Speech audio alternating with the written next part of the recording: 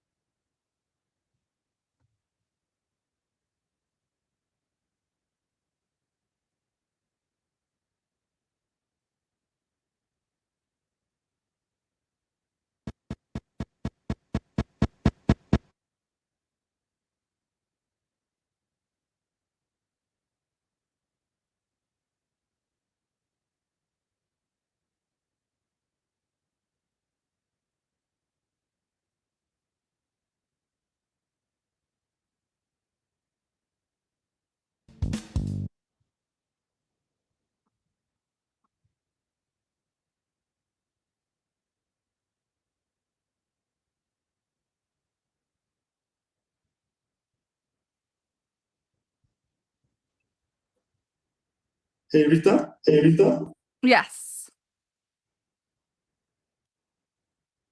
Yes. Can you hear me?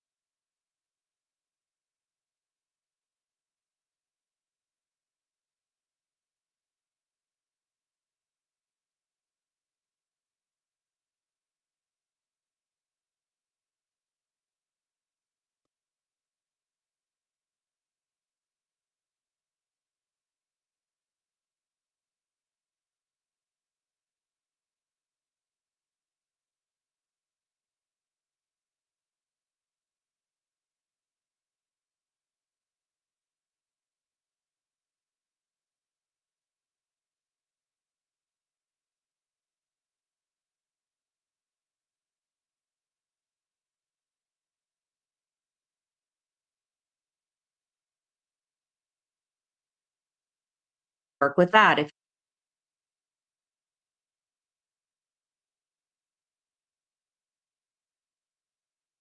and supporting our coaching staff, who work very, very hard to make sure that our advisors have all the tools and resources that they need to thrive and grow. So we have a mission at Uniglobe. And, we're going to talk about that in just a second. But our important stats, we've been in business for 29 years since, like I mentioned, we have roughly 600 advisors in our network. So we're large enough to be competitive, but we're small enough to feel like a family. We are mindful of, who comes into the network for the very, one of the biggest reasons is because we want to make sure you can get in touch with a human, but there's a lot of other reasons as well that we'll touch on. So we just hit a huge milestone at the end of 2024. We topped 150 million in gross sales volume, which we have not done ever in the history of our company. So we're really, really excited about that achievement. And we do have some of the most productive advisors in the industry. Our average sales volume, if you want to do the math, but I'll do it for you really quickly, is about 250,000 per year per advisor. And of course, that's an average. Some of our advisors are doing multiple millions of dollars, but we have very productive people in our network, is the point I'm trying to make. So our focus today is that we're going to be discussing how to transform your love of travel into a thriving home-based business. And biggest hint here is that it does take more than just a love of travel. I'm going to be helping you kind of get in touch with some pretty tough questions that you can ask yourself to help you kind of determine, should I be a business owner? Should I be a supportive role in someone else's business? So we'll talk about all of that. Our goal today is to make sure that we're equipping you with some practical strategies so that you can confidently launch, market, and grow your business all from the comfort of your home office. And here's that mission that I brought up. Uniglobe, we elevate the travel profession. Our mission is to elevate the travel profession by empowering independent advisors to thrive in a collaborative environment through mentorship, support, and strong partnerships. And our key accomplishments, that $150 million sales volume that we topped in 2024, that was huge. We outpaced the goal that we had for 2024. We were asked as Host Agency of the Year for both 2017 and 2023. We added 19 new preferred supplier partners in 2024 alone. And we have membership to 16 different elite hotel and DMC programs, which is a huge benefit to people who do a lot of bespoke experiences or luxury experiences for their clients. So those are just some quick stats about us. So these are the big rocks that we're going to cover today. And each of these is unique and different. I wouldn't say that any of them are more important for you to do, but I would say that you should be doing them in a very particular order. So the first one we're going to be talking about is understanding the industry, building relationships, networking, and collaboration. Just like any other industry, relationships is huge. It's a huge part of what you'll do. It's a huge part of how you'll get your work done, not just with the supplier partners, but also with your clients and with your peers as well. So understanding the industry is a critical first step to getting started on your business. Then, of course, laying down the foundation. You want to make sure that you're learning the fundamentals, you're understanding how booking portals work, how to set up your systems and workflows, and how to plan ahead so that you're able to accurately forecast what your business needs to be achieving in, say, your first 6 months, your first 12 months, so that you can continue on a road to growth and success. Next, you'll be focused on learning how to market yourself. And a lot of this has to do with communicating who you are, the value that you provide, but also too, who you want to work with, who is your ideal client. So we're going to be talking about that.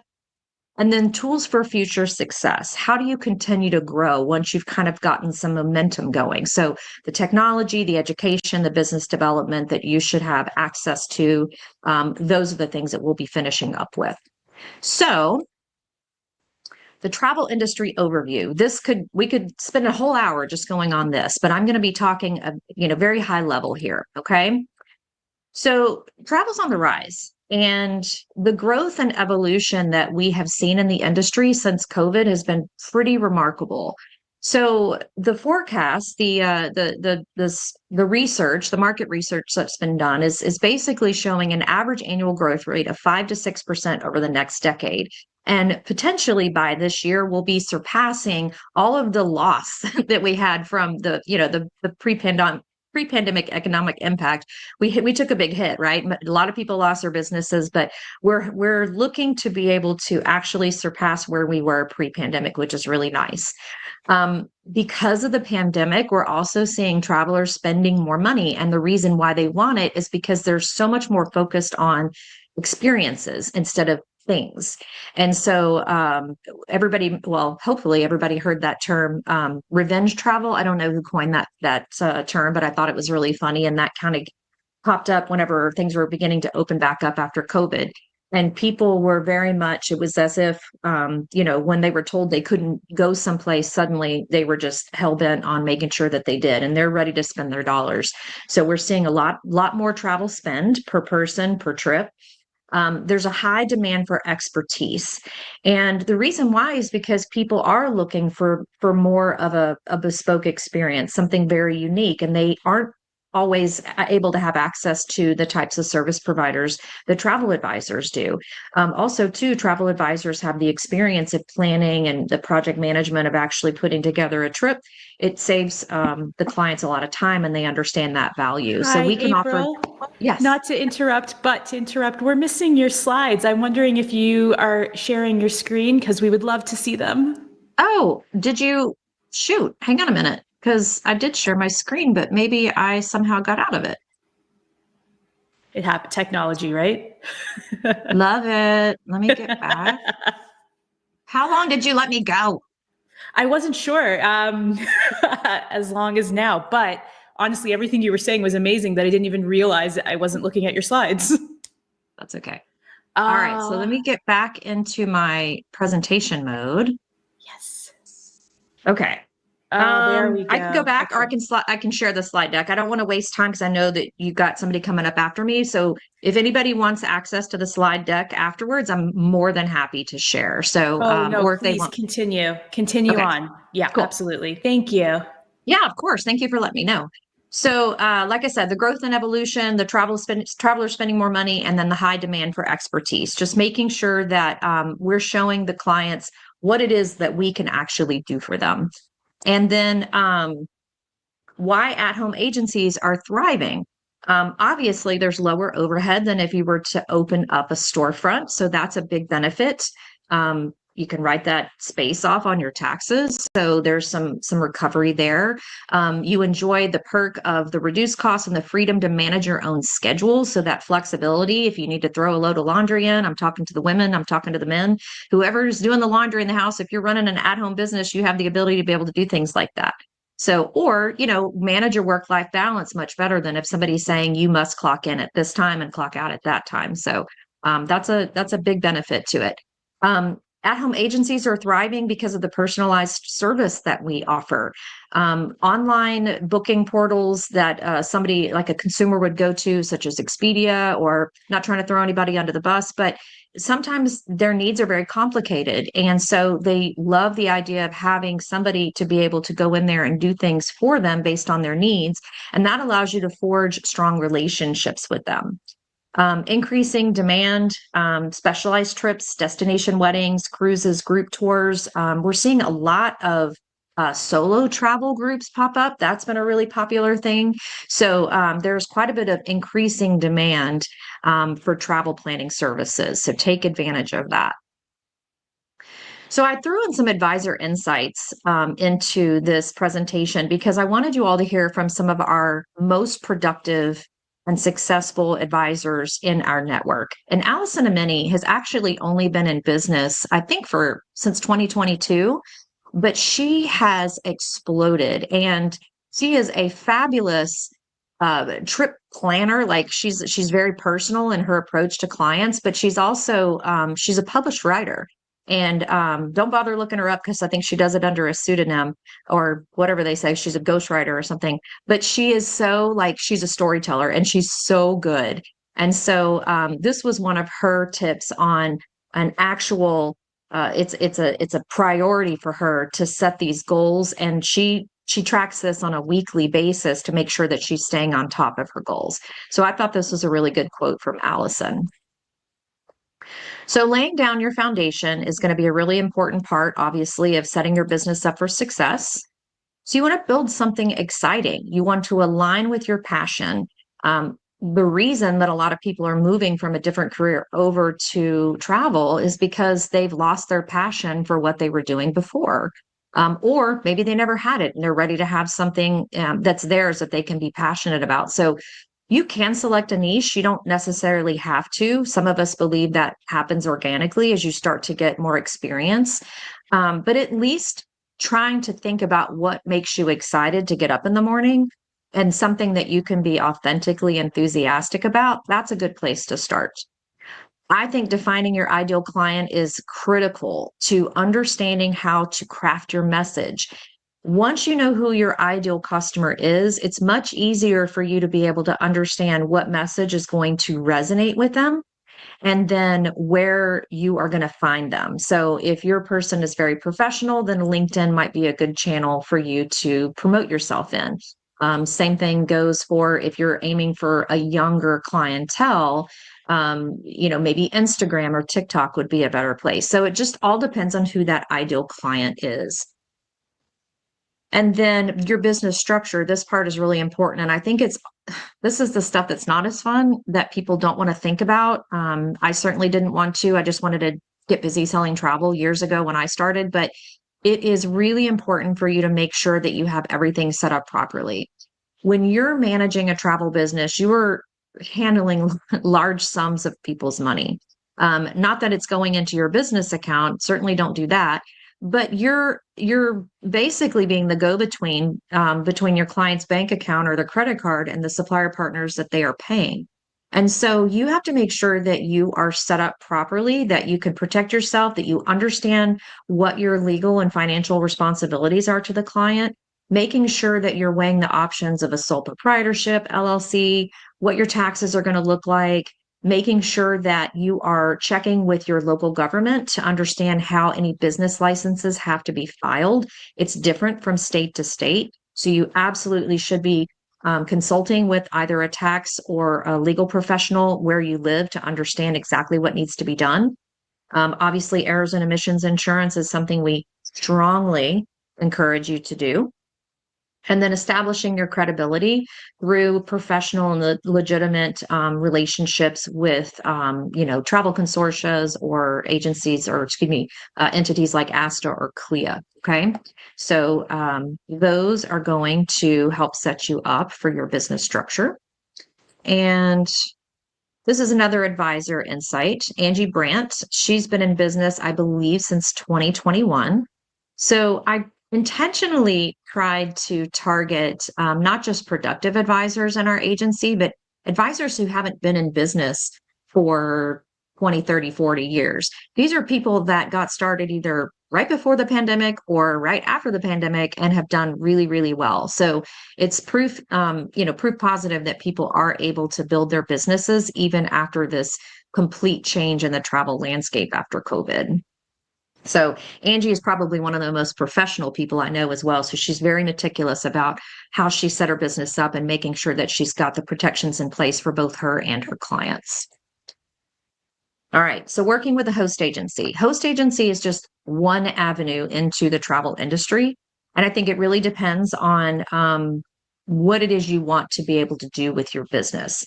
Not everybody is cut out to be a business owner, in my personal opinion. And that's not a bad thing. It's just a different thing. So if you're the type of person that you want to set up your own name, your own branding, and you want to set up all the business workflows, and you want to call all the shots, and you're okay with the buck always stopping with you, you might be a good business owner. But if you're the kind of person that just kind of you just want to do this when you have time, or you just want to book for yourself, or you just want to do it on the side for fun, there's nothing wrong with that, but that person may be better suited to be a sub-agent to an already established agency, so that you're not having to go in and start from scratch, building the relationship, setting up the marketing, setting up the branding. That might not necessarily be something that you want to do. But if you want to be your own boss and you actually want to own your own business, then working with a host agency is probably a good fit for you. So the advantages and opportunities of working with a host agency. The host agency has access to tools and resources such as the IATON credentials, CLIA, ARC. We have the professional support, networking and collaboration opportunities. The professional development that a host agency provides is crucial because you're never going to be done learning. So even though you might be onboarded into a host agency or go through a specific coaching program, you're never going to be finished, and you should always be looking for opportunities to sharpen your skills and maintain a competitive edge. So that professional development is a huge benefit to working with the host agency. And then I would say the biggest thing is the increased buying power, because when you work within a host agency, we are sharing those vetted and preferred suppliers that we have already built relationships with.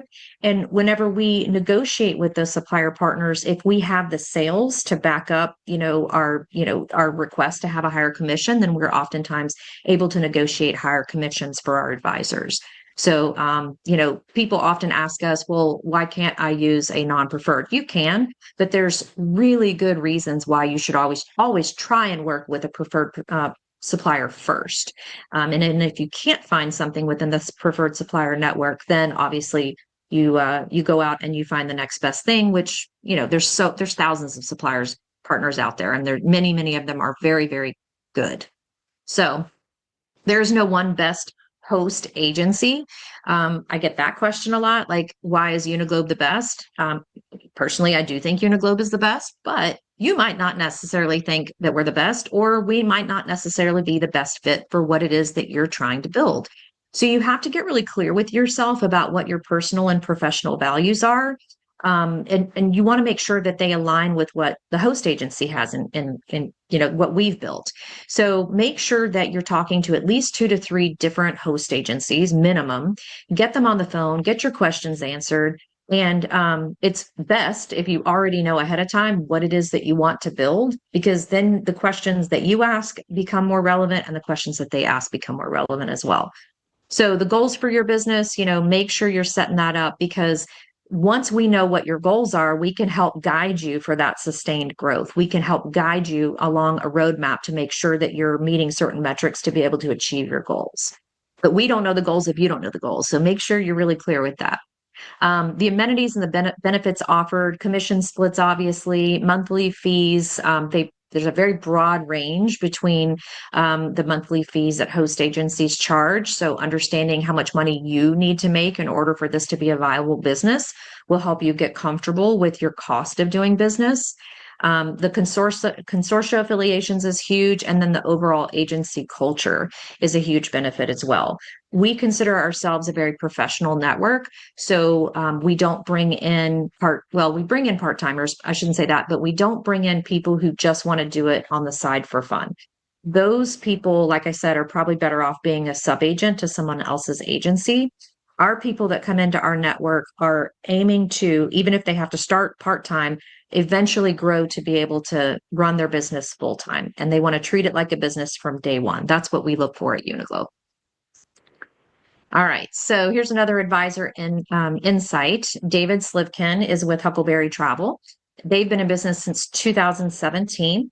And David and I actually came on at the same time in 2017. We met at our very first conference, Uniglobe conference that we attended, which was in San Diego, I think, way back in 2017. And it was a lot of fun. And I instantly liked David because he's the kind of person that he's charming, he's approachable, he's funny, he's smart.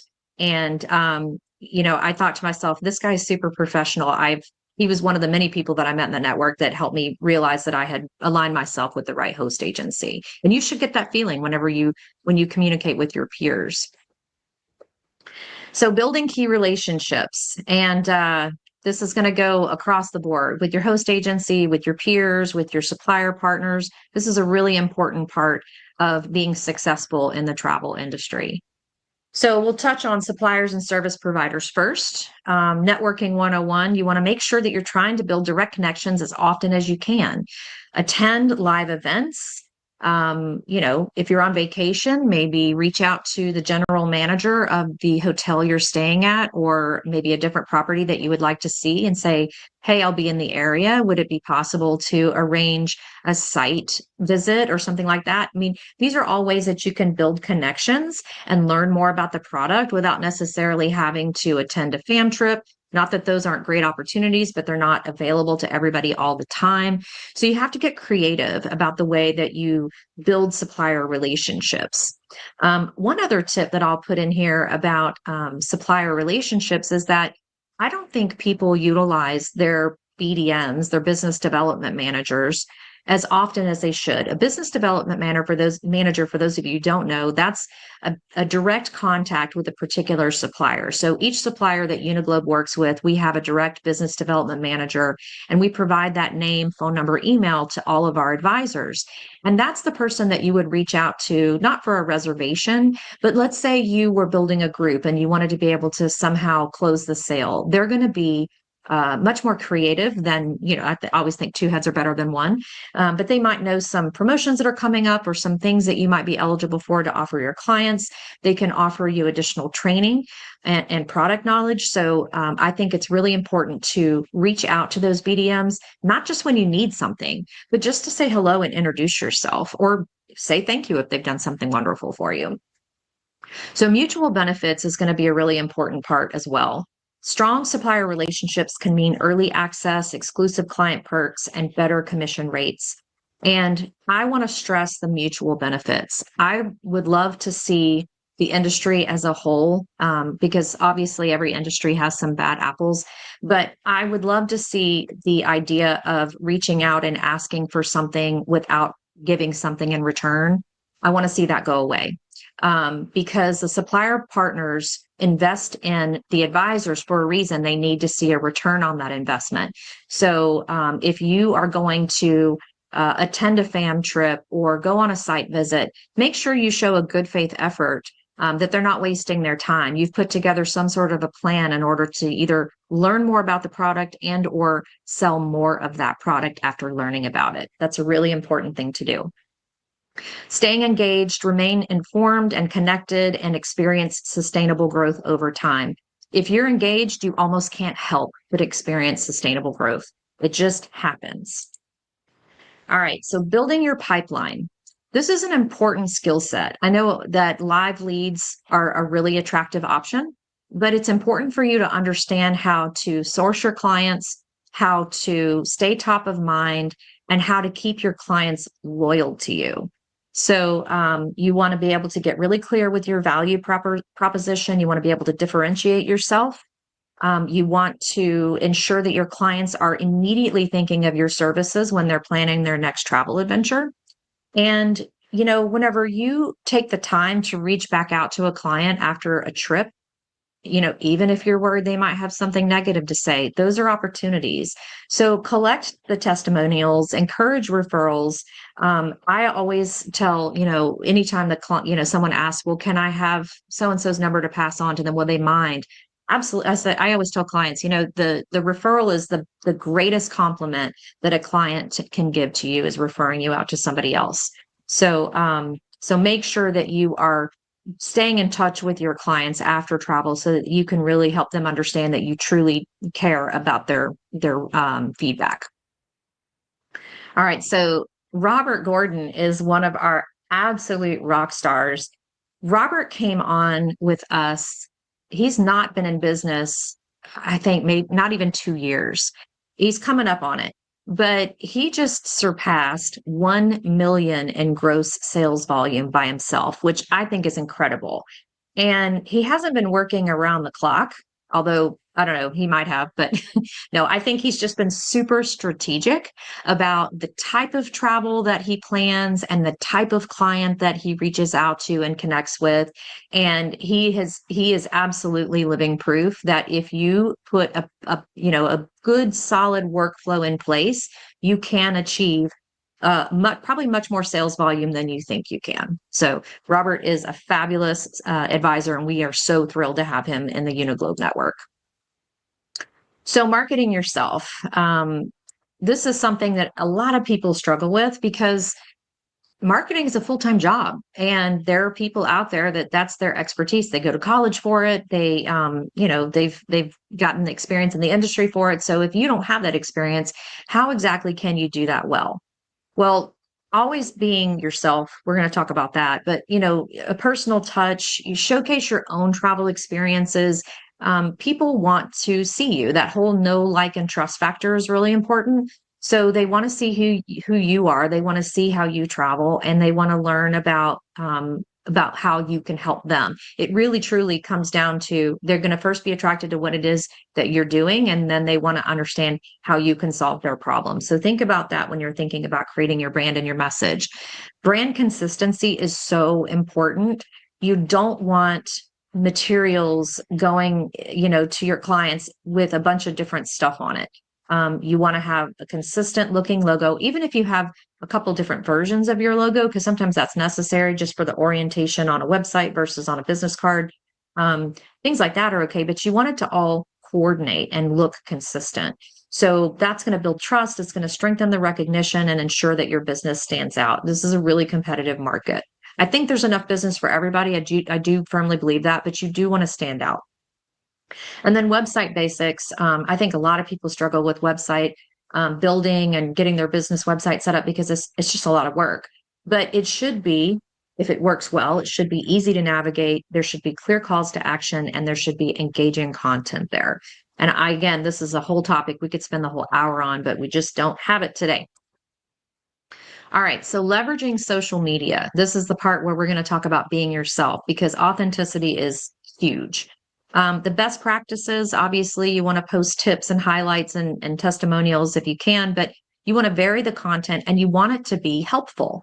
If it's just kind of tooting your own horn, people tend to tune you out after a while. So make sure that you're giving them some nuggets of information that they can take back with them and say, that really worked. Behind the scenes, you want to start planning you want to share your planning processes or on location experiences to humanize your brand. So if you can share a little of that magic that happens behind the curtain, sometimes people understand that you work really hard and what you're bringing to the table is valuable. You don't want it to seem so easy that they, easy come, easy go. And hopefully that makes sense. But Be yourself. You want to make sure that you're building trust and engaging your audience, and you want to always look for those genuine connections.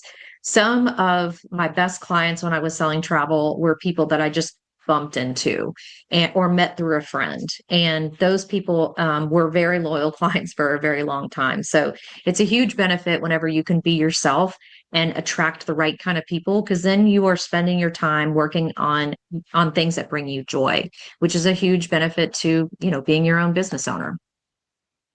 All right. So professional networking, local collaborations, joining the Rotary Club. That's an old school way to do it, but it's very effective. Form partnerships with wedding planners, party organizers, or local businesses. One of the things that I've heard recently of an advisor that lives in my area, I live in Raleigh, North Carolina. She's forged a partnership with a local wine club that it's like a wine bar in our area that has a wine club, and she goes and she has wine nights, and then she'll pitch a river cruise. And the river cruise typically is going to have a wine focus. So it's very popular and people are very drawn to it. And those wine club folks like to travel together. So it's really easy for her to be able to market something like that and book it up. The industry associations membership in ASTA and CLIA is going to boost your credibility, but they also offer a lot of live networking events, not just in your local major cities, but around the country, sometimes around the world, depending on what the conference is. So, so definitely make sure that you're investing time and money into the industry associations. One thing I want to point out too about ASTA and CLIA is that they're advocates for the travel industry, and not just for service providers, but for consumers as well. So it's really important to throw your support behind organizations like that, because they actually have a very strong influence over laws and regulations that affect the industry and will eventually trickle down and affect your business completely. So make sure that you are getting involved in your local ASTA chapter if you can. Now, professional peer cohorts. We actually have a cohort element to our 3-month mentorship program, our Mentor You program, that's been super popular. We just started doing it in 2024. And what we've seen after our mentorship program ends, whenever they finish the 3 months, we've seen a lot of these cohorts stay together. And word got around in our network, and we saw some of our advisors who had already been through the Mentor You program years ago. We saw them forming their own peer cohorts and getting together and sharing knowledge and working, as accountability partners. So that's been really neat to see. I always think that whenever you can work with other people and collaborate on ideas, you stand to gain so much more than if you're just trying to do this on an island by yourself. All right. So Allison, I introduced her before. This was another insight that she provided that I thought was just too good not to share. And like I said, Allison is a professional writer, but she's quirky and she's fun and she's bubbly and fresh. And, she's the kind of person that you instantly like. And some people might be drawn to that and some people might not be. But what I love about her is her confidence. And whenever she works with people that really connect with her, she has raving reviews. You can see any of these people that I'm highlighting. If you go to virtuoso.com, you can look any of them up on the advisor catalog, and you'll be able to read through their profiles. I promise you, I did not make these people up. They're real. All right. So tools and resources. This is really important. We get a lot of questions about the latest technology. And I will tell you, the travel industry as a whole is still fairly behind in the latest technology. If you compare us to, say, finance or, there's a bunch of other industries that are way far ahead of us in terms of technology, but we're making great strides. So we're going to talk about that. So always when it comes to tools and resources, your education and your training is going to be your first priority, always should be your first priority. So certifications, making sure that you're enhancing your credibility. Travel Institute has wonderful content. ASTA, CLIA, both have awesome content. Your host agency should also provide access to that. Travel consortias do as well. I know through Virtuoso, our partnership with them, we have access to a learning management platform with 1,500 different course modules on it. A lot is aimed at business development, but then they also have access to various supplier and destination courses as well. So huge benefit there. Supplier webinars are something that a lot of people tend to just skip over because they don't think it's going to be helpful. You'd be amazed at what you can learn in these webinars. And yes, I think a lot of us feel like we're drowning in webinar invitations, but if you have a supplier partner that you are really interested in selling, it's an excellent opportunity to get to know who your BDM is, because that business development manager, that direct contact with that supplier partner, is usually the one, at least with Uniglobe, when we do our ongoing continuing education, we do weekly webinars, and it's always our direct BDM that's running that particular supplier webinar on that day. So they'll always be talking about destinations and promotions and best practices. So jump in on those when you can. Peer learning, besides just the cohorts, joining various Facebook groups or forums is a great way to learn, especially if you're trying out new tools. Like there's these wonderful Canva Facebook groups, and I love Canva. It's a great tool. I used it to build this slide deck, and it's wonderful. So there's a lot of things it can do, and I have barely scratched the surface, but I'm learning a lot just staying into those peer groups and understanding, what other people are using it for. And with essential tools, some of these things I think people have done okay without, but I think that it makes most people's lives a lot easier. So CRM systems, obviously, client retention management systems, there's a ton of different tools out there that you could choose to use. But essentially what they do is they keep track of client preferences, essential information. So you're not having to ask your clients for their date of birth and their address and things like that every single time you plan a trip for them. It allows you to keep things organized for follow-ups, booking platforms. And each supplier partner, this is where I get the question, the latest technology about they want a single sign-on, one platform where everything lives. And that really doesn't exist. I think there's iterations of something like that, but a true single sign-on where everything is doesn't exist. So right now, while we're still waiting for the rest of the travel, the travel industry to catch up with the rest of the world, we want to make sure that you're familiarizing yourself with the supplier portals that you are selling the most of. If you are a cruise person and you're jumping on Region 7 Seas and you're doing that fairly frequently, you're going to learn their portal very well. You're not going to work with all of them, so don't try and learn all of them. Pick the ones that you are going to sell the most of, and then those are the ones you really want to learn forward and backward. We have access through Virtuoso to a hotel booking tool, which is really helpful, and it's not difficult to learn at all. With project management, everybody does project management when they own a travel business, whether they realize it or not. So organizing your bookings, your deadlines, your documents, tools like Travify, TravelJoy, Turn, there's so many good ones. There's PripSuite, there's a whole bunch of them out there. And I'm sure that I'm leaving a bunch of them out. I tell people that you don't want to go out there and get distracted by all the shiny things. You need to know what you want the tool to do for you before you start purchasing them. So if you can get a free trial, which I think most of them offer, that's going to be a really smart way to get in there and understand how the user interface works and whether it's actually something that will do what it is you need it to do. All right, so Gretchen Schuler, I think she's been with us since 2022 as well. I could be wrong about that. Maybe it's 2017. I can't remember her date. I think it's 2017. And she talked about how she loves TravelJoy and Travify. A lot of our advisors love those tools. I'm hearing great things about the improvements and new features that Turn is putting out as well. So, but she also mentions the loving a good piece of paper and a pen, and I totally do that as well. I find that it sinks into my brain a little bit better if I write it down, even if I'm going to have to type it up later. That's just a habit I've gotten into. But it doesn't matter. It doesn't have to be high tech. You can actually keep everything straight with a good checklist, but you just have to make sure that you're doing it. That's the main thing. You have to make sure you're doing it. All right. So professional support systems. All right. So host agency resources, host agency staff is a fabulous resource for you. You want to make sure that you're maximizing the training modules that they offer. All host agencies, even if you don't go through some sort of coaching or mentorship program, there's going to be onboarding. So make sure you're following up and even rewatching some of those tools if you need to. Reach out and ask for help if you need it. Participate in online communities, local meetups, reach out to people in your network and say, hey, I live in Raleigh. Who lives close to that. You know, you might find that you can meet up with people that are local to you, which is a great way for you to feel like you're part of a team. And then accountability partners, I kind of touched on this earlier. And accountability partners can be a blessing and a curse. If you match up with somebody who's expecting you to keep track of them and they don't ever contribute, that's not a good relationship.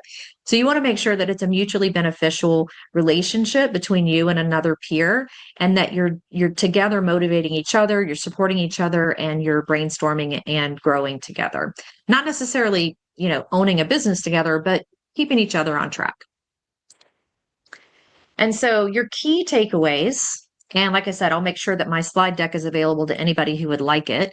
Understand the industry first and foremost, lay your foundation second, market yourself third. Once you understand exactly what you want your message to be and who the message needs to go to, and then leverage your resources for ongoing growth. Okay. All right. So we're going to open it up for questions. And I can see that I did not do my animations correctly. I was totally missing out on that. And there's a T missing on this too. Gosh, people, I have just been flying through this and I misspelled contact. But your next steps are to create an actionable to-do list. Be honest with yourself about what type of business that you're trying to build, because that's first and foremost what you need to have in place before you start talking to host agencies. Draft a business plan with clear objectives and goals. Research the host agencies based on that plan and goals. And then if you want to schedule a call to talk to us, you can visit our website, but it's not contact. It's /contact.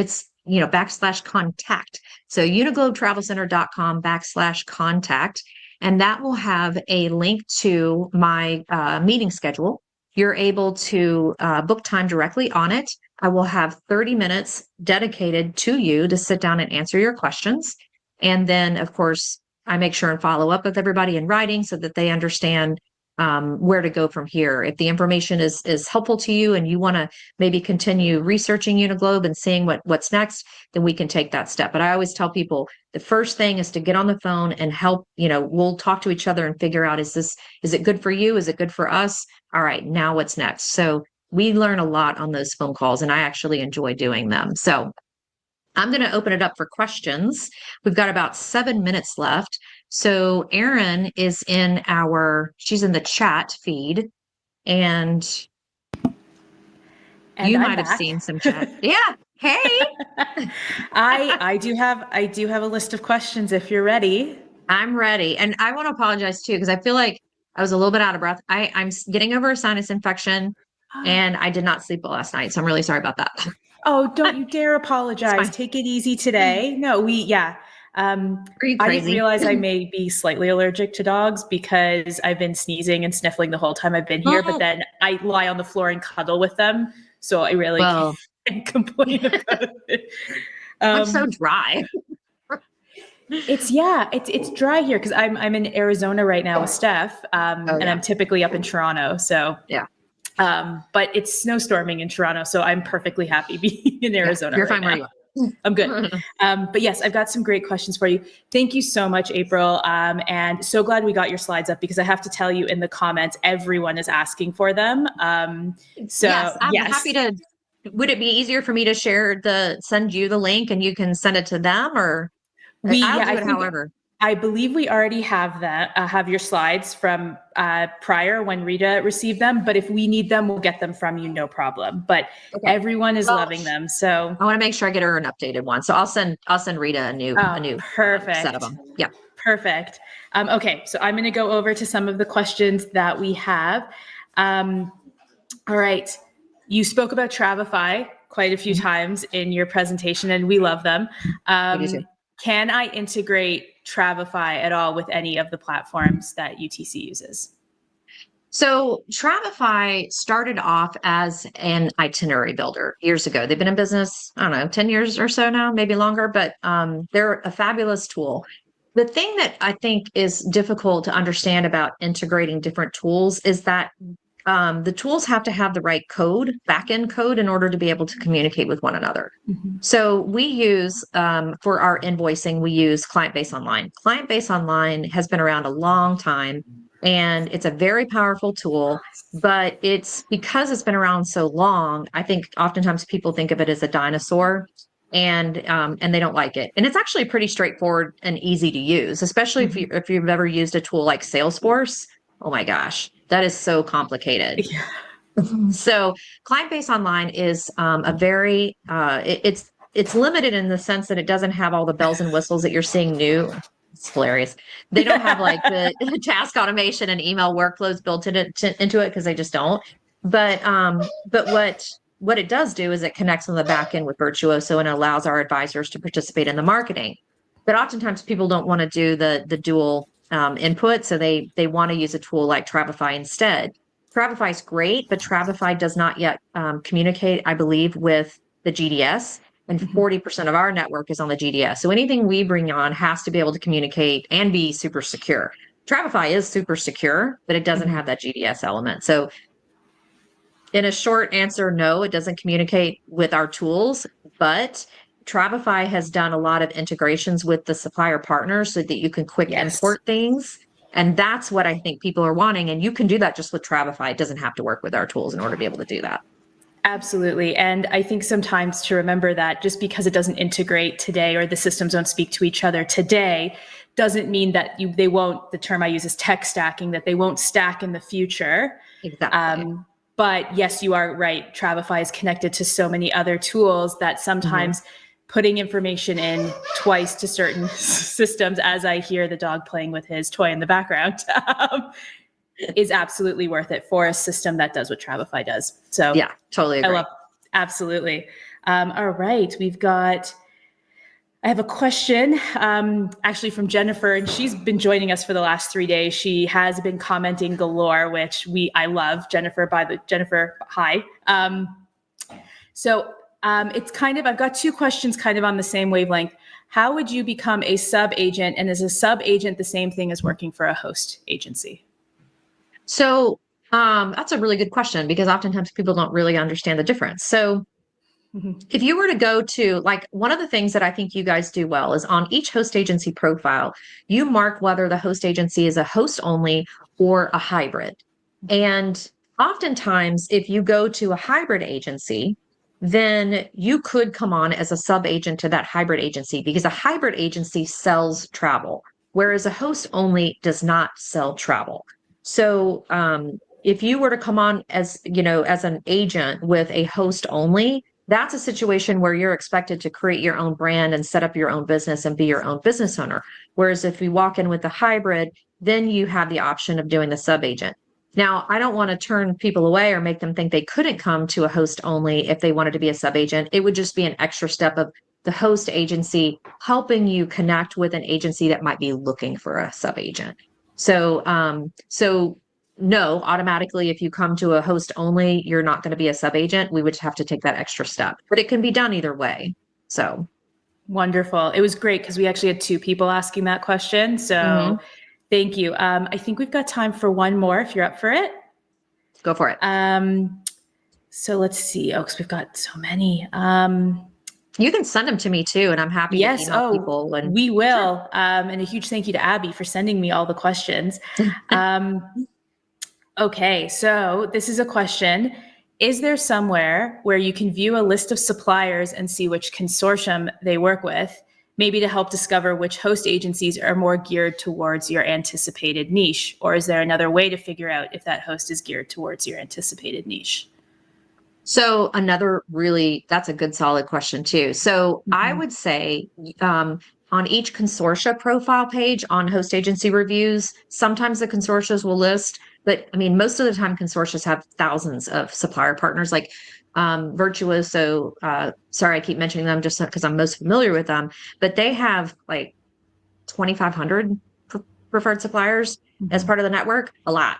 So that would be a situation where I'd say go to the Virtuoso website, and whenever you look, you navigate. There's in the drop down from the nav menu, it's like preferred, who our partners are, and you click on that, and you can type in Italy, and it's going to bring up everything that's related to Italy. So if you have a specific name that you're looking for, then that's probably an easier way to find out whether the consortia has that.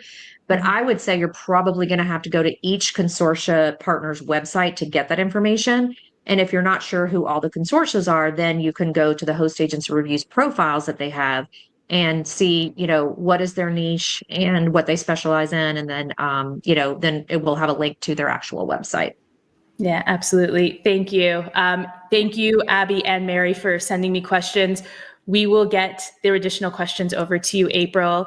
We know you're at another conference right now, so go and enjoy. Thank you so, so much again. That was fantastic. And as just a reminder for everybody who's listening now, if you can go and share the QR code. So if anyone is interested in winning a Starbucks gift card, you can scan the code or enter your email. And if you're a winner, the HAR team will reach out to you. And before I let you go, please make sure to register separately for these coffee spots. And like I said, we'll be doing a Starbucks gift card giveaway every single day. Reminder of what's coming up tomorrow. We have Cruisin', and then finally on Friday, we have Incentive Connection Travel. Thank you so much again, April. And now I will leave you. Enjoy your conference down in Florida. And I will leave you now. And in about 3 minutes time, our One Thing segment will come on, and then you will see Steph and I will jump back on for the day. See you soon.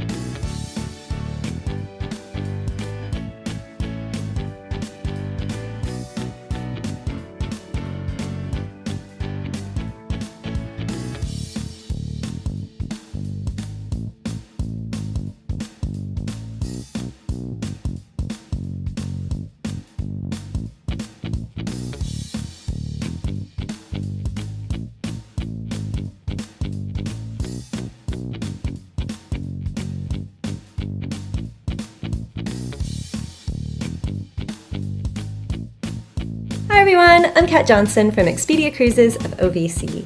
Thank you to Steph and everyone at Host Agency Reviews for allowing us to participate in Host Week 2025.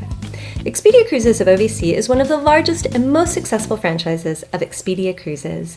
We love to help our independent contractors be successful and grow their business through really great support tools, sales tools, and training. And the number one thing that I think to focus on in 2025 is maximizing your time. We have some super successful agents, as well as agents who are just starting out, and agents that fall somewhere in between. But the one thing that I consistently hear from our agents is it's really hard to balance your time when you want to focus on your clients' needs and providing for them, as well as all the back-end office stuff.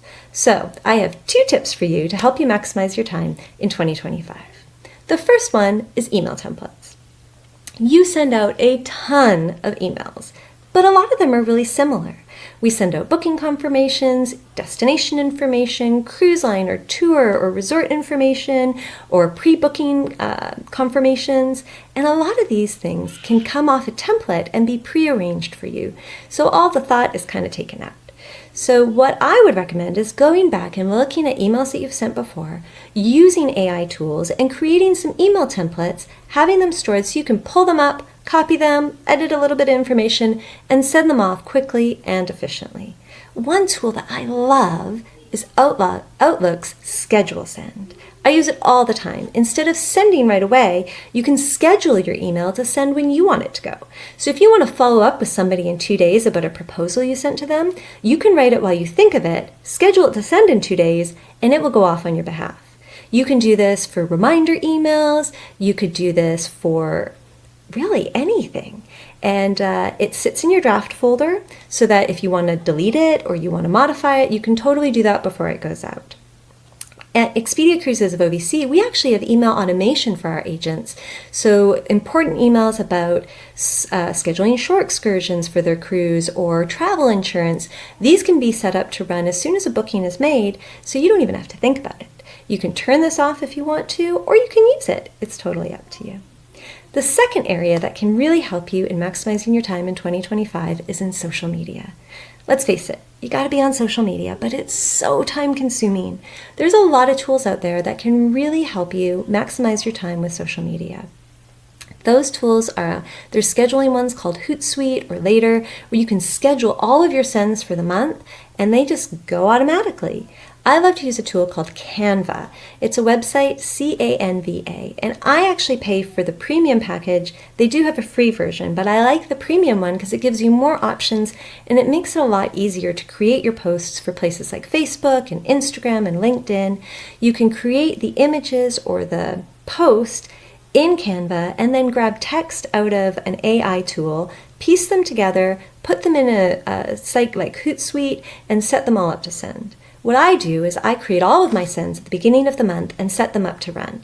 If something changes, I can always modify it. I can always take stuff out or add it or delete it or move it, but at least it's ready to go. And I know that I have a presence in social media for my clients and as a lead generating tool. There's actually a really great tool called Branch Up, and it's created for travel professionals. It has a bunch of travel-related posts. You can link your Facebook and Instagram pages to Branch Up, and it will send on your behalf. You can go in and see what's going to be sent beforehand. You can delete things, you can modify things, or you can keep it as it is. They will post on your behalf to your social media sites so you look like a rock star, and you don't have to do any work. So the two ways that you can maximize your time in 2025 is by creating email templates and by using social media scheduling tools. If you want to hear more about Expedia Cruises of OVC, you can always reach out to us at ovc@expediacruises.com. And we have a special offer running for Host Agency Week, and that is a half-off registration fee. So if you do reach out to us, please make sure to mention that because we'd really like to meet up with you. Now let's start off our Host Week presentations. Back to you, Steph. Thank you, Kat. That was fabulous. So it is officially our third day of streaming for Host Week, and we are thrilled with the results and the turnout so far this year. Hopefully you are as well. We have over 3,000 registrants as of this morning. We hit like 3,001, and then Mary sent us all a note. And more are signing on, so please feel free to share with your friends and colleagues if you think they would find it helpful. And whether you are watching live or you are watching the recorded version, we are so happy to have you here. Because when we dreamed this up as a team, in 2020, this is a pandemic project for those that don't know. We were just really excited about creating something like Shark Week. And then we hadn't thought much beyond that. And it is, this is so true. This is just on point for her. But it is so much fun to see how much it has grown. So thank you all for being a part of it. Thank you for keeping us company in the comments. And before we get into things too much, I wanted to again thank the sponsors of Host Week, who have helped keep this event free for the last 5 years so that you all can tune in. So they are fabulous. Go ahead, show them some love in the comments with that cute little heart emoji. Mm-hmm. And speaking of, if you are on LinkedIn and Facebook, make sure to come over to Har's YouTube channel. That's where all the fun is. Now, you might have our sponsors memorized by now? And if so, fantastic. Their advertising dollars are working, and they will be very happy to hear that. But again, our weekly sponsors are Incentive Connection Travel, KHM Travel Group, Lavarte Travel, PTN Travel, Travify, Vacation Planners, Wanderlust Campus, and grnconnect.com. And today's daily sponsors are Dream Vacations Advisors, KHM Travel Group, and Lucia. If you just hopped on, welcome, welcome. I'm Steph Lee, the founder of HAR and one of your MCs for this week. We have got a ton to cover today. So a few quick notes before we jump in into our keynote with the one and only Yulia. You may know, you may have seen her. Well, I was introduced through a friend, but now I see her all over on LinkedIn. She's amazing. She's a journalist. She does great video things, and she's going to chat with us about how to work with PR. But before we get into her keynote, we want to know how we're doing. And we also want to welcome a new member of our production team. So those that have tuned in know we normally have Juan behind the scenes. But he officially leading the production today is Luis. And we don't have a picture of Luis and we can't go to him live. So again, he's going to be mysterious. It might even be Juan. We don't know.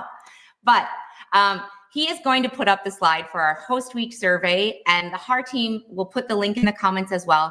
But we would love to hear the good, the bad, and the ugly so that we can help make host week 2026 even better. So go ahead, fill that out. We really do go through all the surveys and read your suggestions. And even in the comments, if there's things that we can try to improve, like for instance, I know someone yesterday put in the comments that they were hoping we could put the name of the company next to whoever was on, and that's something we're going to try to do today. So we'd love your feedback. We take it very seriously. So hopefully you'll be able to take a few minutes to do that.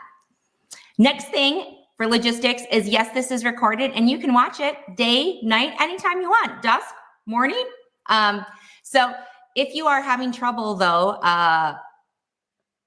matching the comments with what's going on, press the live button, which is just to the right of the volume button on YouTube. So let's see, Shayna. So we've already kicked off today we've kicked off today with my new balloon hairpiece. Oh, you have to tell them about the new balloon. There is a new balloon. I went out to go get one yesterday for Fen, but he's sleeping over there. So hopefully he'll come back around and I will have a double balloon headpiece. So I'll have both puppers behind me because they love me so much. They just cuddle all around me. So yeah, and it's a sunshine one, which is very fitting for Fen. Yes, it was. Yeah, very cool. He has the cooler balloon. Do not tell Orion that. Orion will kill him if he knows. Yeah, no. But if you were with us earlier, we kicked off the day with a coffee spot with April from Uniglobe Travel Center. If you missed Travify on Monday, We Travel yesterday, or Uniglobe today, please make sure to register and we'll send you the link to the recording so that you can watch. So I think it's time we get the show on the road, don't you? Let me tell you a little bit about our keynote, even though Steph kind of gave you a little feeler before we bring her on stage. So Yulia is an award-winning travel journalist, photographer, writer, filmmaker, speaker, educator, and creative consultant, just a couple things. That was really a mouthful, but a wonderful mouthful nonetheless. We are so excited to have her here to discuss 5 keys to successful media relations this week. So without further ado, we would love to welcome Yulia. Hello. Hi everyone. Hi Shayna. Hi Hello, Steph. hello. Good to see you. I have to figure out a new introduction probably, so it's less of a mouthful. Yeah, no, it was worth it. It was worth impressive. It was worth everything. Yeah, I would say more. If there's more to add on, you tell me next time and I will do it. Yeah. Yeah, it's just Amazing. embarrassing having to go after you. Yeah, it's that. Amazing. Well, thank you so much for having me, friends. I'm excited to kick off the session with you today. Yay, we're so excited. We'll turn it over to you. And then if you have any slides, we can pop those up too. Okay, perfect. All right, here I am. Can you guys see the screen? Yep. Okay, perfect. So again, welcome everyone to our session today, 5 Keys to Successful Media Relations. And thank you so much to outside agents for sponsoring the session today. And you guys already got a feel for what I do. I've been in the travel media industry for the last decades, and I've been really fortunate to work with some great publications in that time and travel to very fascinating destinations. And today I'm going to share with you some of the lessons that I've learned and how we can all work together. Because as a journalist, as media, I get pitched a lot from various companies, from personalities, individuals. And so I've accumulated sort of my own advice and insights on how we can work together. We don't have a lot of time today, so I encourage you to check out travelmedialab.com. There is a section for travel advisors, and I'm going to do a follow-up free media training there as well. You can also check out the HARS specials page where I have the links. If you want to do some more training. So we don't unfortunately have that much time for questions today as well, but I do encourage you to join me in that follow-up training where we can dig deeper into some of these subjects. So what we're going to be doing today is we're going to be covering the 5 keys to successful media relations, which include understanding what media outlets are looking for, what is the journalist's wish list, how can you ace owned media and use it as a tool for better media relations? Some of the ABCs of successful partnership, and what I think is the most important question to answer when you think about working with the media as well. All right, so first of all, what are outlets looking for, right? I think there's this big disconnect that I see between into publications and publications themselves. And that disconnect is that publications and outlets are looking for first and foremost, they're looking for great stories. Great storytelling is what we're looking for. Backed by sources, remember that phrase, backed by sources, that are timely, newsworthy, and relevant to their audience. And the disconnect that I often see is that oftentimes when companies launch products or have something happening in their company, they feel like, okay, this is news enough on itself to be covered. But for magazines, for outlets, it's not necessarily news enough, right? Just because something is happening in your company doesn't necessarily mean that it's newsworthy in and of itself. And we're going to talk a little bit more about newsworthiness in a second. But essentially, this is what outlets, from big global publications like National Geographic, Time, and others, to local outlets like TV stations, think CBS Chicago, think, Chicago Sun Tribune, because I'm based in Chicago, so that's what comes to my mind. That's what they're looking for, right? Great stories backed by sources that are timely, newsworthy, and relevant to their audience. And I really want us to maintain this orientation on stories and storytelling, because in our space, in the travel space, stories are everything, right? As consumers of travel, we travel for people and experiences that we get in the destinations, but we also travel for the stories that we can tell back home, right?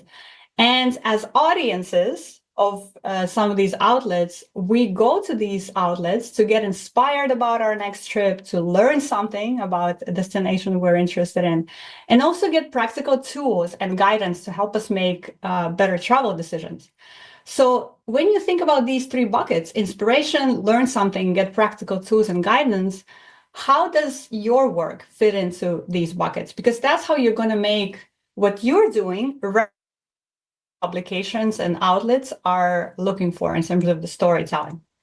And so as a travel advisor, I always recommend for people to think about tapping into the expert knowledge that you already have, right? You are an expert in your niche, in the markets that you feel that you serve, and in your field. So you can help publications to craft stories that help travelers learn something about unique travel experiences. For example, if you organize child-friendly safaris in Kenya, or you focus on women-only travel, right? You can become an expert in that niche and become a source for publications to tap into. You can also help publications craft stories that help audiences make better and smarter travel decisions, right? Best time to book a Paris trip, or how do you pack for Antarctica? Whatever it is that your particular expertise and your niche is in your business, that's what you should hone into for some of these stories. Intel on places that have your unique lens on. This is something that we're always looking for, right? Who are the experts who can tell us about adult-only river cruises in the Amazon? By the way, I haven't seen one yet, so if you know about something like this, do let me know.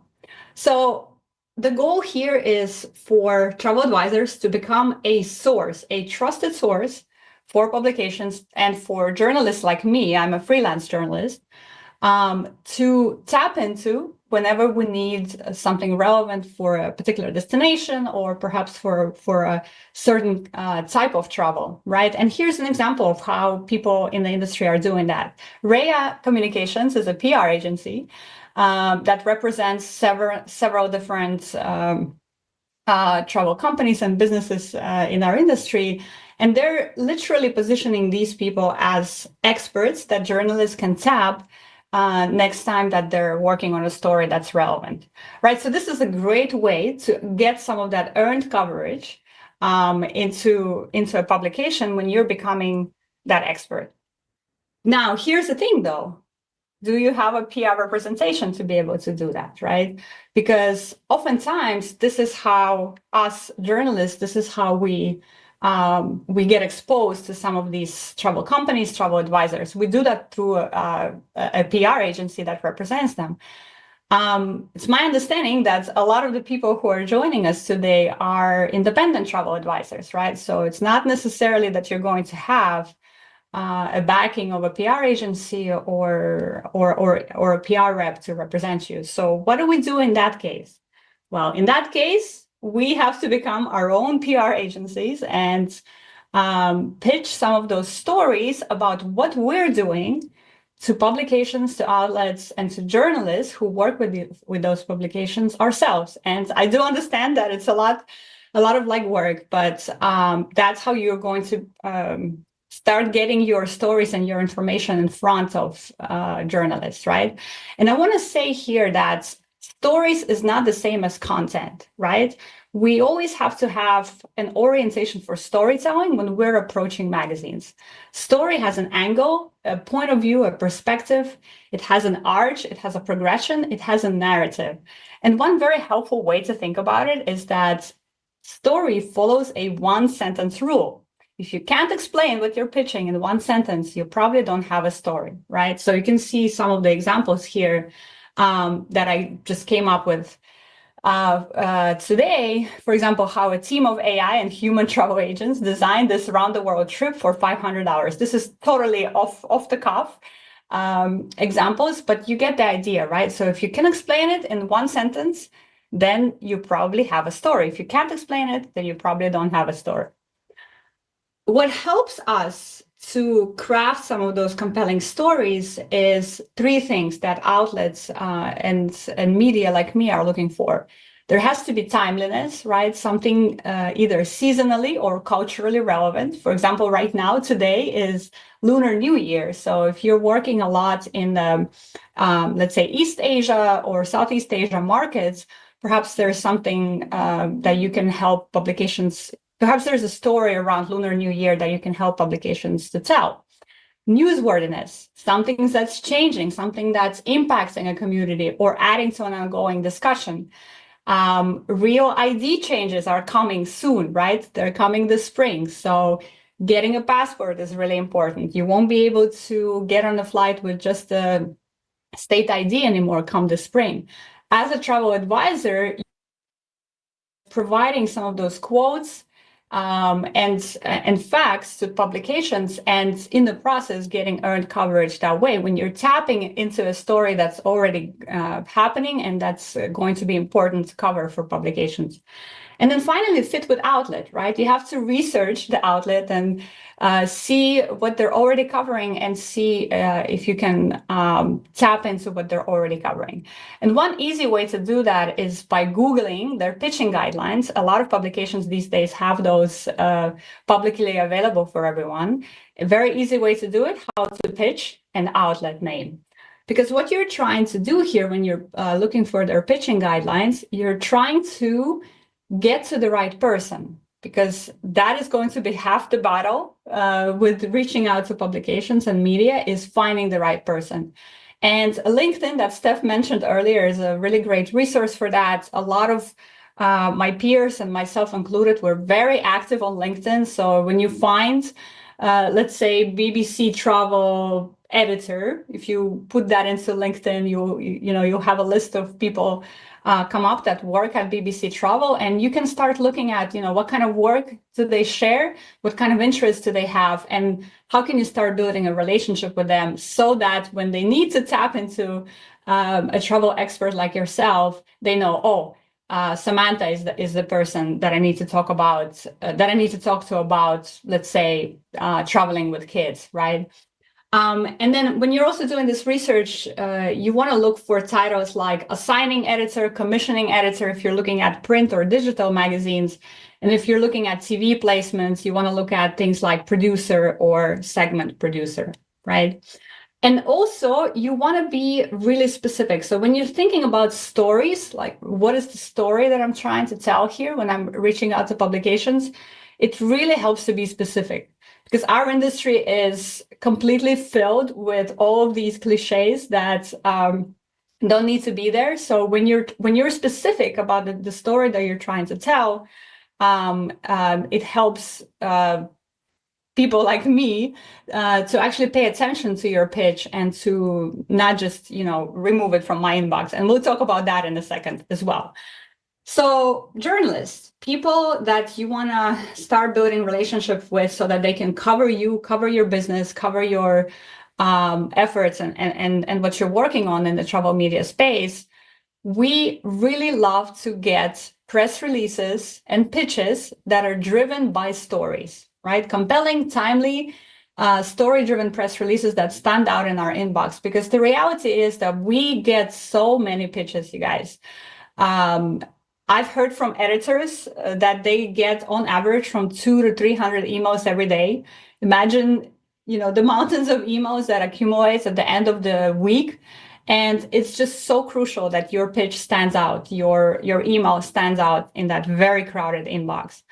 The other thing that we really want is stories that grab us, right? So for example, you can say XYZ agency is announcing a new tour to South Africa's best wineries. Chances are, if I see that email in my inbox, I'm going to delete it. I'm not even going to open that because that's not quite relevant to what I work on. And also it's not very, in a sea of press releases that I get, they all look the same, they all read the same. I'm probably not even going to open that email. However, if I get an email that says meet Wall-E, the grape picking AI robot on this new South Africa wine tour, now you've piqued my attention, right? And it's not because of AI, right? Everybody's talking about AI today. But it's because there is this element of a story there. There is a hook, there is a surprise. And now I'm like, I want to know what this is all about. So when you're crafting your pitches, when you're crafting your press releases, what is that hook? What is that element that's going to surprise somebody that you can put into that subject line so people actually open your emails? We also love to get pitches that are tailored to what we're working on. I cannot tell you how many product review pitches I get in my inbox, and those are completely irrelevant to me because I don't do anything with product reviews. And ways to do that is, again, LinkedIn, and there's also a website called muckrack.com where you can research what journalists you want to work with are covering. And that's where it's always important to come back to your niche, your expertise, your field, your markets, right? As you start developing that niche and as you start positioning yourself as an expert in that field, Google that topic and see who's working in that sphere already as a journalist. And then your chances of getting a pitch in front of that journalist are going to increase dramatically. And we also want to see local intel, right? Again, coming back to your expertise, something that we wouldn't necessarily find on Google search, right? Something that only you know, perhaps, or perhaps something that only your partners can provide. We love to get local intel because then it makes our work with publications stand out and be stronger as well. Because again, at the end of the day, outlets, whether it's big global publications or small local outlets, they're all looking for great stories that are backed by sources that are timely, newsworthy, and relevant to their audiences. And where you come in this equation is that you are that source, right? Because we always want to be sure that we're speaking to experts, we're quoting experts in our stories, and you can be that source. If you can develop that relationship with media, then your chances of getting that earned coverage will increase greatly as well. Okay. Some other resources that we have, sites like out and quoted, where we usually, on a regular basis, we post sources and quotes needed that we're looking for.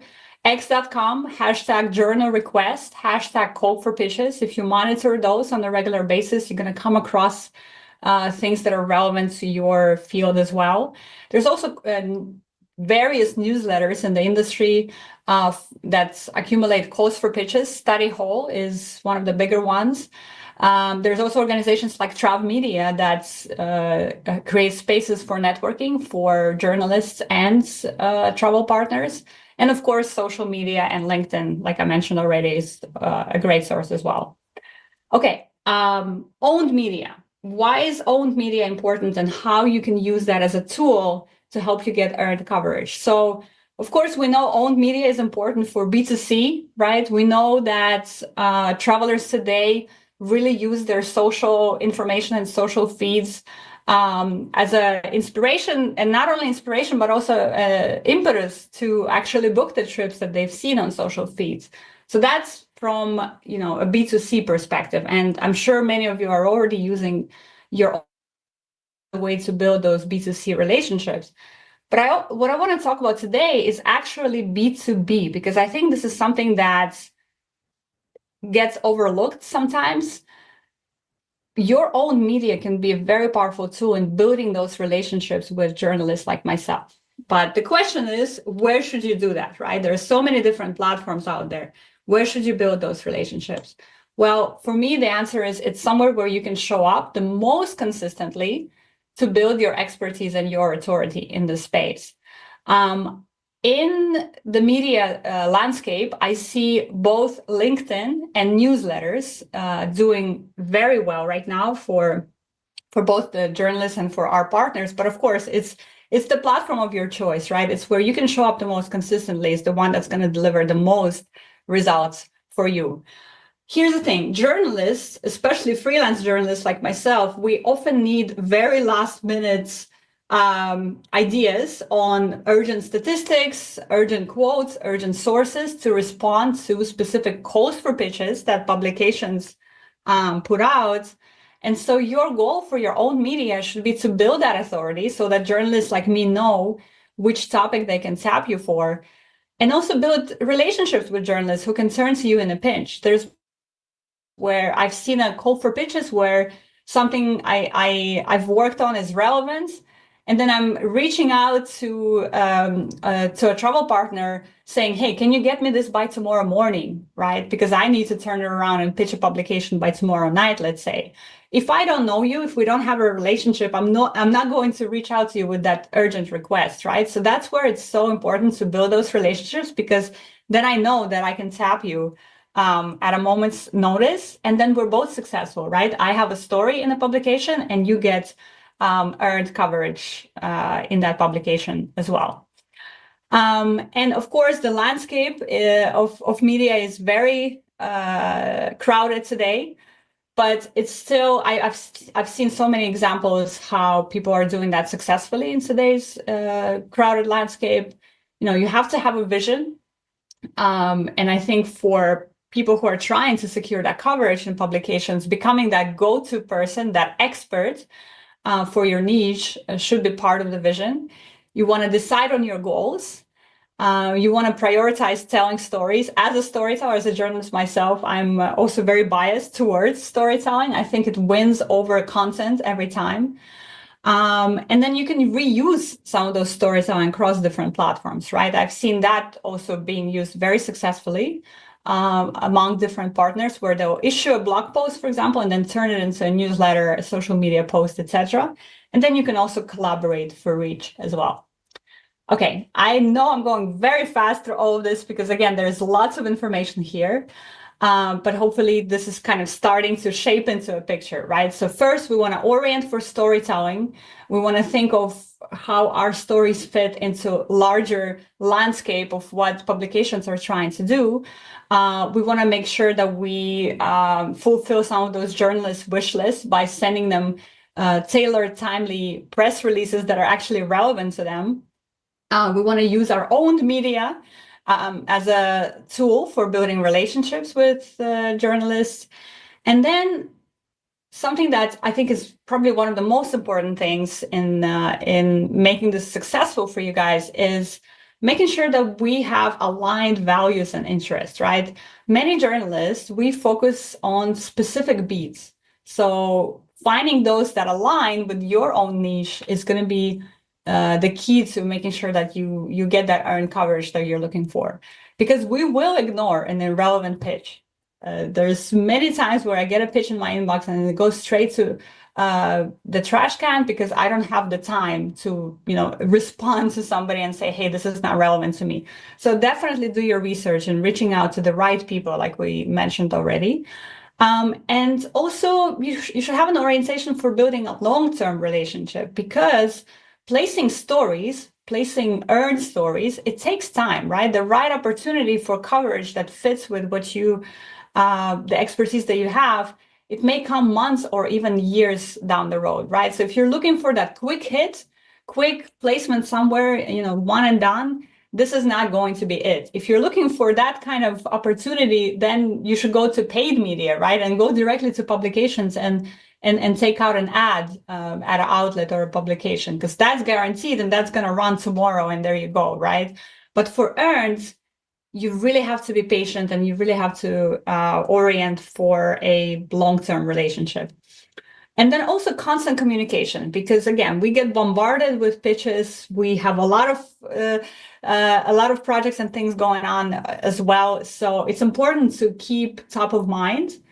Many journalists run newsletters where they ask for sources and quotes. So again, once you find those that align with your niches, you can very much subscribe for their newsletters and follow what they have going on and be ready when an opportunity arises.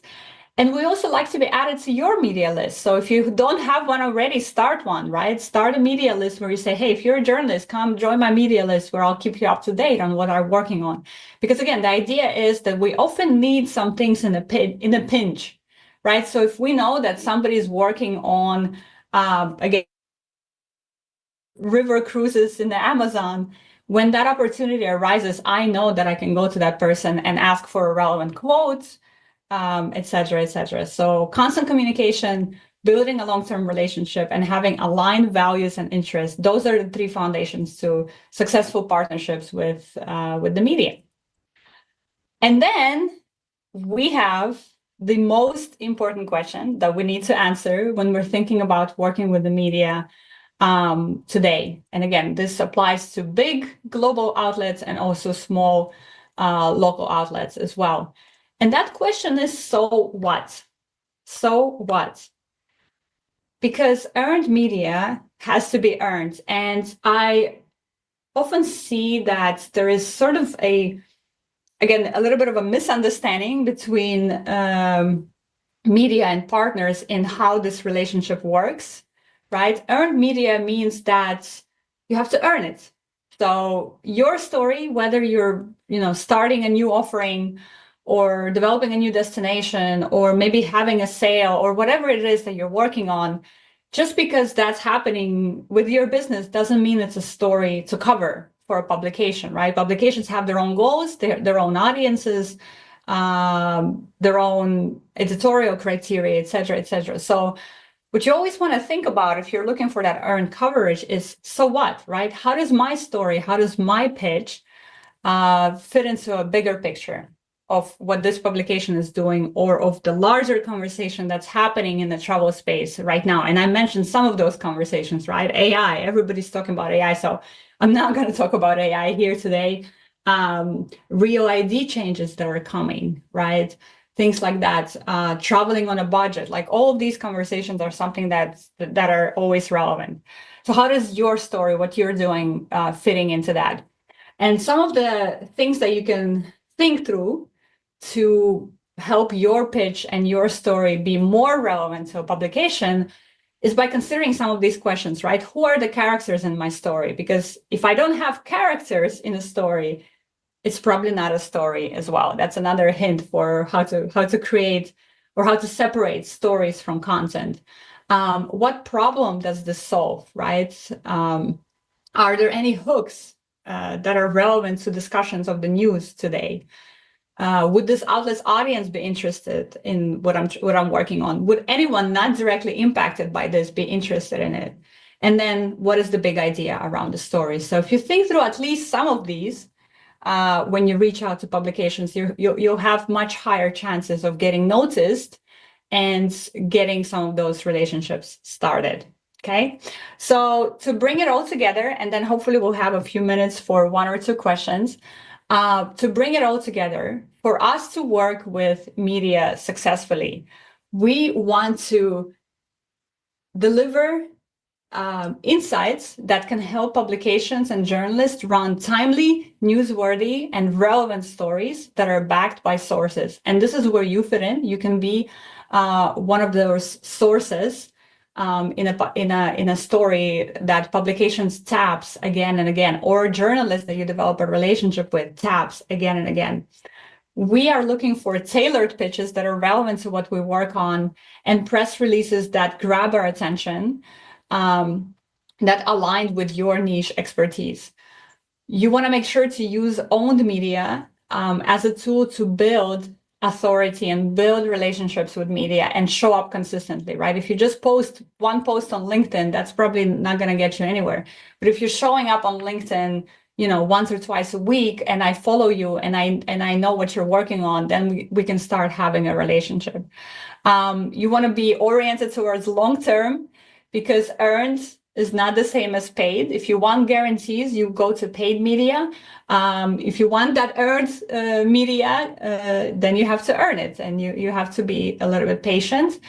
And then finally, the most important question, so what, right? How does your pitch, how does what you're working on, your story, your project, how does that fit into a larger landscape? So if you follow these 5 keys, or if you at least try to remember some of these keys when you're reaching out to a publication or a journalist next time, I guarantee you they will be more open to what you have to say, and they will be looking for that relationship as well, because we need your help as well, right? We need those sources, and we need that on a regular basis as well.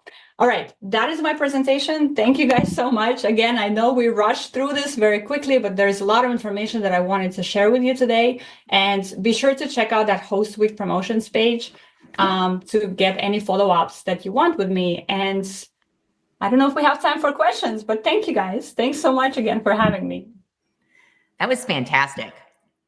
Yeah, I have to tell you, Abby just sent me a message saying that our adoring public is already plotting a horror rewatch party of your keynote. And actually, the most asked question was, "Can I get my hands on those slides?" So, so I'd say it's probably one of the best questions you could possibly get. And yes, you all, we will get the slides from Yulia. Thank you. We actually don't have time for questions. You spoke the whole time, which is exactly what we want.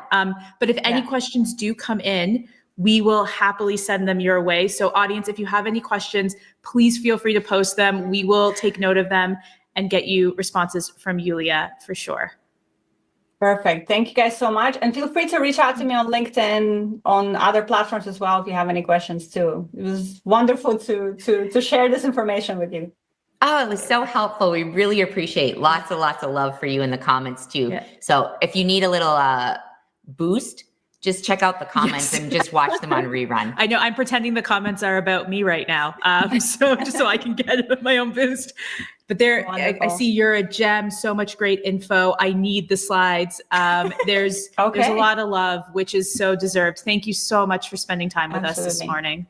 Absolutely. It was my pleasure. And, you know, we're all working in this amazing industry, and I want all of us to work better together. So I'm happy to do this, you guys. Thank you. Thank you so much. Wonderful. Thanks, Yulia. Thank you.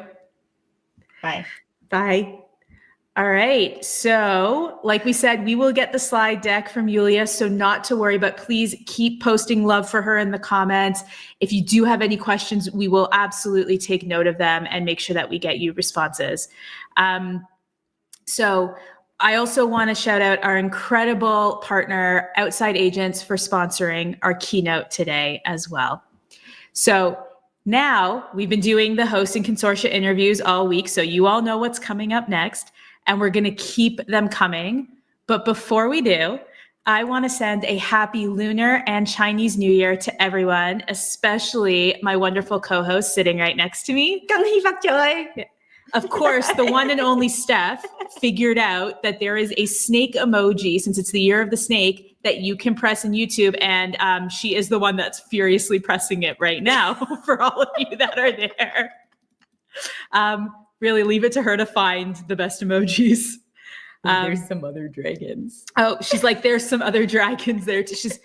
So she's on top of it for you all. But yes, the snake, happy Lunar and Chinese New Year to everybody. Yay. So we have to celebrate with all of you, of course. And the only way to do that is by giving away a $50 gift card every day to one lucky winner, obviously. Yeah.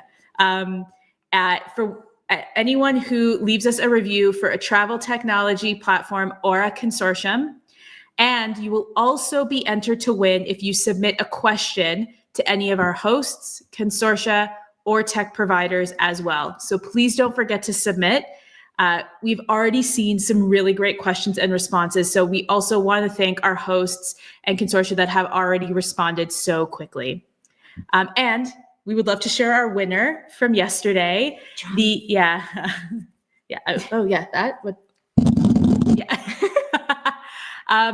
To April Young.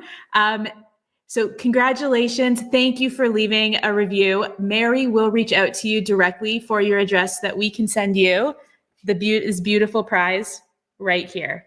So happy Lunar and Chinese New Year again. So back to our next segment. If you haven't tuned in before, let me give you the quick spiel. All consortia and hosts get the same questions. We also pre-record them so that no one knows what the other is answering, specifically for our fun question, which everyone knows is the most important question of all. Mm-hmm. So today we have Nest for Meet Their Consortium interview with the fabulous Wayne Spector, who, spoiler alert, you will hear again from during the host interviews as well. Nest was founded in 2004 with 495 agency members. The other important piece of the puzzle is that Nest focuses on its home-based agencies. So if that sounds like it fits the bill, please get your pencil and paper ready. The one last thing to mention is if you are watching us on something other than YouTube, come on over to HAR's YouTube page. So youtube.com/host agency reviews, since that's where all the action is and where the chat is absolutely going off today. There's just been so much love in there. It's been a ton of fun. So now I am very happy that Wayne Spector, the VP over at Nest, would be doing the interview again this year. And I think Wayne cleared his schedule so that he could be in the comments. So feel free to ask questions. This is why you need to be over on YouTube, so you can ask all the questions and send all the love and commentary. So now let's pass it over to Wayne's recorded self to learn a little bit more about Nest. Hi, everybody. Steph Lee, founder of Host Agency Reviews. I'm the person that just turned it over to myself. So we have on, I know it's awkward.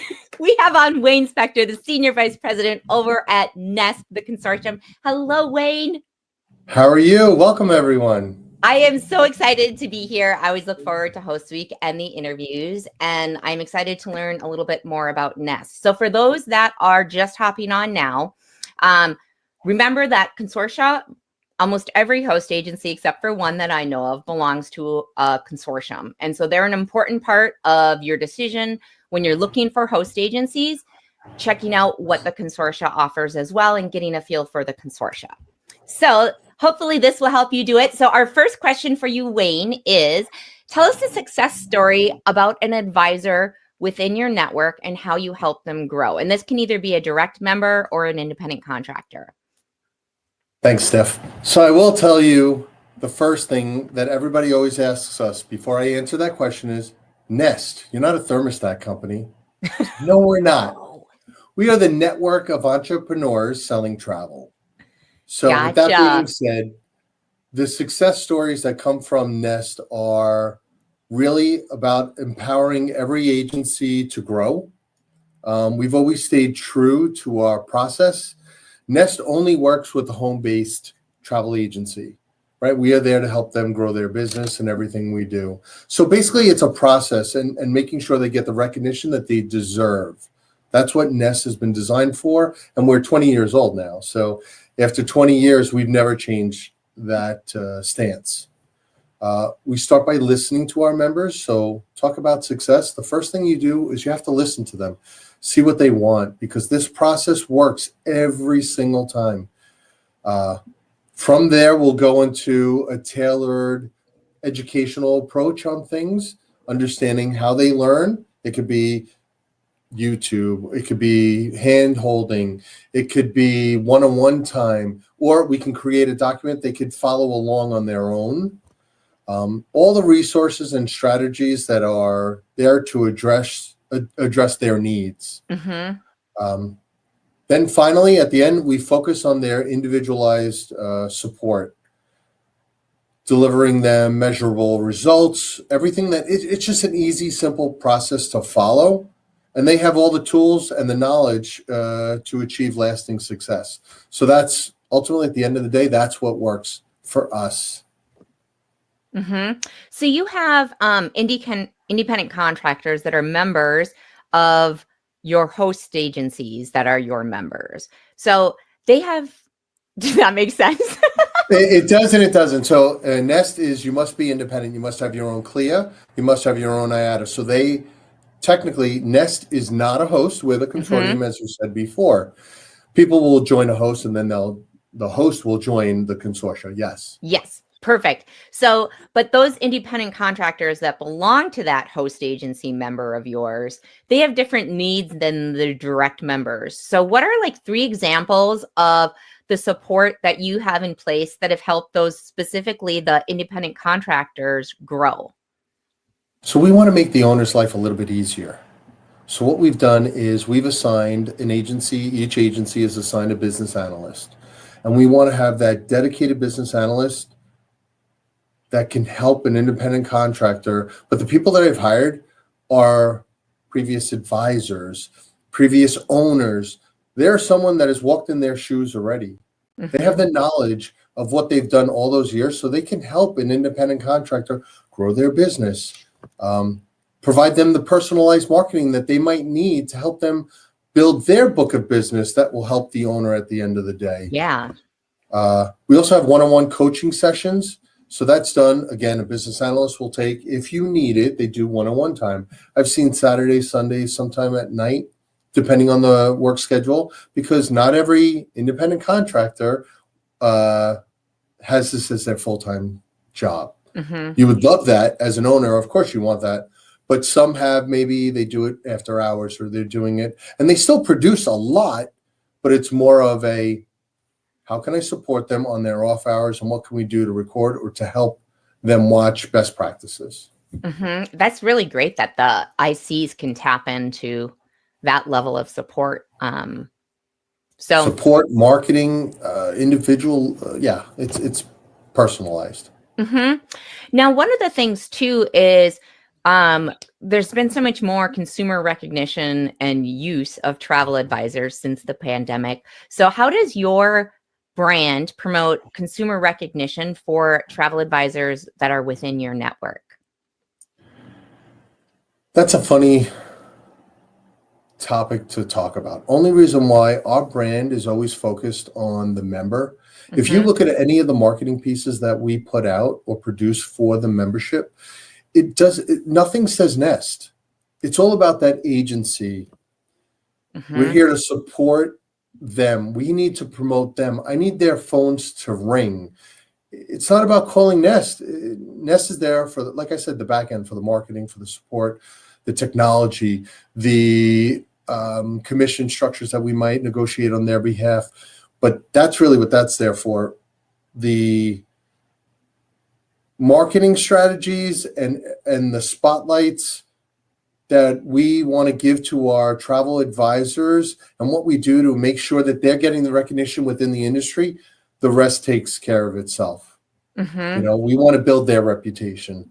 So is Nest doing things behind the scenes? Yes, but it's more about that agency. It's all about promoting, host the agency review. Like, it's not about Nest. It's about you and your organization getting to the goals that you want to reach. So having the marketing programs, they're going to help bring that consumer recognition to potential clients.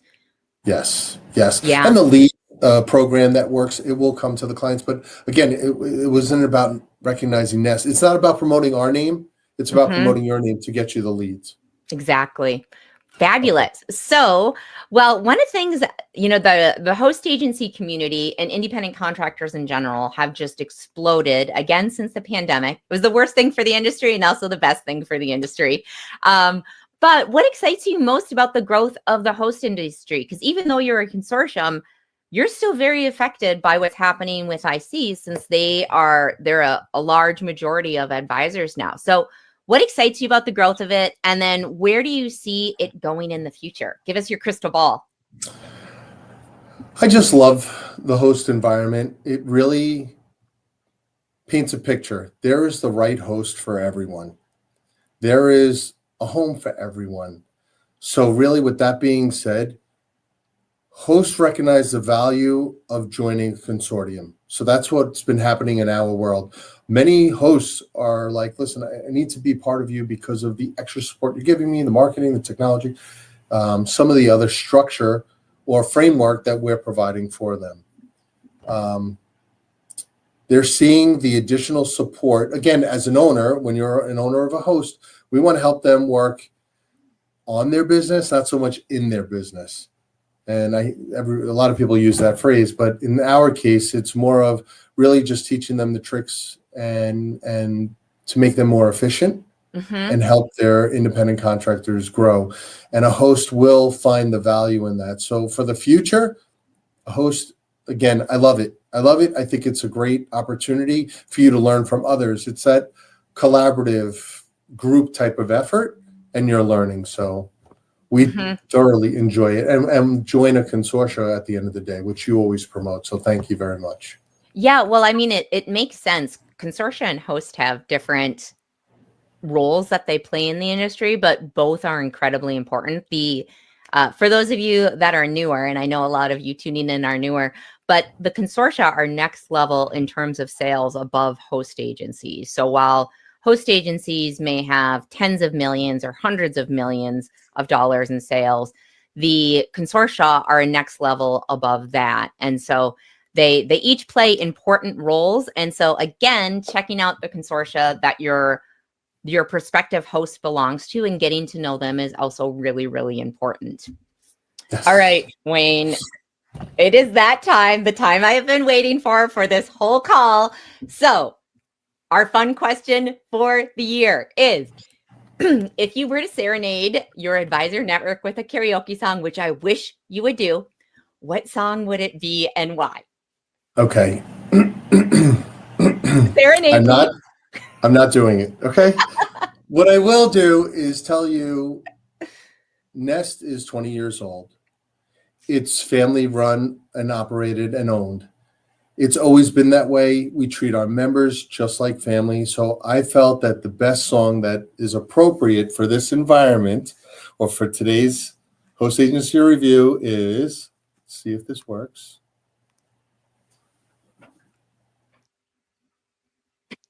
If you know that song, come on, everybody's got to know this. Oh yeah, we know this song. I can dance in my chair, Come on, but no everybody, karaoke. see? That's fantastic. We're okay. In case you're not familiar for whatever reason with the song We Are Family, we will put a link to the YouTube video in the comments so you can listen to it in all its full glory. And Wayne, if you wanted to, we could also put a link to a TikTok in the comments. So I'm putting the pressure on Wayne here because we talked before this. I think we're something wrong with our communication. It's always breaking up with Wayne whenever I talk with him. All right. So last thing, I know you're offering a Host Week special, which is fantastic for anyone that's looking to become a direct member of Nest. Tell us what your Host Week special is. So you must say that you've either watched the video or you participated in Host Agency Review Week, HAR, and we will take off $50 off of implementation. That will take care of almost everything because we don't charge a lot. We are here about growing your business. It's not about the fees. So we'll put that in the link and you'll be able to see that. And I am always here to help everyone. I always say this every year when we do this, even if you're not a member and you just want to speak to someone in the industry. I've started, since 1992. We are here to support the industry as well. As leaders in whatever consortia we are part of, we are here to support the industry. So my phone number, my email, everything will be provided to everyone, but feel free, reach out. You have any questions, we are here to help. Perfect. And we will put a link in the comments to Nest profile for anyone who wants to check it out on the site, as well as any of Wayne's contact information. So make sure to check the comments, whether you're watching this live or recorded. So with that, turn it back over to Steph. Well, I'm here now, so she's turning it back over to me. Not as awkward. Yeah, no. So if you just jumped on, you came at the perfect time because we are about to dive into our Meet the Host segment where we have 7 hosts you will be hearing from today. Also, if you are loving all the content this week and loving HAR, wink, wink, please like the videos and feel free to subscribe to our channel. We are always hosting and posting a lot of content that we create just for you. And if there's something that you would love to see or learn about, please let us know. We absolutely love suggestions and we're here for you and to provide content for you. So before we start, I want to it's Wednesday, right? I would love to give a quick thank you to our Host Week sponsors. Huge thank you to the weekly sponsors of Incentive Connection Travel, KHM Travel Group, Lavarte Travel, PTN Travel, Travify, Vacation Planners, Wanderlust Campus, and grnconnect.com. And yes, I'm sure many of you are saying that along with me as I say it. We should give awards for people that can memorize I know. it. I have it memorized now, yeah. And then we also have daily sponsorship today from Dream Vacation Advisor, who will actually be speaking later today, KHM Travel Group, Spoiler will also be speaking later today, and Lucia. And we sure appreciate all of you helping us to make this event accessible to everyone by helping to keep it free. So alrighty, let's get started on introducing our first host agency of the day, Travel Leaders Market Square. So Travel Leaders Market Square are a host agency about 20 minutes from Steph's place in Minneapolis, who have multiple storefronts as well as a hosting division. See, my words today, Wednesdays. I'm not even talking, so I'm just like, I'm sitting here smiling. She's doing great. Size-wise, Market Square is 115 advisors, but they seriously punch above their weight with 75 million in sales. We've got Rochelle on the line who will tell us more about Travel Leaders Market Square. So off to ASTA with Jacqueline and Travel Leaders Market Square with Rochelle. Hi there, my name is Jacqueline Miller. I am a marketing manager over at ASTA, and we are here today for Host Week with Rochelle Zemke. And Rochelle is a host agency manager for Travel Leaders Market Square. Hi, Rochelle. Hi. Thanks for coming on. Just a couple questions for you so we can get to know you and your host agency. So what are you most excited for your network in the upcoming year? Well, we have two things that I'm really excited about. The first one is we just made the big transition from WorldSpan to Sabre. And as part of that, we have a new product that we are the first agency to have. It's called Launchpad. Okay. And it's like this layer that sits on top of Sabre. So you don't have to know how to use a GDS and all the cryptic language that's built into it. It's very much like going on delta.com and Awesome. booking air, car, and hotel for your clients. So I'm super excited about that. We just launched it with our independent contractors and some of our employees as well. And so far, so good. And then the second thing I'm excited about is this year we are implementing succession plans. So we have been doing a lot of research, a lot of talking, and sadly we had 2 unexpected deaths this year with some of our independent contractors and employees. And we just said, you know what, this would be something that would be good for everyone. Needs to happen. Yeah. And so we're moving forward with it. So I'm excited for all of that to happen. Yep. Very good. Very good. Starting a business can be, and working from home, I know this too, can be very isolating. How do you build and foster a community amongst your ICs? So first and foremost, we do happy hour, virtual happy hours, and sometimes happy hours at 10 a.m. and sometimes it's at 5 p.m. So a little Bailey's in your coffee, or it's just coffee? We try to make it work for all of our independent contractors to have a chance to get on there and just talk about what's going on, what's happening right now. We also do co-working days, usually once or twice a month. I'll say, hey, I'm going to be at this location. If you want to join me all day, part of the day, whatever works for you. Those have been pretty successful as well. And then, of course, whenever we can get an office fam together, that's just great for building the community and the network and, letting people build those relationships. Very cool. I think the co-working days is probably good. I think people are ready to get back out and see faces and whatnot. So. Oh, absolutely. Yes. And as we know, advisors are very social people. So we are. a little social. A lot of travel, we're kind of saying this a little bit, but a lot of advisors start to feel burnt out once they reach a certain level of sales or maybe a time in the industry. What are some of the resources and support that you offer to overcome this obstacle? Right. So the first thing that I like to have sit down with an advisor and go through is, what's your process? What do you do from start to end? What parts of this do you love? And what parts of these do you maybe not love so much? And how can we change that? Is there something we can change? Is it a virtual assistant? Is it bringing on people to work for you?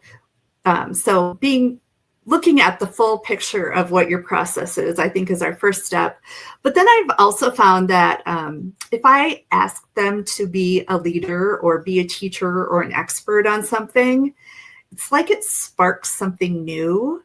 And all of a sudden, we just actually did a little session on what's your process. And I had one of our accomplished independent contractors do a little video, 30 minutes of what her process is. And I think it inspired not only new independent contractors, but even experienced ones to go back and, oh, you know what? This is my process and I should maybe tweak this or try that. And that has been really successful. And reaching out and within our network, do you have a niche that you're not focusing on that maybe you should? And maybe you're selling something new. Yeah, exactly. Maybe you're selling stuff that you just don't want to sell anymore. It doesn't excite you. Well, then it's time to make a change and change your marketing. And, we help go through all of that, all those steps. Very good. I think that's great. Mm-hmm. I think always trying something new, or maybe they go on a fam to somewhere they've never been to. And then that kind of sparks a new, like you said, something new that they could sell and kind of just reinvigorate that. Yes. What's a daily practice that you encourage advisors to engage in to grow their business? So I think if you're organized, you can grow your business. So my tip is every day at the end of the day, I make my list for the next day. so that I don't come in and I'm reliving yesterday, going through emails and stuff. Nope, I have my list and this is what I need to focus on. Yes, things happen and you have to change and modify, but that's okay. I think as long as you're organized and you know what your tasks are that day, you can do very well and be very successful. Agreed. I try to do the same, but not always as successfully. maybe I need to implement that better than I have been. This is my favorite question.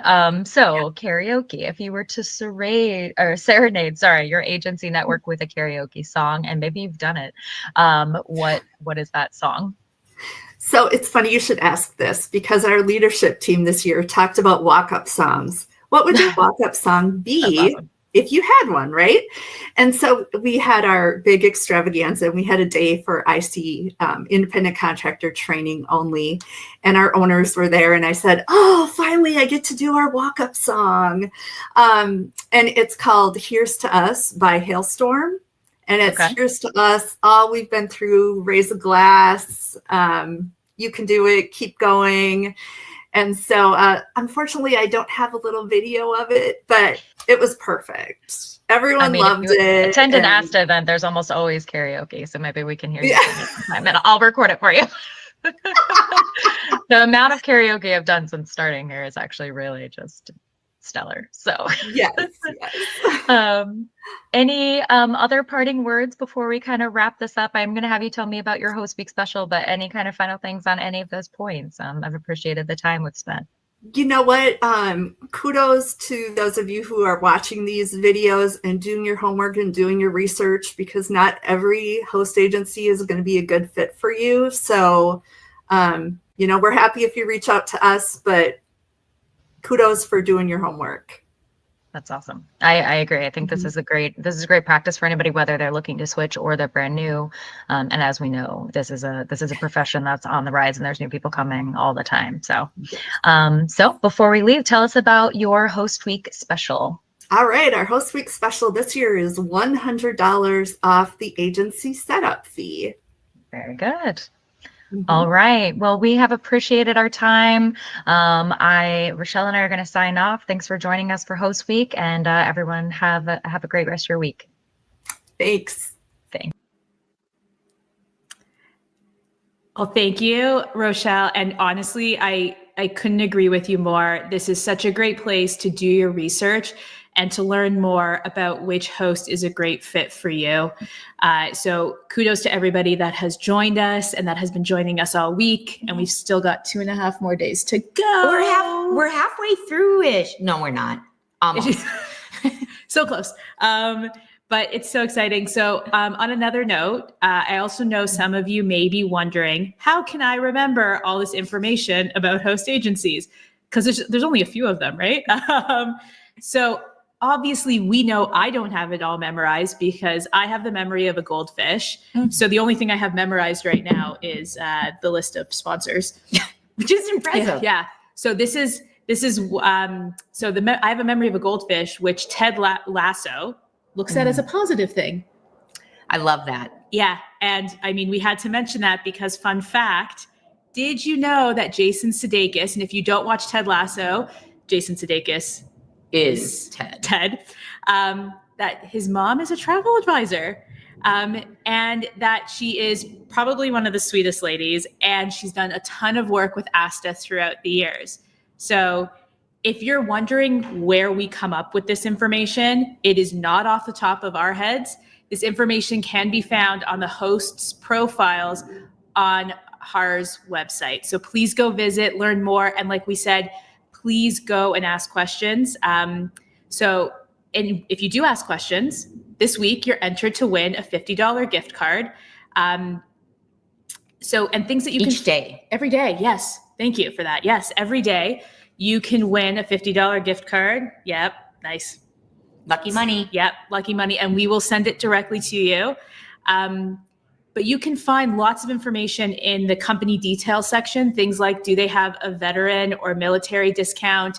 If they have minimum sales requirements, as well as if they've won Luminary Awards, which we'll be giving out on Friday. So please join us for all of the fun. It's going to be really fun. Yeah. We do something crazy every year, and this time we went all out. I'm excited.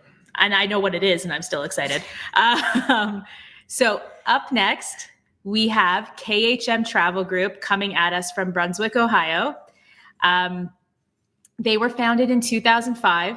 Their network of 5,000 advisors strong with sales nearing $400 million. And how do we know this, you ask? From their profile on HAR's website. So let me tell you, we don't memorize all of this. We continue to learn. We ask questions. We use our own profiles for all of this information too. Sorry, the dog just left under the desk. The balloon is not desk friendly, I tell you now. And guess what else? I feel like some of you diehard Host Weekers should be able to answer this. KHM is one of our weekly and today's daily sponsor again this year. So a huge thanks to them for their support and the hosted community. I clearly wrote that and then didn't finish my thought. So my apologies to you. Again, it's day 3, right? I know it's all going to start slowly going downhill from here. Yeah. Hey, we're just going to be tired. That's all I'm saying. Give us some grace, everybody. It's hard being behind the camera. But that was me who wrote that, not Steph. So that was all me. So with that, please take it away, Jacqueline and Carolyn. Hey there, and welcome back to Host Week. My name is Jacqueline. I'm with the American Society of Travel Advisors, and we are here today with Carolyn Orff. Carolyn is the Education Manager of KHM Travel Group. Hi, Carolyn. Good morning, Jacqueline. How are you? I'm very well, very well. Thanks for being here. Of course, a couple of questions for you during Host Week. And we'll start off with, what are you most excited for your network in this upcoming year? Oh gosh, well, in 2025, KHM Travel Group celebrates 20 years of being in the host agency world. And Congrats. So we have a jam-packed year. I know, it's so exciting. We have a year full of events for our agents that is just going to blow their minds. We have 3 1.0 events, which are those events for like the newer agent, newer to the industry, brand new to the industry. And so we have 3 of those this year. One of those is actually going to take place over a weekend. We know that it's not always feasible for someone to take off time during the week. So we have one happening over the weekend in November. We have 2 2.0 events, which are planned for our agents who have been in the industry for a little bit and are looking to take their business to the next level. In March, we will celebrate our 20th anniversary in Orlando. In July, we'll have a new and improved destination success event where we bring together supplier partners, KHM staff, and this year we're even having agent presentations, which is going to be just amazing. So it's going to look very similar to a format that you would see at an ASTA conference at the global convention. So we're very excited. Agents will have choice in their learning. And then we have our luxury symposium for the 3rd year, which brings together our luxury suppliers. And last year we had about 70 agents. We're looking to have about the same number of agents, but a few more suppliers in the mix. And then we have our On the Concourse events that meet the agents in their hometowns. And that's not even including like our extensions of learning, which are bring the agents in destination, and they receive those opportunities once they attend one of our boot camp events. So, I mean, it's just going to be a fantastic year of education and learning and connection. Very good. We love that, obviously, over here at ASTA. And so you have a lot of events, so this might answer some of this next question, but I think I'd like you to expand on it. But obviously, starting a business, working from home can be really isolating for those ICs that are spread out throughout the country. How do you build and foster a community amongst your network? Yeah, so this is very personal to me because our home office is in Brunswick, Ohio. Excuse me. However, I work in Littleton, Colorado. So being connected is very important. It's kind of my sweet spot. Our marketing campaign for 2025 is around the theme of You Belong. So of course we have our active Facebook groups where agents can go and connect and share their wins, their losses, their ask questions, get questions answered. And that's a huge source of connection on a daily basis for our agents. We also have a dedicated engagement team whose sole job is to create touch points with agents. So we have team members who reach out to agents of all different levels on a daily basis just to see how they're doing, what we can do to help them more, and just kind of create those touch points. And then of course we have weekly touch points as well.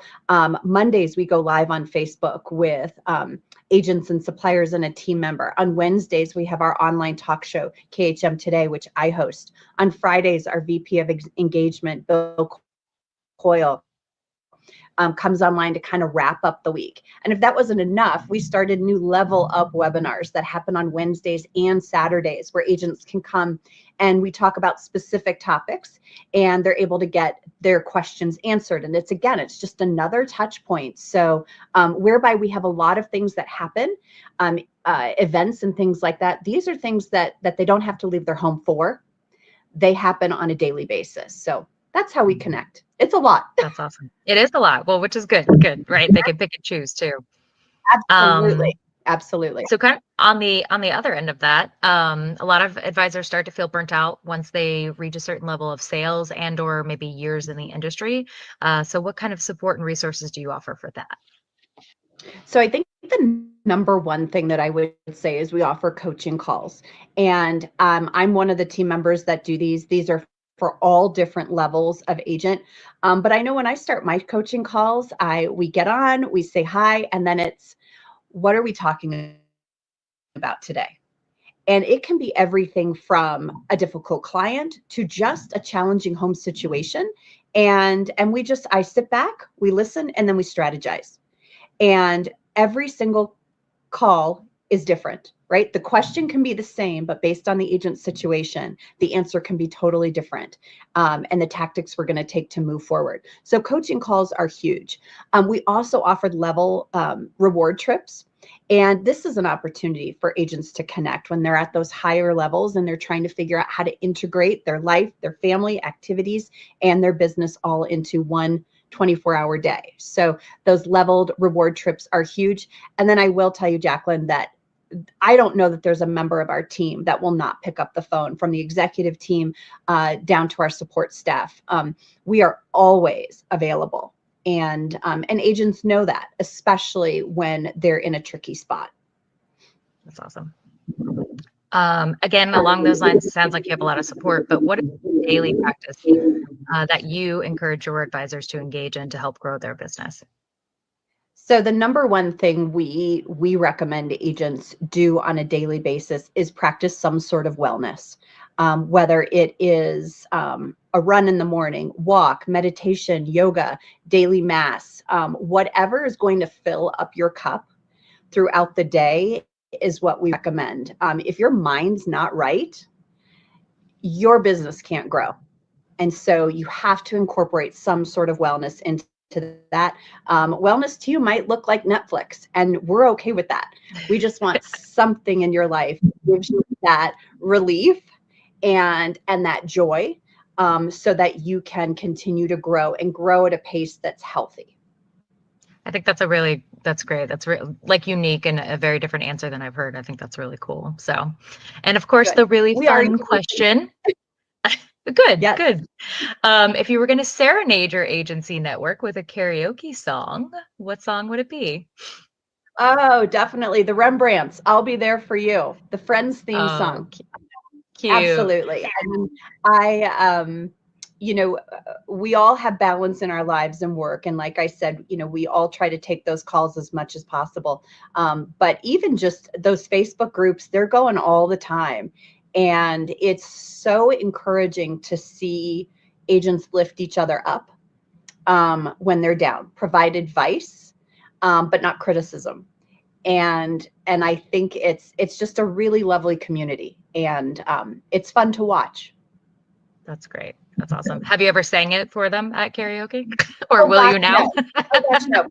But I will say that we in the month of December we do the 12 days of learning, and so I oftentimes sing that, and that is enough for everyone. So All right, very good. I don't need to sing for them. And then, of course, everybody wants to know if you can tell us about your Host Week special. Absolutely. So our Host Week special is $50 off Bootcamp 1.0 when you join, and $50 bonus commission. So you heard me talk about all the fantastic events. We have data that proves if you come to Bootcamp, and Bootcamp can be done in person or virtually, which is amazing. If you come to Bootcamp, your success rate is far more improved and faster. So to really get your footing in the industry. So we want to offer that to all of you, and we hope that you'll pick up the phone and call our membership team today. Very good. Well, thank you so much, Carolyn. It's been a pleasure, and look forward to seeing you soon at maybe one of our events. Absolutely. Take care. Thanks so much. Carolyn, the Friends theme song, you clearly know your audience. We've been clapping since then. And could there have been a more perfect selection? Friends fans will get that. Boom. Just the best. And really, thank you so much for your beautiful special, both on Bootcamp and the bonus commission. I know that our listeners are very excited about that. So, as a note, we have seen in the comments that there have been some issues submitting questions.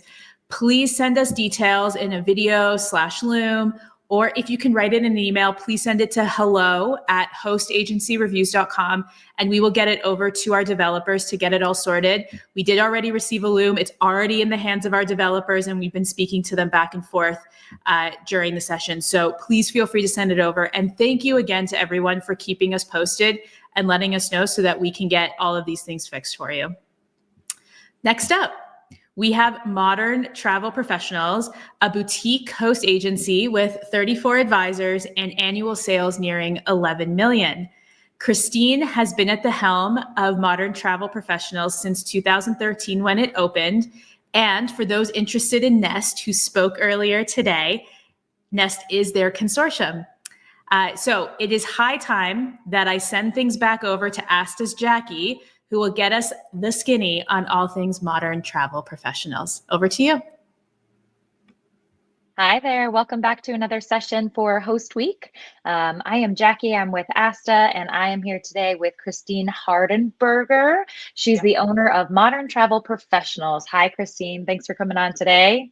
Thanks so much for having me. Of course. We're going to go through a couple of questions for Host Week. So we'll start off with, what are you most excited for your network in this upcoming year? 2025 is going to be awesome, I think. So the thing I'm most excited about this year is the number of agency exclusive FAMs that we've put together. Because we're a smaller host agency, that can be harder to do. But so far we've got 4 with a few more on the books. So we'll be going to the Dominican Republic, to Jamaica, to Curacao, and then we're having an in-person meeting, and those are all just for our agents. Very cool. Very cool. I just went to Curacao for the first time this year. So Great. It was cool. And so starting a business and working from home, which I also do, can be very isolating, as we know. So for you, what's something that you do to build and foster community amongst your network?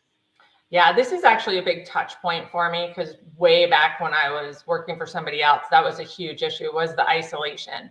Like most agencies, we have a Facebook group. Everybody's actually super active, and I do a lot to keep people engaged. Fun things like we have a Secret Santa exchange so people can get to know each other better. We also do meet in person at least once a year so that people can get to know each other and really form connections within the agency to help, with that isolation. People make friends, which is awesome. Right. And then the trips that you're doing would make sense as well, the family. Exactly. Similarly, a lot of advisors start to feel burnt out once they reach either a certain level of sales or maybe a certain number of years in the industry. So what are some of the resources and support that you offer to overcome this obstacle? I actually love this question because it's happened obviously several times in our agency. And I just was working with an agent last week who's gotten, her production has skyrocketed and she was feeling very overwhelmed. And what we actually do, we have agents within the agency who also function as assistants. They are agents who enjoy being travel agents, but they're not top producers and don't want to be, but they love doing the admin. And it's great because they are contracted agents with the agency, so they have access to all our systems, whereas like a VA doesn't. Plus, they know exactly how we work, exactly what needs to be done, and it helps take a lot of the stress off of the higher producers who, you know, the admin particularly can really bog them down. Versus like a virtual assistant. I know you said VA, but just want to make sure people knew. Sorry, yeah, virtual no, that's assistant, okay. somebody you hire outside because then they're limited as to information they have access to because of, you know, privacy. Right, absolutely. What's a daily practice? One daily practice you encourage advisors to engage in that'll help them grow their business? So this is my biggest one. I encourage all my advisors not to start their day with emails. Do not open your email box first thing. And sit down with a to-do list for the day and prioritize and start knocking out things that are actually going to move the needle on your business before you start responding to any emails, or else the email runs your day. You're like, I'm just going to answer a couple. And next thing you know, it's 3 hours later and you haven't done your marketing. You haven't followed up with, you know, clients. You haven't done the things that actually grow your business. So that's really hard because we're like tethered. We're tethered to that. So that's a really difficult one. It's very difficult to do, but most things aren't an emergency and they can wait a couple hours. Yep. Agreed. So this is the fun question. So for karaoke, if you were going to serenade your agency network with a karaoke song, what song would it be? Well, I thought about this one for a while and it's actually very in the moment, but that's just because I love the song. It would be For Good from Wicked. My heart. Because that really encompasses how I feel about them. I learn so much from my agents every single day. And I have walked away better for having known every single one of them. It's my favorite song. So my daughter and I sing at bedtime. So listen, Christine's going to get bonus points. You're going to be able to actually see a 30-second snippet of her performing this song. So I personally can't wait to see it.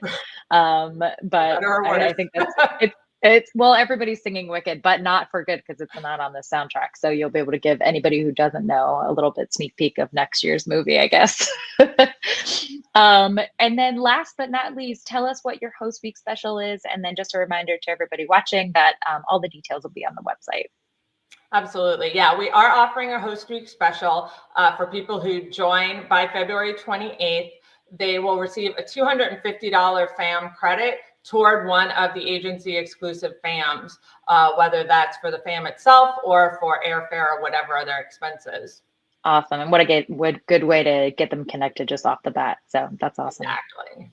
Very good. Well, thanks again so much, Christine. I appreciated our time and we'll see you soon. Thanks a lot. It was really a pleasure. Thanks. Bye-bye.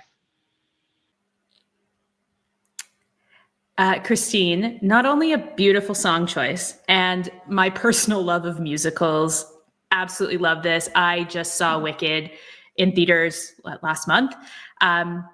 I hear we may have a recording that you sent to us singing this live, which I can't even tell you how happy this makes us. So Luis, play that tape. I'm so excited. I've heard it said that people come into our lives for a reason, bringing something we must learn, and we are led to those who help us most to grow if we let them, and we help them in return. Well, I don't know if I believe that's true, but I know I'm who I am today because I knew you. like a comet pulled from orbit as it passes the sun, like a stream that meets a boulder halfway through the wood. Who can say if I've been changed for the better?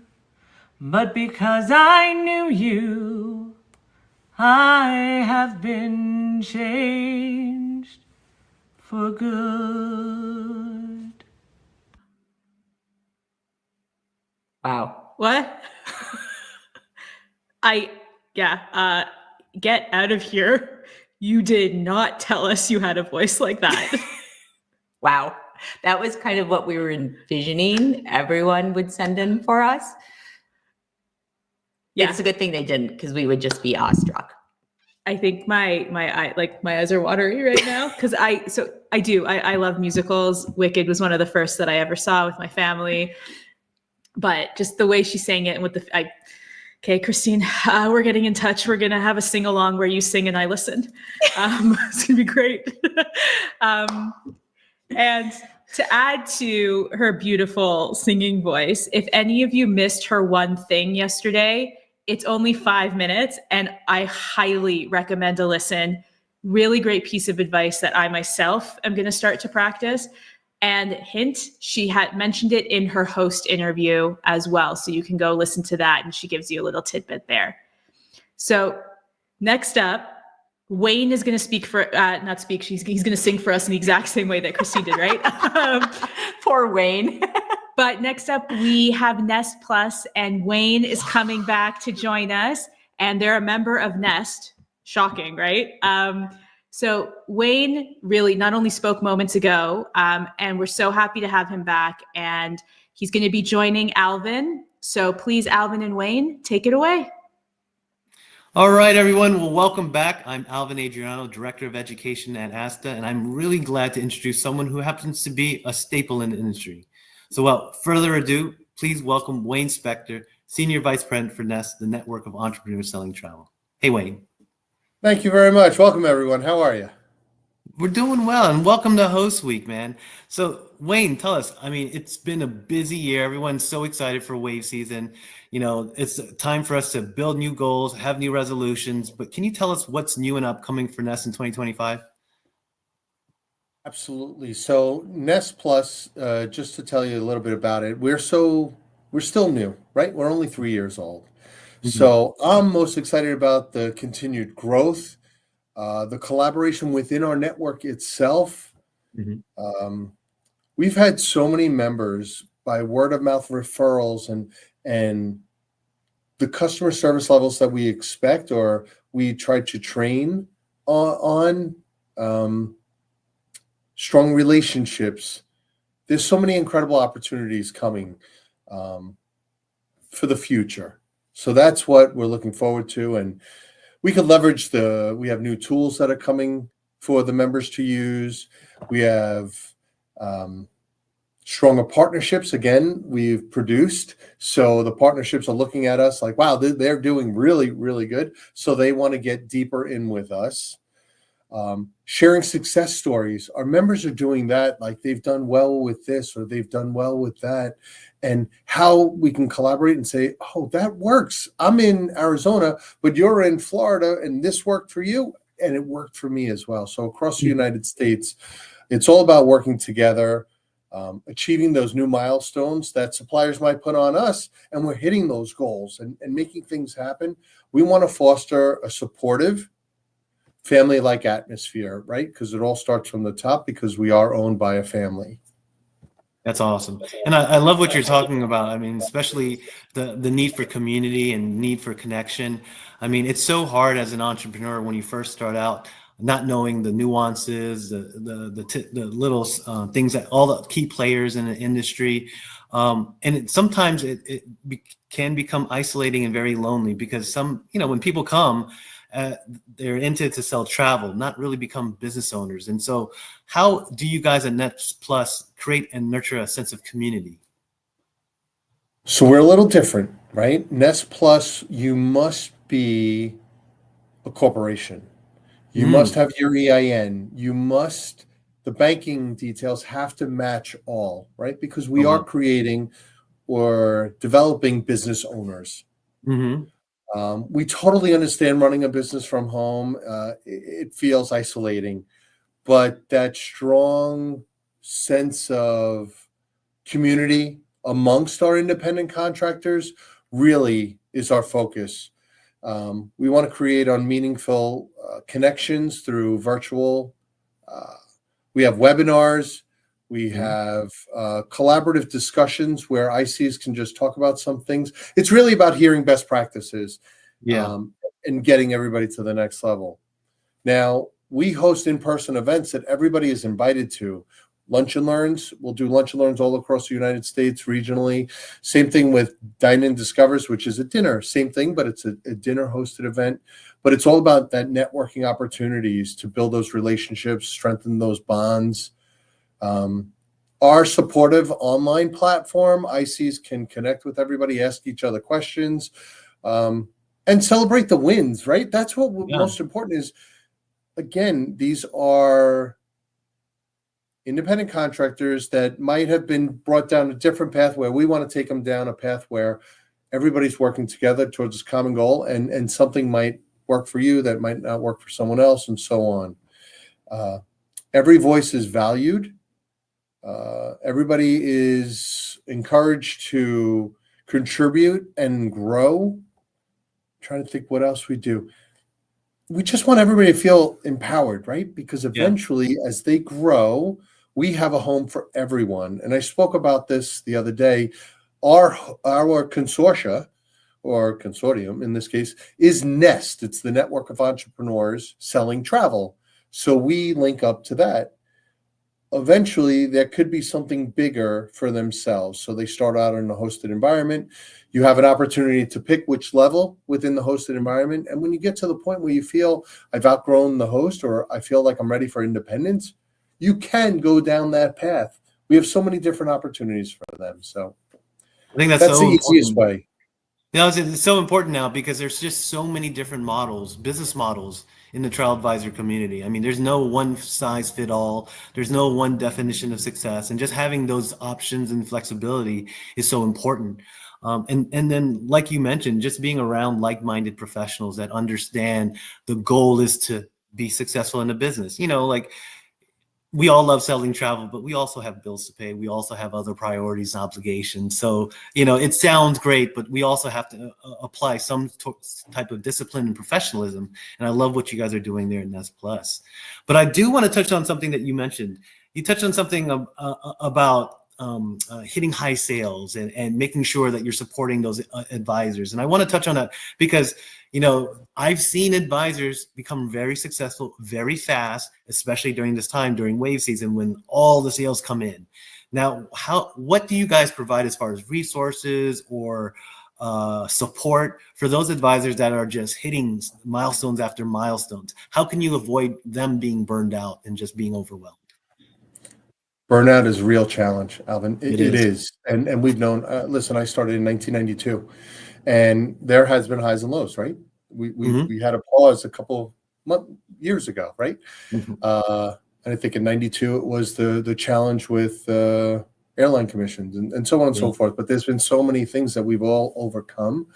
Nest Plus is different. Like I said before, some of our internal members have used it as a succession plan. They were, back in the day, they were killing it and everything. Now they've come to the point where they just want to sell a certain dollar amount. They want to receive a certain percentage of that because, remember, the host has already reached all the thresholds. So you're at the highest tier commissions anyway. But we're committed to providing them the resources that they might want. They might not want to handle back office or certain other marketing or certain things in their world, but we're going to give them the resources and support that they need to stay inspired and balanced. We have tools that could streamline some of their processes, some automation for them as well. You're assigned a business analyst. This person works with you.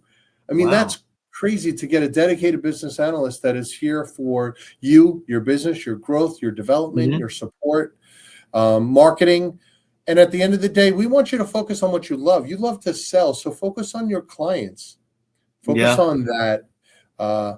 The ability to encourage advisors to leverage our network or to leverage the support from Nest, the consortia as well.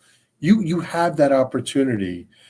The mentoring program, like I said, from the business analyst or somebody else that you find within the network that you like working with, the peer-to-peer collaboration, that usually gets me up and going. When I could talk to one of my colleagues, and it might not even be, the same consortia. It might be a different consortia, but as a senior vice president, it's nice to speak to my colleagues that are out there, and we really have a great way to collaborate as well. So I ask our independent contractors to do the same within, sharing those best practices.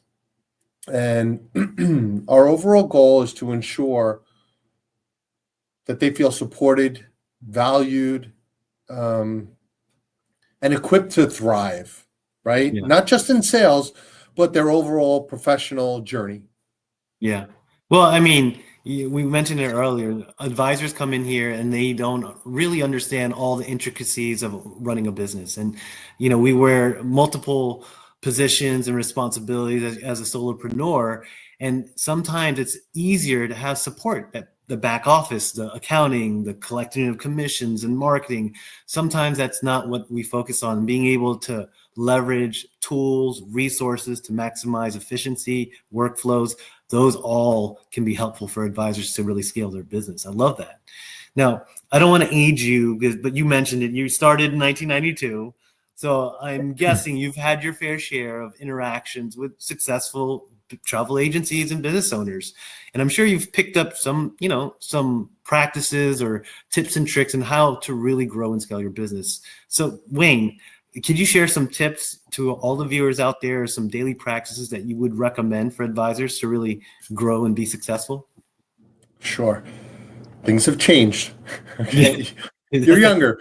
So things have changed. The one thing now that I totally can't say enough about is taking the time to set aside to market, set aside time to go on social media, use that as your springboard as your voice. Are you creating a newsletter? Just spend one day. All I'm asking is one day to talk about this, create that content, have it all ready. I mean, we have it ready for you as well. Point, click, but let's come up with a proactive, strategic approach on what is my niche? What do I want to sell? What do I want to promote? What do I know most about? Where have I been going? And I could show that on social media. A well-crafted newsletter keeps everybody engaged. That always works. I've always seen out of sight, out of mind. Well, we need your phone to ring. So how can we help your phone to keep ringing over and over again? We want an independent contractor to be positioned as the trusted expert in their niche or in our industry. So the more we educate, the more that they say what they do, it'll help them in the long run. And the key to that is just being consistent. If you do a post at every airport that you walk into and say, airport, another day at the airport, and then you just stick to that, and every time you show that, everybody will follow you when you go live, maybe, or when you're answering certain questions, and they know the consistency is there, and they know that they can come to you when they have a question. So I want to just keep them top of mind. Yeah, I mean, that's so important now in this age of content creation generation where social media have become platforms for advisors to build influence and create credibility. I mean, it's so important to be out there and just yelling from the treetops or from the hilltops how important and how influential you are, because that's what it is now, influence marketing. And so I'm glad that you brought it up, because sometimes we don't think about it like that. Now, I did mention voice, and one thing that I love about our interviews is being able to have some quirky little thing where we get to hear some amazing tunes, maybe voice, maybe karaoke. I don't know. I've heard that you're a pretty good karaoke singer. But if I were to ask you, Wayne, to get in front of the stage, what would be that karaoke song that you would play and sing to? So many people know that I'm pretty shy. My throat has been bothering me, so I apologize. But when I think of our network, and I think of really of who we are as a corporation, right? So it comes from the framework and it comes from the top. I have one song in mind, and I'm not going to sing it because right now, like I said, bad voice and stuff like that. But let's see if we could all hear it, if we could figure it out. I'm going to play it for us. All right, Okay. that's it. Let's see. Here we go. There we go. I think I'm hearing "We Are Family." Is that what it's playing? Oh, family. Sing it better than me. You know what I mean? I can't do that right now. I could do what Milli Vanilli, and I could lip sync it, but it wouldn't work. But really, it is a family environment. It's a family atmosphere. And listen, I wouldn't be here 13 years if it wasn't. So. Well, it's amazing. All that you've done, all that you do for advisors, and your support of the travel advisor community. Thank you so much, Wayne, for being on here. Before we let you go, do you have a special for out the viewers, all those that are wanting to connect to you? Do you have something that you can highlight for today? Sure. Every year, I give everybody this opportunity. If you want to speak to me, I am more than happy to speak to you about the industry, questions you might have, anything. I'll take the time to help others. Again, every host is not the right fit, right? There is a right fit for everyone. There is a right host for everyone. That's what I meant to say. So I am more than happy to take the time to talk to you about just anything in the direction that you're thinking about, because we want more people in the industry. We want an industry to grow with experts. So that's number one. My time, it's up to me to give it to you, whatever you want. Number two is we do offer a $50 discount off of implementation.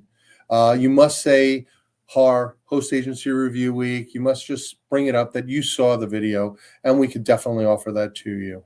So that's the dollar amount that's given to you. And then you have your options. You pick whichever option or level you'd like to work with us. Well, great incentive, and I love the open door policy. Being able to reach out to someone, an executive like yourself, means wonders for an entrepreneur. And thank you for being able to offer yourself and having that accessibility. But Wayne, thank you again for stopping by Host Week. We always appreciate you, and hopefully we can cross paths sometimes in 2025. Thank you. Got it. See ya. All right, Wayne. Take care. Take care. Well, thank you so much, Wayne. We really appreciate the Host Week special, joining us and being so active in the chat. We love it.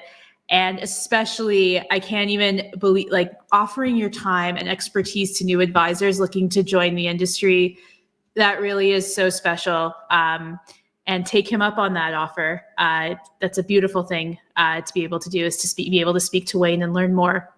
So if you are loving Host Week as much as we are, stay tuned for an announcement before the week is out about what's coming up later this year. And if you want a hint, should we give them a hint, Steph? Yeah, I love hints. Yeah. Think, this is going to be the most obvious hint you've ever heard. Think tech, and what's more? What's that you hear? More tech. So stay tuned. But it is still Host Week. And before we head into our next host, we wanted to remind you of our last two coffee spots of the week. Coffee spots start at 11 a.m. Central Time. And we have tomorrow with Cruisin' and Friday with Incentive Connection Travel, with the opportunity to still win Starbucks gift cards. So please register. You do need to register separately for these. If you missed Travify, We Travel, or Uniglobe Travel Center's coffee spots the last 3 days, not to worry. Everything is recorded, so you can listen back. Please go subscribe to our YouTube channel. Go check it out. But you will be able to watch them as everything is recorded. So next, we're going to hear from the sister company of Dream Vacations franchise, who spoke yesterday, which is Dream Vacations Advisor. So grab your pint of Ben & Jerry's, we're all set, and sit back as Jackie and Natalie tell us all about Dream Vacations Advisor. Hi there, welcome back to Host Week. I am Jackie Miller with ASTA, and I'm here today with Natalie Loza. She is the Vice President of Sales for Dream Vacations. Hi, Natalie. Hi, Jackie. How are you? Thank you for having me on. Good. And then Natalie's going to be doing 2 different interviews, so I'm going to let her tell you what specifically today, what we're going to be talking about in this interview. Perfect. So that is right, Jackie. I am going to be doing 2 different interviews. This interview is going to be to talk about our advisor program with Dream Vacations. So with Dream Vacations, we have 2 different programs. We have an opportunity to own your own travel franchise, Dream Vacation, or to be part of our advisor program and work with an existing franchise owner with the Dream Vacations company as well. Very So good. So we're going to be talking about the advisor program on this one. So the correct. separate answers. So all right, so we'll kick it right off. What are you most excited about for your network in the upcoming year? So one of the things I'm thrilled about and very excited, we've been rolling out, and lately it seems like a lot of technology initiatives that we've mentioned. We actually had a lot of information roll out in our last national conference, which was on board one of the newest celebrity ships, and we announced a lot of rollouts that we're doing.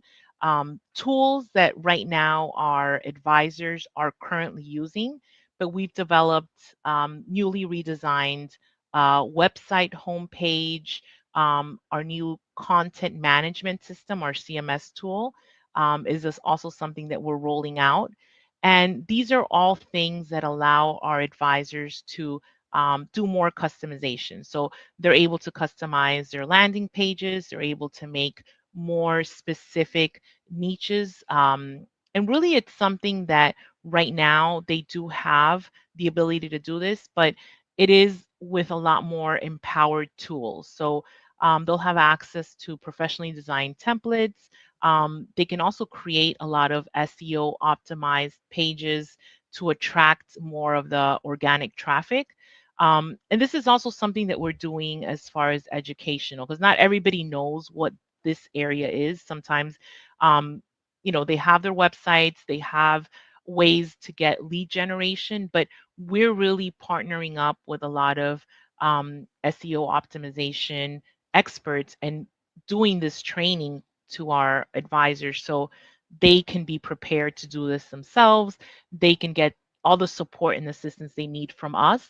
So we're really excited about that because I think that the more that travel advisors get comfortable with what they're selling, they want to have the option to be able to customize and really focus on their specialty. So we're really excited about that. In addition, kind of going with the technology theme as well, we've also integrated a lot of AI powered features into tools that our network currently uses. So I know artificial intelligence is something that is a hot topic for everyone.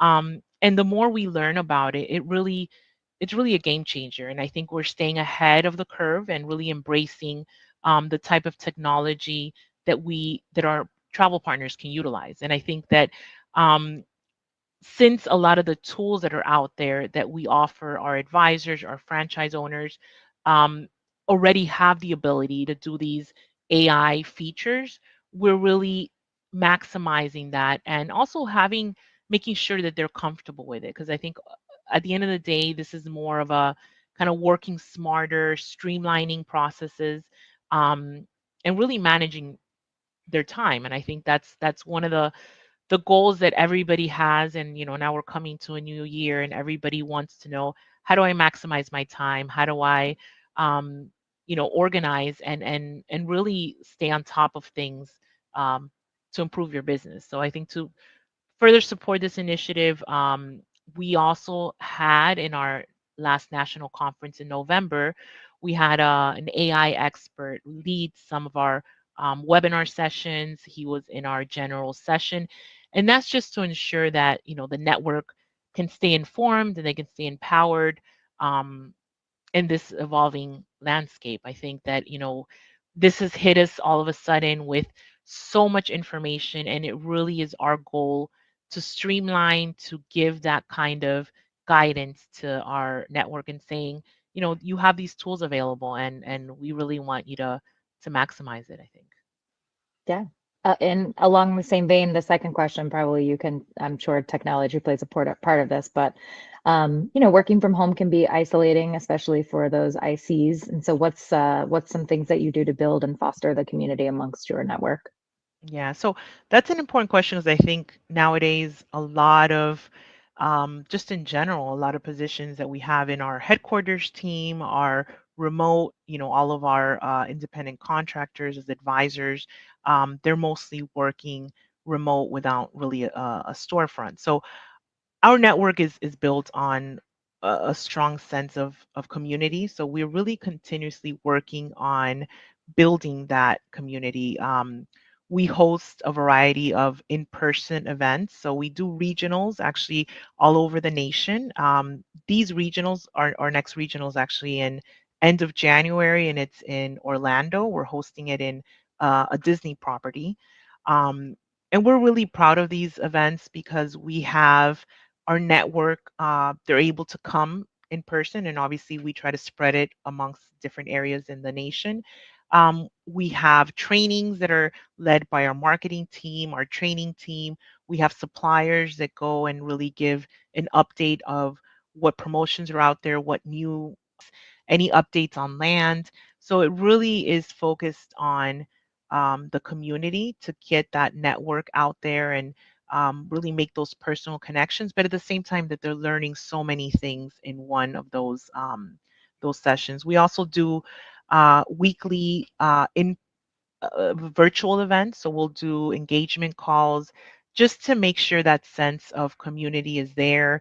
One of the things we have with our network is, the advisors being seasoned advisors, they love giving that information to maybe new advisors that are coming on board and what the best practices are. So we definitely encourage that from a headquarters standpoint, and I think overall that trickles down to the network itself. So that's one of the things. We have a team of just our training and events team that they focus on doing this as many events as we can during the year. It also includes river summits. So we do summits on river ships. Just at the same time, we gather a lot of our network, but they also get a chance to learn the product. If they're looking into possibly selling river cruises, then, it's a great way to learn, to have suppliers on, but at the same time to experience the product. And we do a lot of seminar at seas, luxury summits, just a lot of different areas where people can also find their niche and their specialty. So, at the heart of everything we do, we really believe at the end that it's a relationship driven business. And the more you interact, the more you learn in person, the better you're going to be in being more successful as well. Yeah, absolutely. And this one's kind of the opposite of that. So burnout is a real thing for advisors sometimes, and sometimes it's a certain number of years in the industry, but sometimes it's a certain level of sales. And so what are some resources you offer in that vein to kind of overcome that obstacle that people might face? Yeah, and Jackie, I think that's a really important topic. I think, overall, the entire travel community has seen a surge in business, which is fantastic because I think that, a few years ago we were struggling and seeing how we're going to make business. Now, we've seen that uptick in, people wanting to travel, longer travels, a lot of times, more days, more group bookings. So a lot of this business is great, but it could lead to burnout. So one of the things that we tell our advisors, and we also provide a lot of organizational tools. I think it's important, especially when you're researching something, knowing where to go for that information. We've had an incredible year in lands business, and normally, our biggest area in bookings is cruise business, but our non-cruise business, which is land, all inclusives, have grown so much. And I think that was one of the areas where a lot of our advisors did not know exactly where to find the information, especially when they wanted to package things in, when it's hotel, land, excursions. So we have a lot of exclusive tools that we offer our network, that it's a one-stop shop. So they can use these portals, they can get all the information without having to research so much in other areas. So I think that really maximizes your time. And I think that sometimes when you have inquiries that you're not that comfortable with, when you have the right training, when you know where to go, or when you have the support, we always have somebody in our offices, in our support services area, that will, you can pick up the phone, call them. And I think that's what we do as far as being able to offer them the support, and they can always reach out to someone when they have, some kind of questions. And with our advisor program, they're actually matched up with a franchise owner. So that's the great part about it. That franchise owner is going to be a mentor to them. So if there's something that they need help with, there's always somebody that they can reach out to. So I think in general, people can get burned out when you feel like you don't have the help and you don't have the support. So we're really proud of being able to offer that to our advisors. Very cool. What is one daily practice that you encourage your advisors to engage in to help grow their business? And being that you're the vice president of sales, this probably falls to you. Well, I think, that's a great question, because I think that we have to, just in general, sometimes you're not comfortable with one particular area, but just making sure that you're keeping up and doing, having progress. So I would say proactive outreach and relationship building. I know that's two different things, but that's the main thing in this role. As a travel advisor, you have to be out there talking to people, reaching out to past clients, connecting with potential leads, nurturing partnerships. We have such great connections with suppliers, from cruise lines, from all inclusives, and they, our advisors get a chance to meet them in either in-person events or in our virtual events as well.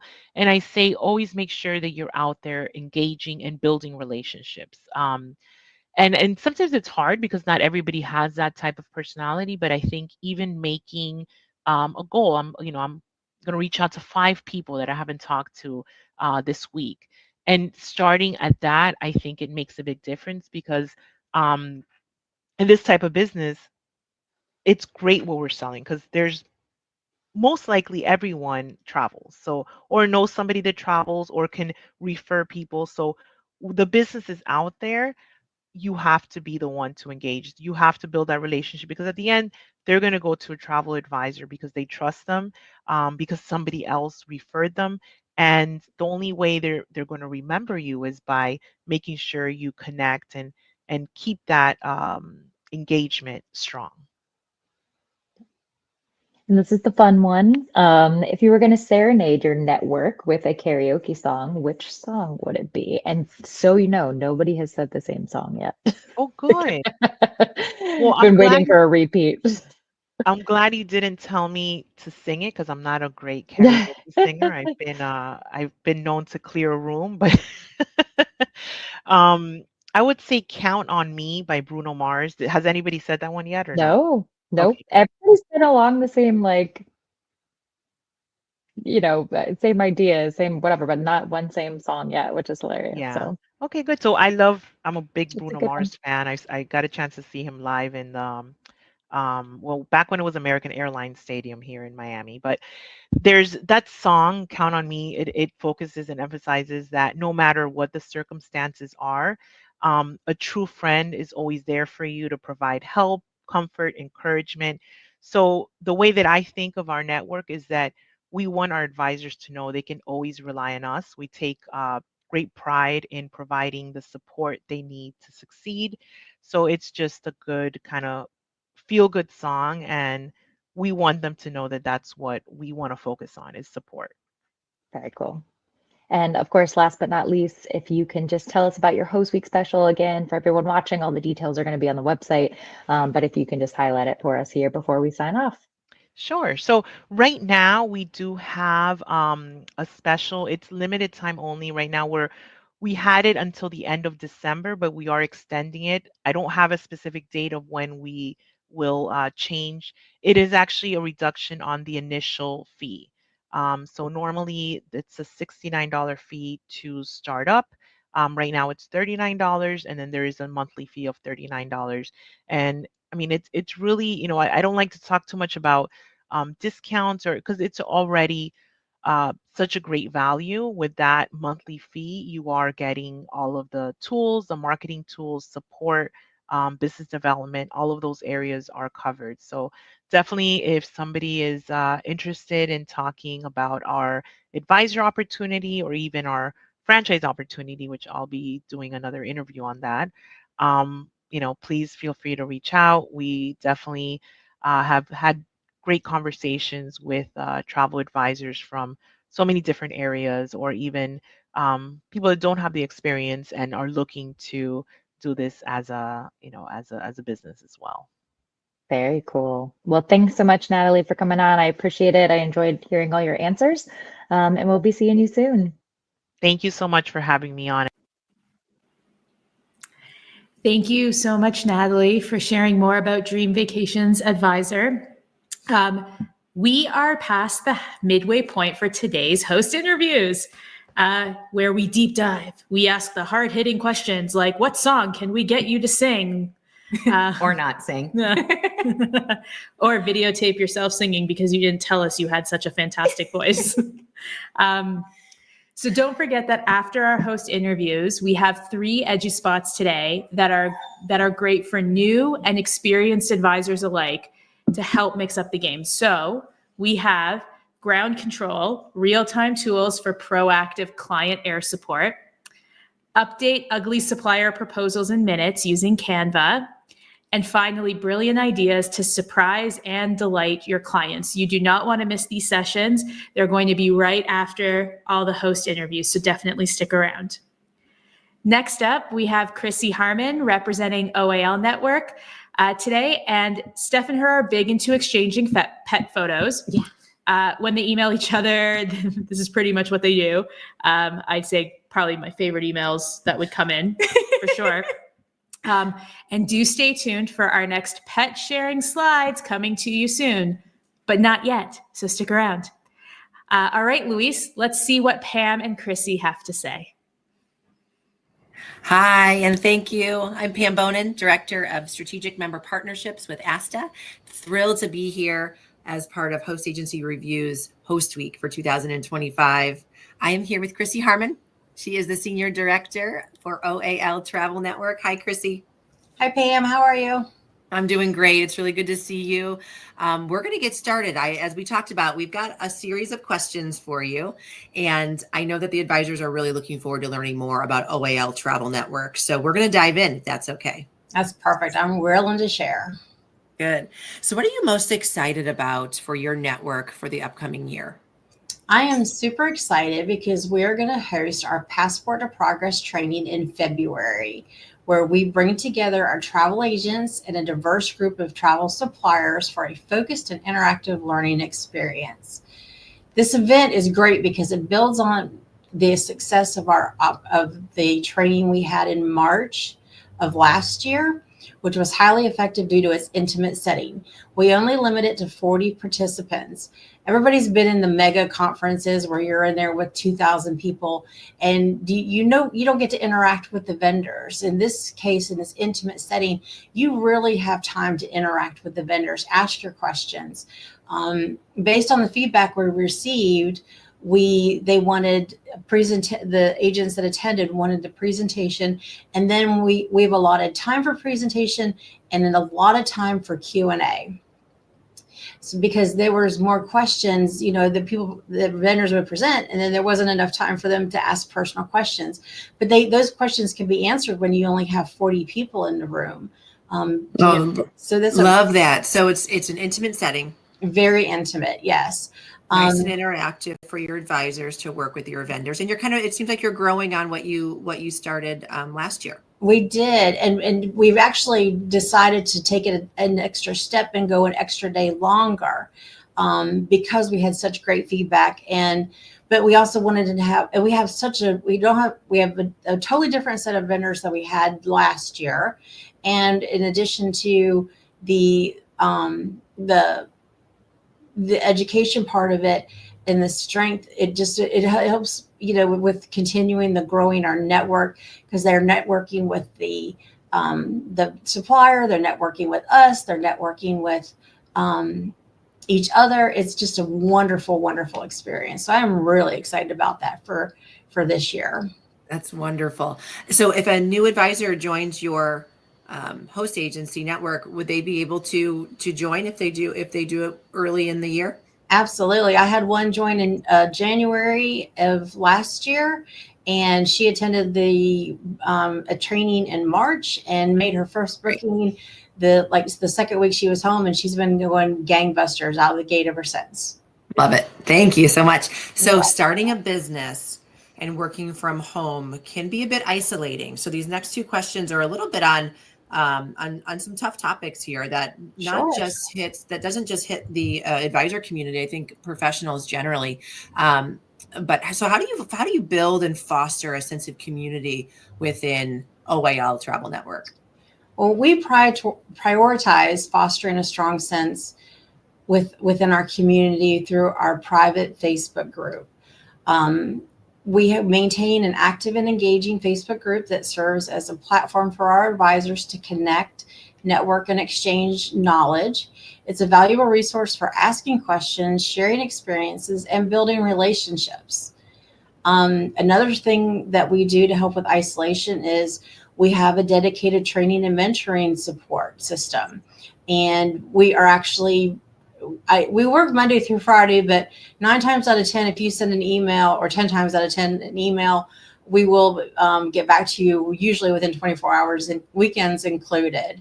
But we have the training that we do is instrumental in being a proven highly effective means of boosting sales and enhancing advisor performance. And we've also, just to tag onto that a little bit too, we have started more texting because it's so much quicker to text. In fact, quite literally, I got a text message this past weekend with an agent who needed a login ASAP, and I was able to help her out immediately. So finding that text messaging is a really great form of communication with our advisors.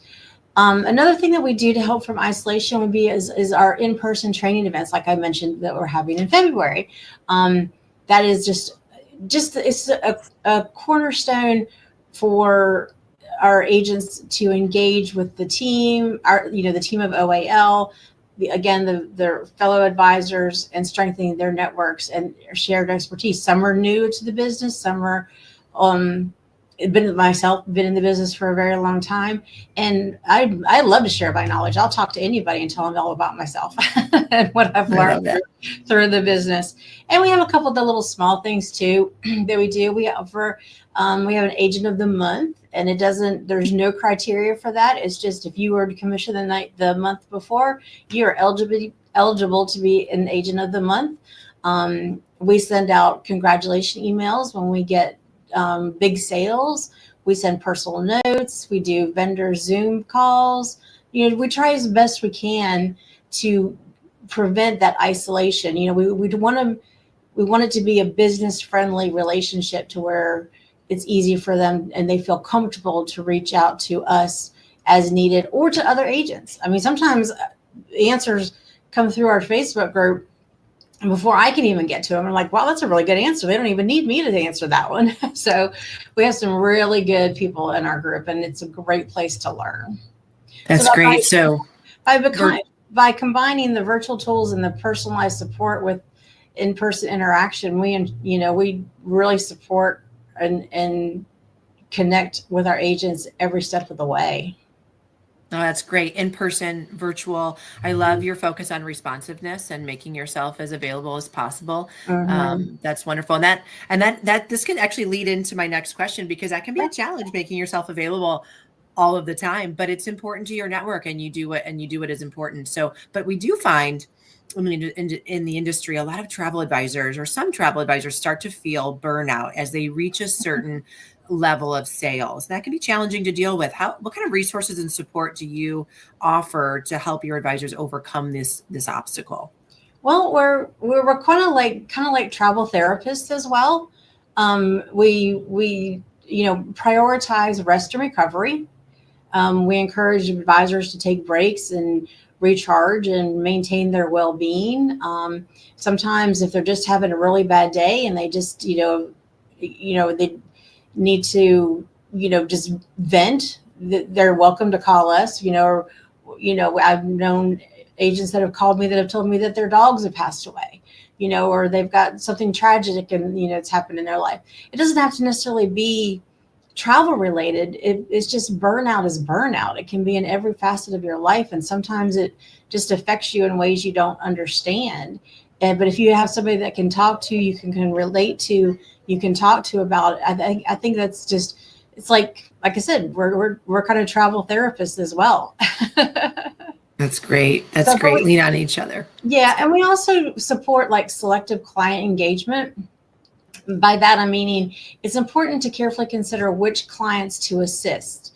Not every client will be the right fit, and focusing on those who align with your expertise and interests can significantly reduce your stress. If you're not familiar at all with a destination, let's just say the Mauritius or the Seychelles, but I would never even venture to do that because the stress level is going to go from here to here. I'm not sure if that's exactly on camera, but it can skyrocket. But if you're extremely comfortable with selling a cruise or Las Vegas or something like that, that's definitely in your wheelhouse.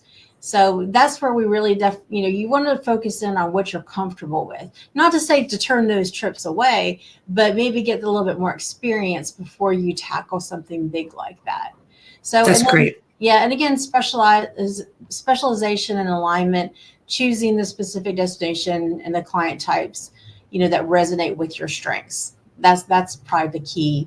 You want to emphasize your strengths, and that, because that'll help build a great bond with you and your customer. Yeah, great level of trust too. That's Yes. great. That's great advice. That's perfect. So what is one daily practice you'd encourage advisors to engage in to help them grow their business? Oh my gosh. I love this question because there's like a million answers to this one. You know that? Yep. So I think advisors should make a daily habit to stay informed about the industry developments, because as the travel business is constantly evolving, it's so important to keep clients up to date on relevant changes. That not only strengthens the client advisor relationship, but also builds trust, which can lead to valuable referrals. If somebody's watching out for me, there's changes now with different things where you have to have, different entry requirements into countries now. I mean, back during COVID, we don't like to talk about that, but that was totally different. But there's still some things that are changing.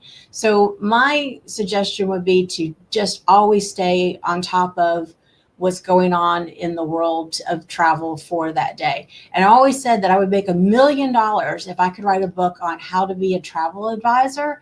And it would be great. I'd make $1 million in one day, and then the next day I would be broke because it would only sell, because everything changes in one day.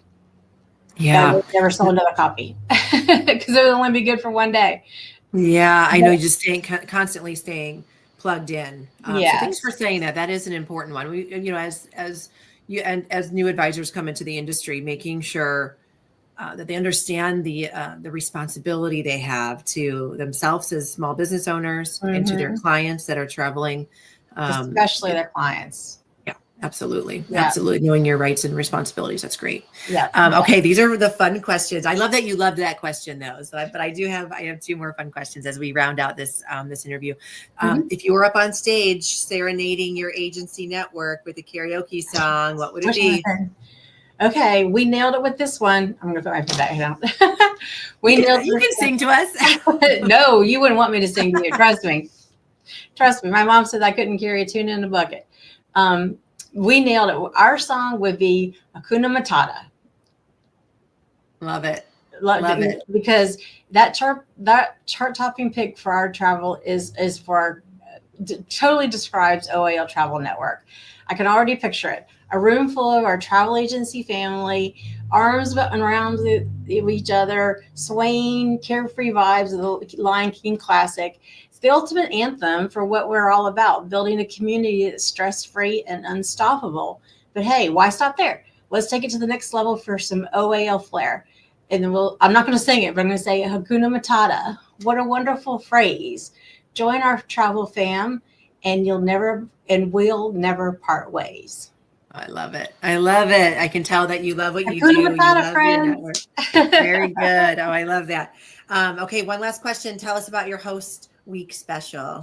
We are offering a Host Week special. We're only offered on our 80% enrollment membership, and we're offering a 10% discount for anybody who joins our 80% program. And in order to obtain that, all they need to do is when they fill in the enrollment form and the promotion code, all they have to do is enter OAL 2025, and we'll get you up and rolling. Okay, perfect. Chrissy, it was so nice talking to you, learning more about OAL Travel Network. You're a pleasure. And all the advisors, absolutely. And to all of the advisors, thank you for plugging in and watching and learning more. We'll see you on the next host agency interview. Thank you so much. Bye, everybody. Thank you. Oh, well, thank you for that great special. And thank you so much for participating in these Host Week specials, Chrissy. We have over 60 specials from our incredible hosts, along with ASTA, the American Society of Travel Advisors. So please feel free to check them out. And Abby will post a link in the chat so that you can review them all. Reminder for those of you watching outside of YouTube, come over and join us on the YouTube channel for all the comments and the live video. The comments have been going off all day like they have been every day, and it's just so much fun. And of course, we want you to come over to YouTube to celebrate the Lunar and Chinese New Year. And don't forget to share that snake emoji if you're loving the content, as I start to hear Steph clicking away. I'm just showing people how to do it. I love it. All right. So before we get into the next host, we want to remind any new advisors that on Monday, Mary and Steph did a session on HAR's 7-day setup accelerator course, which is an online course that walks you through setting up your agency. I just did the course a few weeks ago, and I have to tell you, it's full of so much information organized in such a simple format, and it just felt so personal and fun. And I will share that I loved the tax section. And yes, I know that is what a section to love. That's our number one thing people talk to us about is the tax section, how much they love it. I knew it. I knew it. Tax and accounting is my background, just if anyone was interested why I love the tax section so much. But without further ado, next up is Gifted Travel Network, who have been hosting since 2013. They have 350 advisors in their network with annual sales nearing 120 million. So I won't keep you in suspense any longer. It's time to pass things off to Pam and Meredith. Hello, and thank you. We're back. I am Pam Bonin, Director of Strategic Member Partnerships for ASTA, the American Society of Travel Advisors. And as I've mentioned on some of my other interviews, we're thrilled to be a part of Host Agency Review's 2025 Host Week. And I am here with Meredith Calloway, Chief Visionary Officer for Gifted Travel Network. Hi. Hi, Meredith. Hi, how are you, Pam? So good to see you today. Absolutely. Absolutely. So you're the star of the show. And I've said that before on some of the other interviews, but we're going to be all about Gifted Travel Network for about 15 minutes or so. So if you don't mind, we'll just dive right in. Perfect. Let's do it. So what are you most excited for your network in the upcoming year? Well, as you know, we just announced a pretty major transaction for Gifted Travel Network. We were acquired by Travello World Holdings. And I think this is such a perfect platform for us to continue our mission to be the most advisor-centric host agency out there. We have really honed in on our focus on professional development, our focus on luxury, and our focus on developing and cultivating a very collaborative community at GTM. Those are really like the three pillars that make us different and set us apart. And the philosophy at Travello is completely aligned. And we're just so excited about, I'm so excited about the opportunity for travel advisors. I honestly think the profession is getting better and better, and the possibilities are getting better and better. And we want to be the host that kind of drives the opportunities and drives the experience. I recently come up with this term that when you really take advantage of the travel advisor profession and do it right and build that profitable business, it not only gives you a profitable business, but it gives you an enviable life. I know that I have people in my life that look at what I post on Facebook all the time and are asking me, what do you do for a living? How do you get to travel so much? And we have so many advisors in our network that are living that life where they have people asking them, you know, they're just, you know, they finally found a way to put their passion or make a business out of their passion. And what that brings is an enviable life. And we're here to support that. And I'm just so excited about more and more opportunities to make that better and better. Oh, thank you so much for that update, and congratulations to you on that you. big change there for you. I think it's so nice that so many Gifted Travel Network and other host agencies have really focused on building really strong resources for that enviable life, and identifying how you can continue to help support travel entrepreneurs. So that's a couple of my next questions is to focus on some challenges that do occur in this space. And so starting a business and working from home, it can be isolating at times. So how does Gifted Travel Network, how do you help build and foster community within your network? That's at the core of who we are. If we go back to, you know, I started a travel business myself many, many years ago. I won't say how many, but it's in the double digits. And I left a thriving career to do it. And it took me a really long time. I did exactly what you're saying. I struggled with working from home. I struggled with being alone and not really having a path, not having a community to help me cheer me on, to help guide me, to be a resource for me. And I remember going to travel trade shows many moons ago and wishing to see people on panels that were top producers or had really succeeded in the travel business, and maybe just sharing a little bit of their secrets. And it just never really happened. So ultimately, that's what led to founding GIFT to begin with, the Global Institute for Travel Entrepreneurs. I founded GIFT 14 years ago.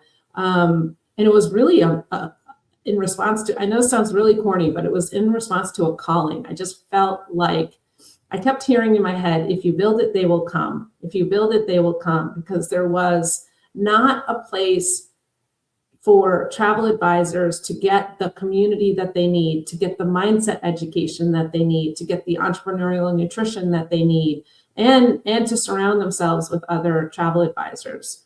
So at Gifted Travel Network, we've really woven all of that philosophy into how we support travel advisors. We have, when you host with Gifted Travel Network, we have Travel Business University. You automatically get all of the benefits of Travel Business University. So which is an award-winning professional development program. So that's one layer of support. And in Travel Business University, you have the most incredible cadre of mentors who are all experienced advisors. You know, they're in the fields doing the job, but they're also mentoring people at that level. There are coaching calls weekly. We have a mastermind for our top producers. We are so that's just the professional development. And then we're all about community. And whenever we get together at live events, we really amp up the community vibe and the opportunity for connecting with each other. I've often found that when you take this journey to be a travel advisor, you are automatically taking the journey of entrepreneurship. And in entrepreneurship, the odds are really stacked against you. And I have found that people who underestimate the importance, the criticalness of elevating your mindset, cultivating a success mindset, as well as supporting yourself and not doing it alone. When you underestimate the importance of that, you will be subject to the odds or achieve average results. And we like to think that we are far from average at Gift to Travel Network. I think we've kind of proven that. And that's really the philosophy that we're teaching our advisor network, is how to be far from average, not just average, but far from average. And there's a formula for being far from average, and it's really quite simple. But if you don't arm that formula with the right mindset and cultivate the right mindset, and you don't arm that formula with the right support and community, then you're going to be average. And that's kind of like the secret key to achieving far from average results. And so we're really focused on not just sharing that formula with them, but through the professional development programs, but also how to support them. We're 100% focused on that. And we are also focused on helping them develop the right success mindset. I love that. I love that you're focused on mindset. I think that's really important for entrepreneurs, and that mindset goes into this next question as well, which is a lot of travel advisors, they start to feel burnout, maybe once you reach a certain level of sales. And so what kind of resources do you have to support your advisors to overcome that, especially as you work to have them to be a far from average, Yes.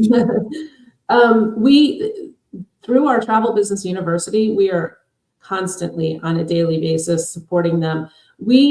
Our philosophy is we want you to build a business, but not that you love, that's profitable. But we don't want you to just build a business that you love. We want you to build a life that you love. And in order to have a life that you love, you have to have balance. And one of the pieces of that formula that I said, there's 3 pieces to it. The third piece is understanding how to grow and scale. And burnout happens when you don't do that.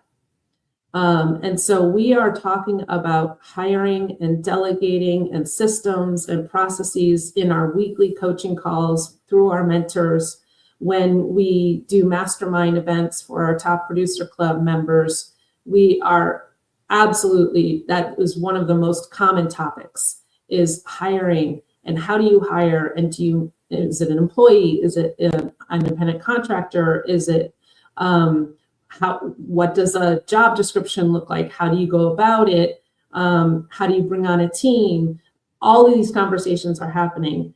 And we, as the leaders of GTN and quote unquote, the coaches of GTN, can give advice, but the best advice is coming from fellow travel advisors in those groups with them, because as one person successfully does it, then they open up and share how they did it. And it just becomes this brain trust that is really, really powerful and really, really effective. So it's talking about growing and scaling and other things too, but that's a huge piece of it. And I think it's one of the things that causes the greatest amount of fear in travel advisors as they begin to grow, is they think there's this cash flow liability if I hire, or I don't want to manage other people. I spent a career managing a team of 20, 30 people, and I don't want to ever be in that place again. And so our philosophy is you can't afford not to hire if you want to grow. Sure, absolutely. Thank you so much for taking on 2 of those questions. I love that you encourage within your network that collaboration and sharing. So important. So important. That's great. What is, and I have a feeling you're going to knock this one out of the park, Meredith, but what is one daily practice you'd encourage advisors to engage in to help them grow their business? Well, can I give two? Well, the first one is a very practical one, and it's not necessarily daily.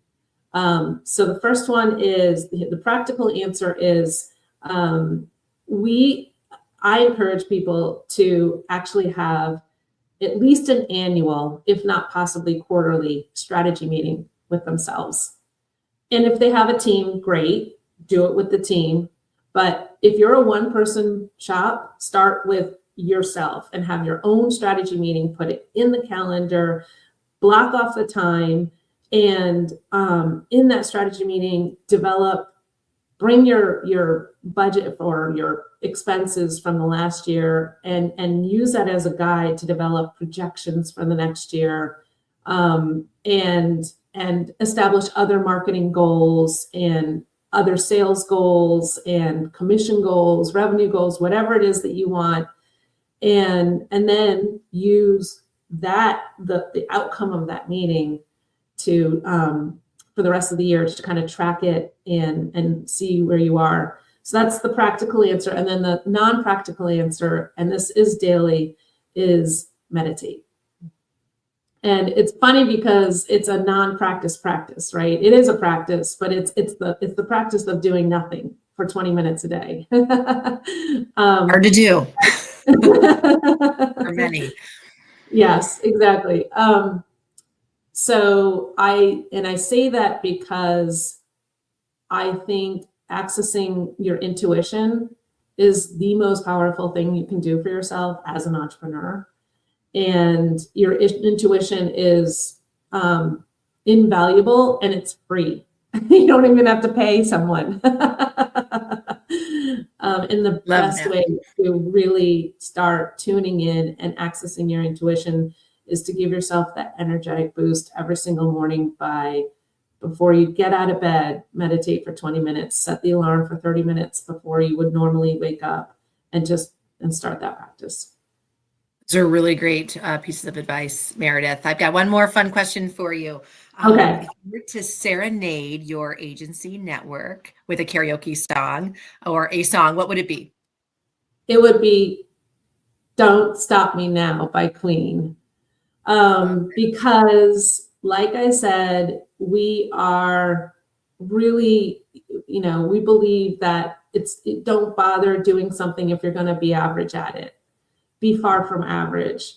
And yes, the odds are stacked against you, but you know what? If you know how to actually crush the odds, it's not complicated, and it's actually relatively simple. It may not be easy, but it's simple. And that's what we are doing. Is I believe we are building a place for people who want to be far from average, to support them as best as possible so that they can build this business and life they love around their passion for travel. Oh, wonderful. Meredith, thank you so much for spending time with us today, and so great to learn more about Gifted Travel Network and what you have in store for 2025 and beyond. And I know all the advisors really enjoyed listening to this interview, but we look forward to seeing all the advisors on the next interview. Thank you so much, Meredith. Thank you. Another Queen classic, just the positivity of that song. Really, what a great way to go into our final host of the day. But before we do, we have our Friday 15 with Chuni Wright coming up on Friday with Steph, and it's going to be live. So that's exciting. She's an attorney who is here to answer your legal questions. So please go ahead and submit any you have to hostagencyreviews.com/Friday15. And that's Friday spelled out 15 in numbers. While she will be providing advice, we do always want to preface this with please always check with your personal counsel for your specific situations. But please go ahead and submit your questions. And Steph typically does not stick to the 15 minutes, so she'll take on all the questions, no problem. I'm going to try my hardest, and Rita will. I have Rita in my ear, so I'll try. I'll be better this Friday. Sure. And I also personally wanted to thank Karen Brust, and I hope I'm saying your name right, for the Canadian accent love in the comments. Mary made sure that I saw the comment, and I love it. It just made me very happy. So thank you. And come visit anytime. I'm in Toronto. Come back and visit. So finally, we will be hearing from Chad Burt with Outside Agents, whose interviews never are boring. So a few things about Outside Agents. They have been in business since 1992 and have 800 million in sales between their 9,000 advisors. Yes, you heard that right. So without any further ado, Jackie and Chad, the floor is yours. Hey there. Welcome back to Host Week. I am Jackie Miller with ASTA, and today I'm here with Chad Burt. He's the co-owner and co-president of Outside Agents. Hey, Chad, thanks for joining us. How you doing, Jackie? Very well, very well. We'll get set right in on some of these awesome things we want to hear about. So tell us a little bit, what are you most excited about for the next year for your network? Jackie, I think the thing I'm most excited about is that we're on the tail end of that which shall not be named, happened in the 2020s and all that kind of stuff. And I think that there's a rebirth occurring, a renaissance in our industry. Everybody throws around big words. I mean that exact word on purpose. A relearning, a re-engagement with the light. We're coming out and looking at our industry and what we do differently. I think that if that which shall not be named taught us anything, it's that experiences matter. It's the feelings that we get that matter. Jackie, a couple of years ago, I told my mentors, because everybody gets free mentoring with our program, hey, stop asking them, what do you want to have this time next year? And start asking them what they want to feel next year. And all of a sudden, it went from this quantitative thing, or this quantitative thing, to a qualitative thing. And that's what we own businesses for, right? Is the qualities of that kind of engagement. So there's a new mindset out there, and I'm super excited about it. People, thank goodness, have started to realize that there aren't 7 simple steps to become a millionaire travel agent. There aren't 9 easy things you can do to get the life you want today. There is no hashtag gratitude that's going to get you everything you want. It takes a little blood, sweat, and tears, and maybe sometimes a shoulder to cry on. A little bit of work. Oftentimes, and some work, and somebody who's been there. And so we're really dedicated to being authentic with our agents and making sure we're addressing their needs and their wants. If we were just addressing needs, we would be an employer. Wants has to factor into the entrepreneurial equation. The other thing I'm super excited about is Maggie. So we've deployed the industry's most advanced, most recognized AI platform ever. And what she's intended to do is look at what our agents are doing in our learning management system, in terms of sales, in terms of marketing, and make intelligent nudges, not recommendations. Kind of like a friend goes, hey, check that out, right? You know what I mean? If I'm just going to push you on over there, I'm probably an employer. If I'm going to push you on over there, I'm probably a police officer. Your friend will say, hey, check that out. And so she's looking at you, and rather than differentially making recommendations, she's inferentially making them. It's kind of like my wife would like me to know what she liked for Christmas, because I should infer that information if I was paying attention. And so I'm super excited about the opportunities that she is affording in terms of what we call micro marketing. So she's able to look at you and say, hey, you're working on an itinerary for Alaska with Silver Seas. You got 2 clients that did Regent last year. You'd like to send them an email. And it goes on to your schedule and so on. So what we're really about right now is taking that heightened mindset and augmenting it with AI, not replacing it, not doing things that an agent can't, but much like a teenage intern, giving you a sounding board and some help. So we're super excited about both. Very cool. Very cool. Second question, we just touched on this before we actually started recording, but working from home can be a little isolating. So what are some things that you do to build and foster community amongst your IC network as they're by themselves at home, likely? I encourage them first and foremost to reach out and crack a joke now and again. I know jokes aren't necessarily germane to business, but sometimes just being you is a way to get to know somebody else who's just being them. And so we have a huge Facebook group and different segments of it and all that kind of stuff. And of course, a lot of people do. But we also try to foster meaningful relationships, not just, transactional. Hey, do you got a form for this? Yeah, I got a form for that. Maybe get to know them. And so Maggie's tossing in going, hey, you're talking with this person, she took some of the same training as you did. Maybe you might bring up, Cruise Line X. And so again, we're trying to give not writing prompts, but speaking prompts, connecting prompts, relationship prompts to our agents. Because at the end of the day, look, I've been a geek my whole life. This is about being human. What we do is fundamentally human. We address emotional needs before anything else. We're like therapists that, do something a lot more fun than listen to your problems. And so we really kind of stand behind that authenticity thing. And towards that end, I'll tell you this, back when we got started, we downplayed FAMs because everybody was calling up and going, hey, how can you send me on a trip for free? So I can learn the product. Hey, how can I sell the Caribbean if I've never even been there? Well, you got to go to all the islands. You know the game. Now we have systems in place to help vet and prepare agents for these kind of familiarization trips so that we're sending like-minded individuals on a similar experience. And that begets, that almost begs for meaningful conversation. Look, Steve and I have been doing this a long time, 50 years between the two of us. And we like to think we know everything. We don't.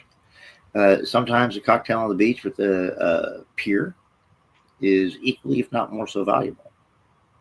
So we're really trying to use technology to bolster the human element of what we do. We'll never replace humans. I'll walk away from my company before we walk away from humans. But at the end of the day, if we can foster that, give you some writing prompts, some cues, some nudges, then that just makes it easier. It reminds me of, we have little like table topics or something, and they're like little cards you draw like with the kids, right, to like get them talking during dinner. But that's what it reminds me of. How you keep describing it. And when you're doing that, as soon as somebody starts giggling, then it all opens up, right? Right. Yep. So we try to take a little business. Look, we're all about running your business, but sometimes you got to take the business hat off and put the human hat on for a minute to understand what the human hat actually does. Yep. Well, and this kind of plays into that, and I'm sure this Maggie will have something to do with the next question, but would like to hear how that works. But so burnout is obviously a thing for some advisors, either once they get to a certain number of years in the industry or a certain level of sales. So what are some other kind of resources and support that you offer to help them overcome that obstacle? So number one would be intentional accidental discovery.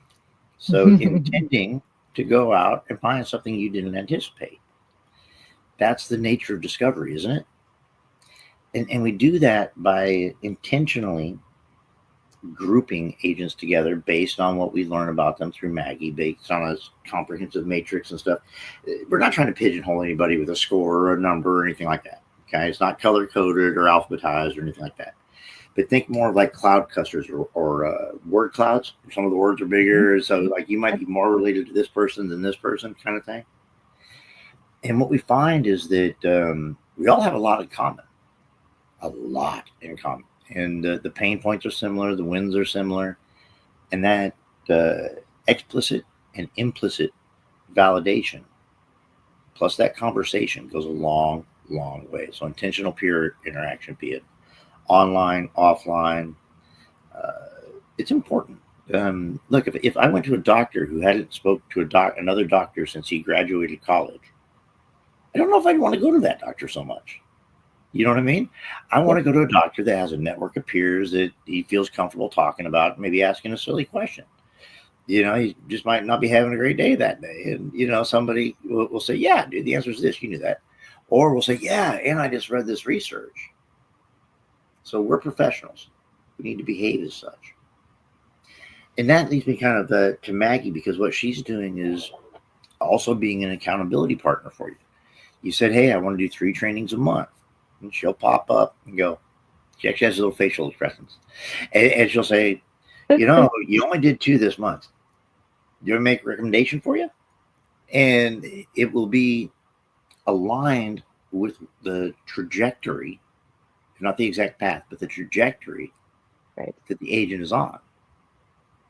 And these little kind of intelligent nudges are so important. We as adult learners, if somebody recommends something to us and it makes no sense whatsoever, I'm not going to listen to another word you said because I'm smart and I'm 55 years old, right?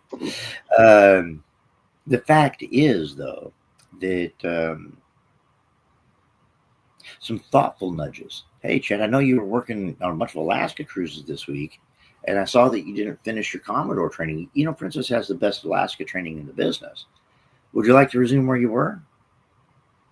These kind of easy to digest micro nudges gives the adult learner the opportunity to go, yes, I sure would, as opposed to going, dang it, yes, I will, and getting tugged off into class, right? Right. So it's this intelligent micro nudging. I think it's going to be a huge thing. And then finally, Jackie, since day one, we've been committed to everybody equally. If you're a dollar producer, $1 million producer, or $10 million producer, we're going to treat you exactly the same. Now, obviously, as you climb up the food chain, there's additional opportunities and stuff like that based on your production. But every single $1 million producer we have, and by the way, we've tripled them in the past 2 years, started off as a no dollar producer. Every single one of them. And so we always had this kind of horizontal agent development path. And now we've brought out a program called Opulence, which is geared towards, I like to call it experientially focused travel agents. Some people might call them luxury. What I learned some time ago is that luxury is getting what you want when you want it without a whole lot of hassle. And so I'm perfectly happy with a cold beer and a steak. I don't need filet mignon and, some $200 bottle of wine. Having said that, I'd love to taste a $200 bottle of wine. And so we're trying to introduce our agents to this kind of understated approach to luxury, which is what luxury really is. If anybody has to stand up, and my grandpa used to tell me this, anybody who tells you they're rich isn't. Okay? I only do luxury. No, you don't. You don't understand it yet. If you have to say it, you don't get it yet. And I'm not trying to be pretentious. Yep. I'm just saying that allowing agents to see that there's not a whole lot of distance between premium and luxury is important. And I'll tell you this, I know we just met, but if you see me on a given Saturday, I got cut off shorts, flip-flops, and a t-shirt on if you're lucky, and a ball cap on backwards. You wouldn't know that I own a pretty large agency with over 10,000 agents with us. So, you can't judge a book by its cover. And so we're teaching our agents to use Maggie and other tools to implicitly understand their clients' wants. A client will tell you, hey, I want to go on this Holland America cruise because I want to party like a rock star. No, you don't. You saw the price for $4.99, right? Yes, I did. Right. Okay. You see what I'm saying? It's that implicit understanding.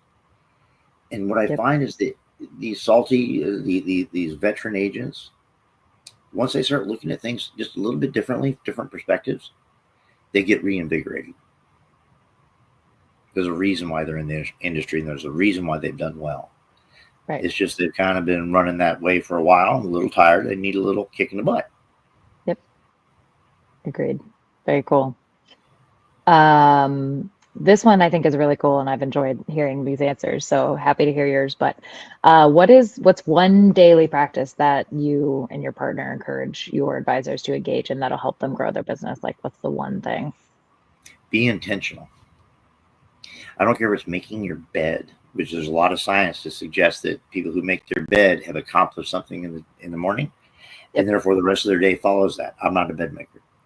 But I do spend 20 minutes in the gym every morning and 10 minutes doing Chad stuff. And that's cleaning up my man cave and just so it's kind of bed making.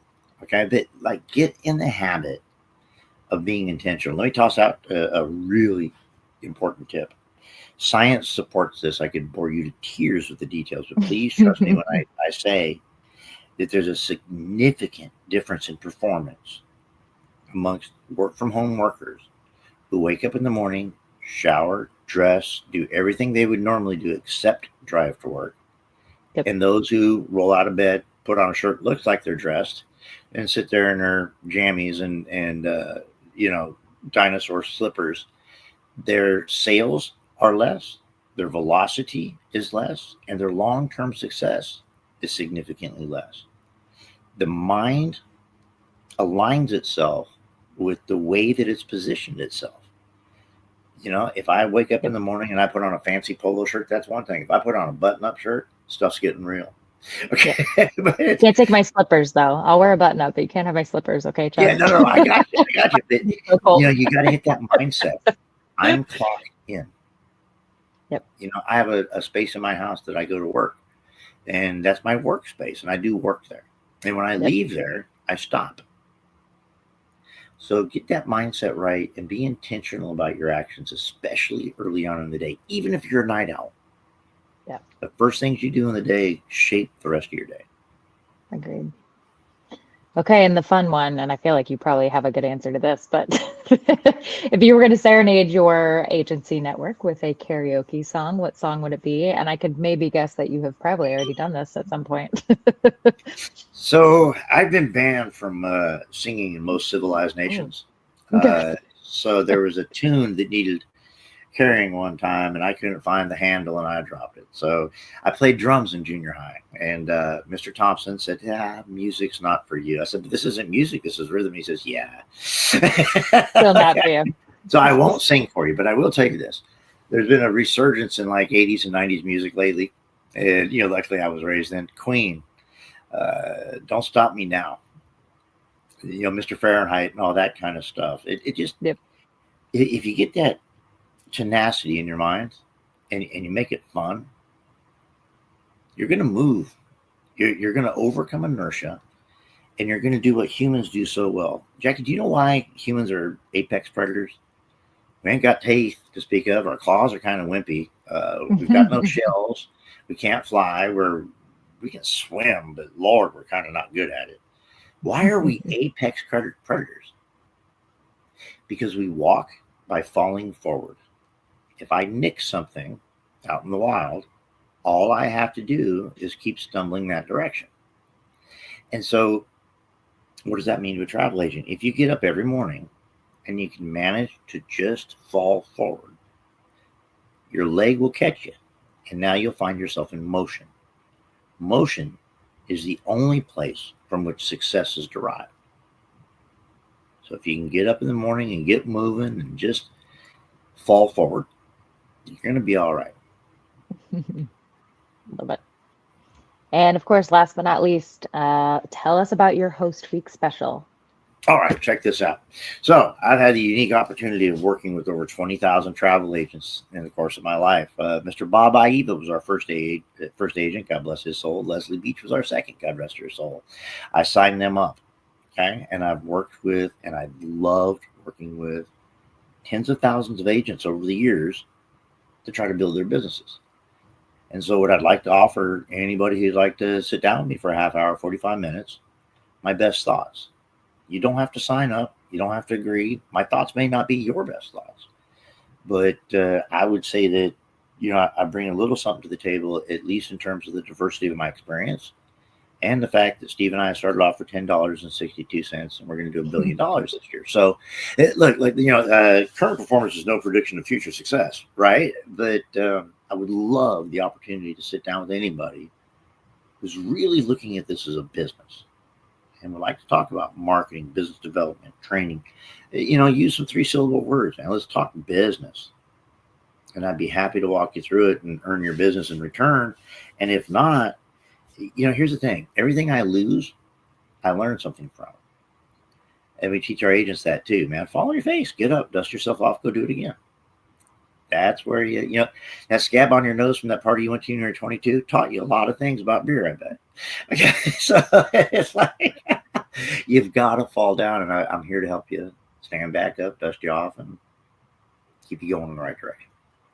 Very cool. So a one-on-one with you. I've enjoyed our time. I appreciate it so much, Chad, and looking forward to maybe meeting you in the future in person. I can't wait. Jackie, this has been a blast. Thank you so much, and have a great day. You're welcome. Thanks. Well, thank you so much, Chad. And honestly, what a fun way to end the Host Week interviews today. So that wraps up the host interviews. But tomorrow we'll be back with hosts that accept advisors from both the US and from Canada. What? Represent. So while the Canadians out there are going to be thrilled to have multiple hosts to choose from tomorrow, the US-based advisors should be just as happy because they also work with the US advisors.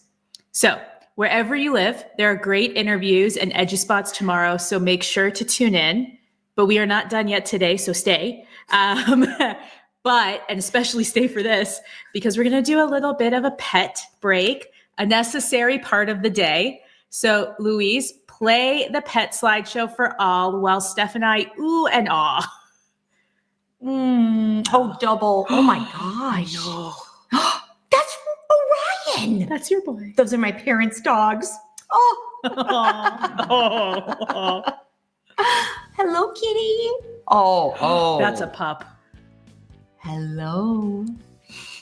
I guess we're more than oohing and awing. Oh my gosh. And another parrot. This is our second parrot.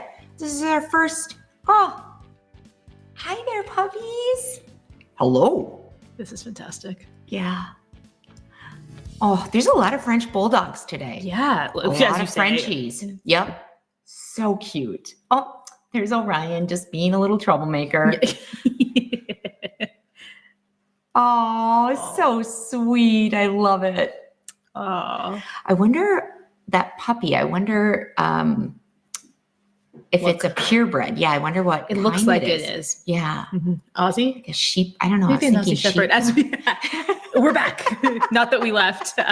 We're like doing a heard- best in show. I know, yeah. Best? Really? Are you sure? Okay, so Best in Show is plugging our course one more time. So if you have been watching all week, you know that HAR has our 7-day setup accelerator course, which helps you get your agency set up faster with the support and inspiration to make it happen. So as I mentioned before, it was one of the first things I did right before joining HAR. So if you have any specific questions about it, I am super happy to answer. So please feel free to reach out to me directly or anyone else that's completed it too.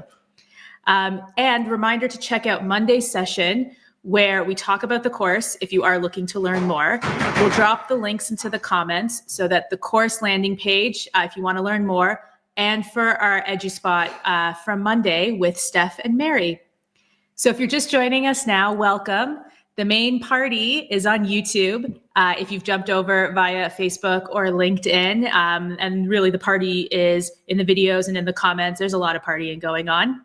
So let's get EDUSPOTting.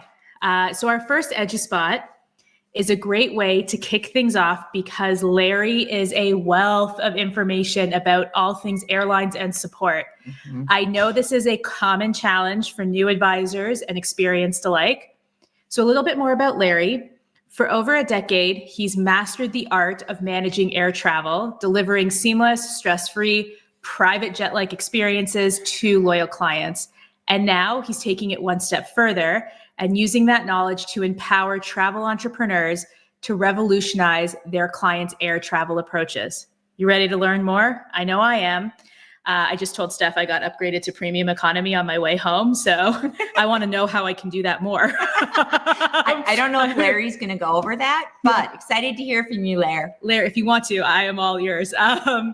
And thank you to APG North America for sponsoring this EDUSPOT. So we'll send it over to Larry right after we get a tune of music from our maestro, Luis. So Luis, take it away.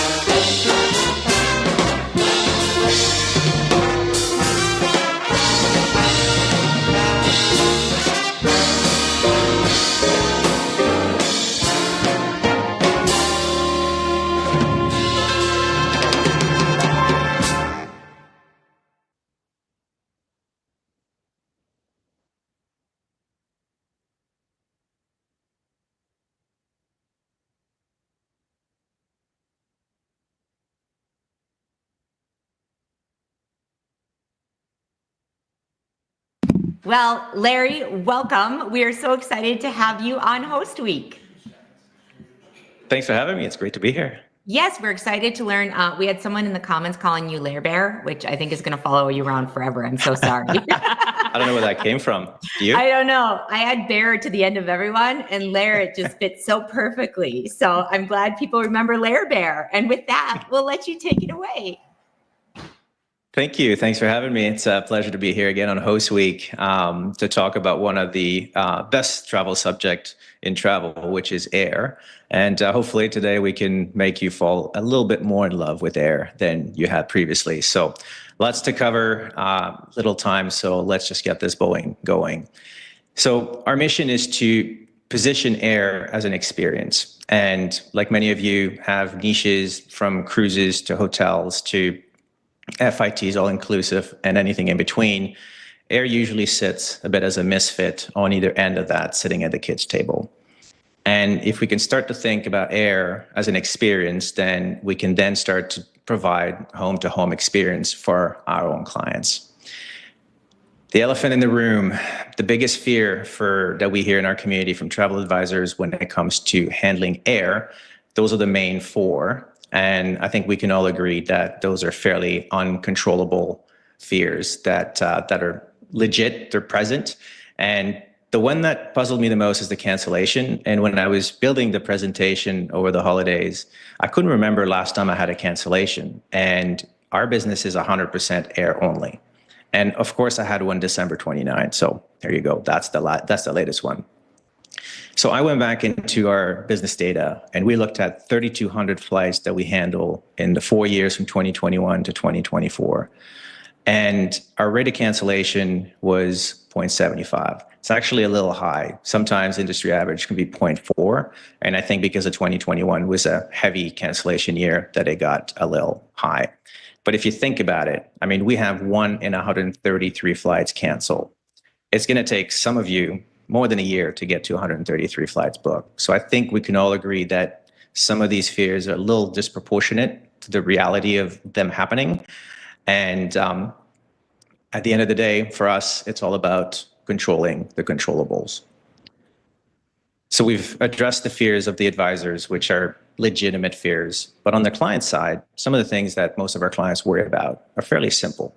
You know, which terminal do I check into? What time do I have to be at the airport? Very, very, very basic concerns that they have. So there's a bit of a misalignment in between what an advisor think is important, what a client think is important. And there's a lot of these low-hanging fruit. And in the offer section, we've offered our checklist that we use as part of our playbook. And you could see there's many, many, many low-hanging fruits that you can tackle in there in order to help and support your clients. And the gold sits where the client's fears are. Those are the simple tasks. And the more familiar you get with doing these simple tasks, the less fear will have a grip on you when it comes down to handling cancellations, big delays, misconnections, and all that kind of stuff. It's a great way to boost your confidence, is to start with the little things. And air is littered with low-hanging fruit. And again, if you go back to our checklist, you'll find there's many, many of them that you can take on. And the reality is it's never been easier to stand out. Low-hanging fruit for us is something that takes little time or effort, and high perceived value is the impact viewed from your client's point of view and not yours. This quote is beautiful.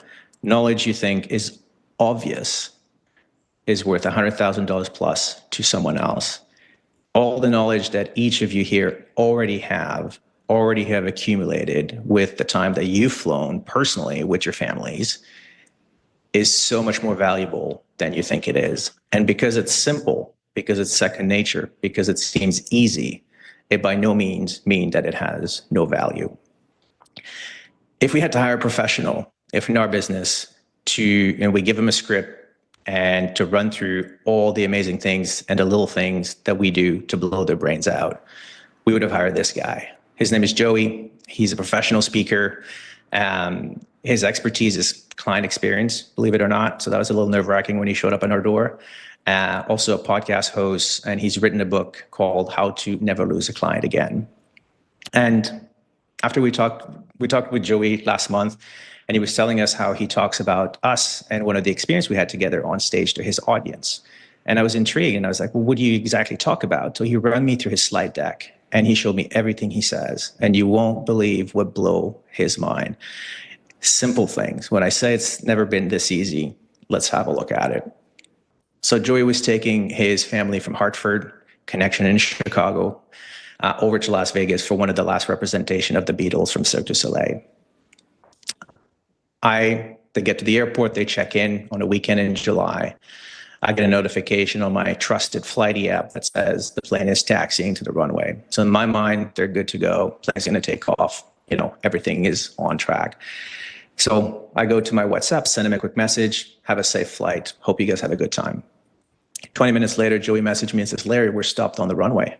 We've been here for about 10 minutes. And I was like, oh, okay. Let me have a look.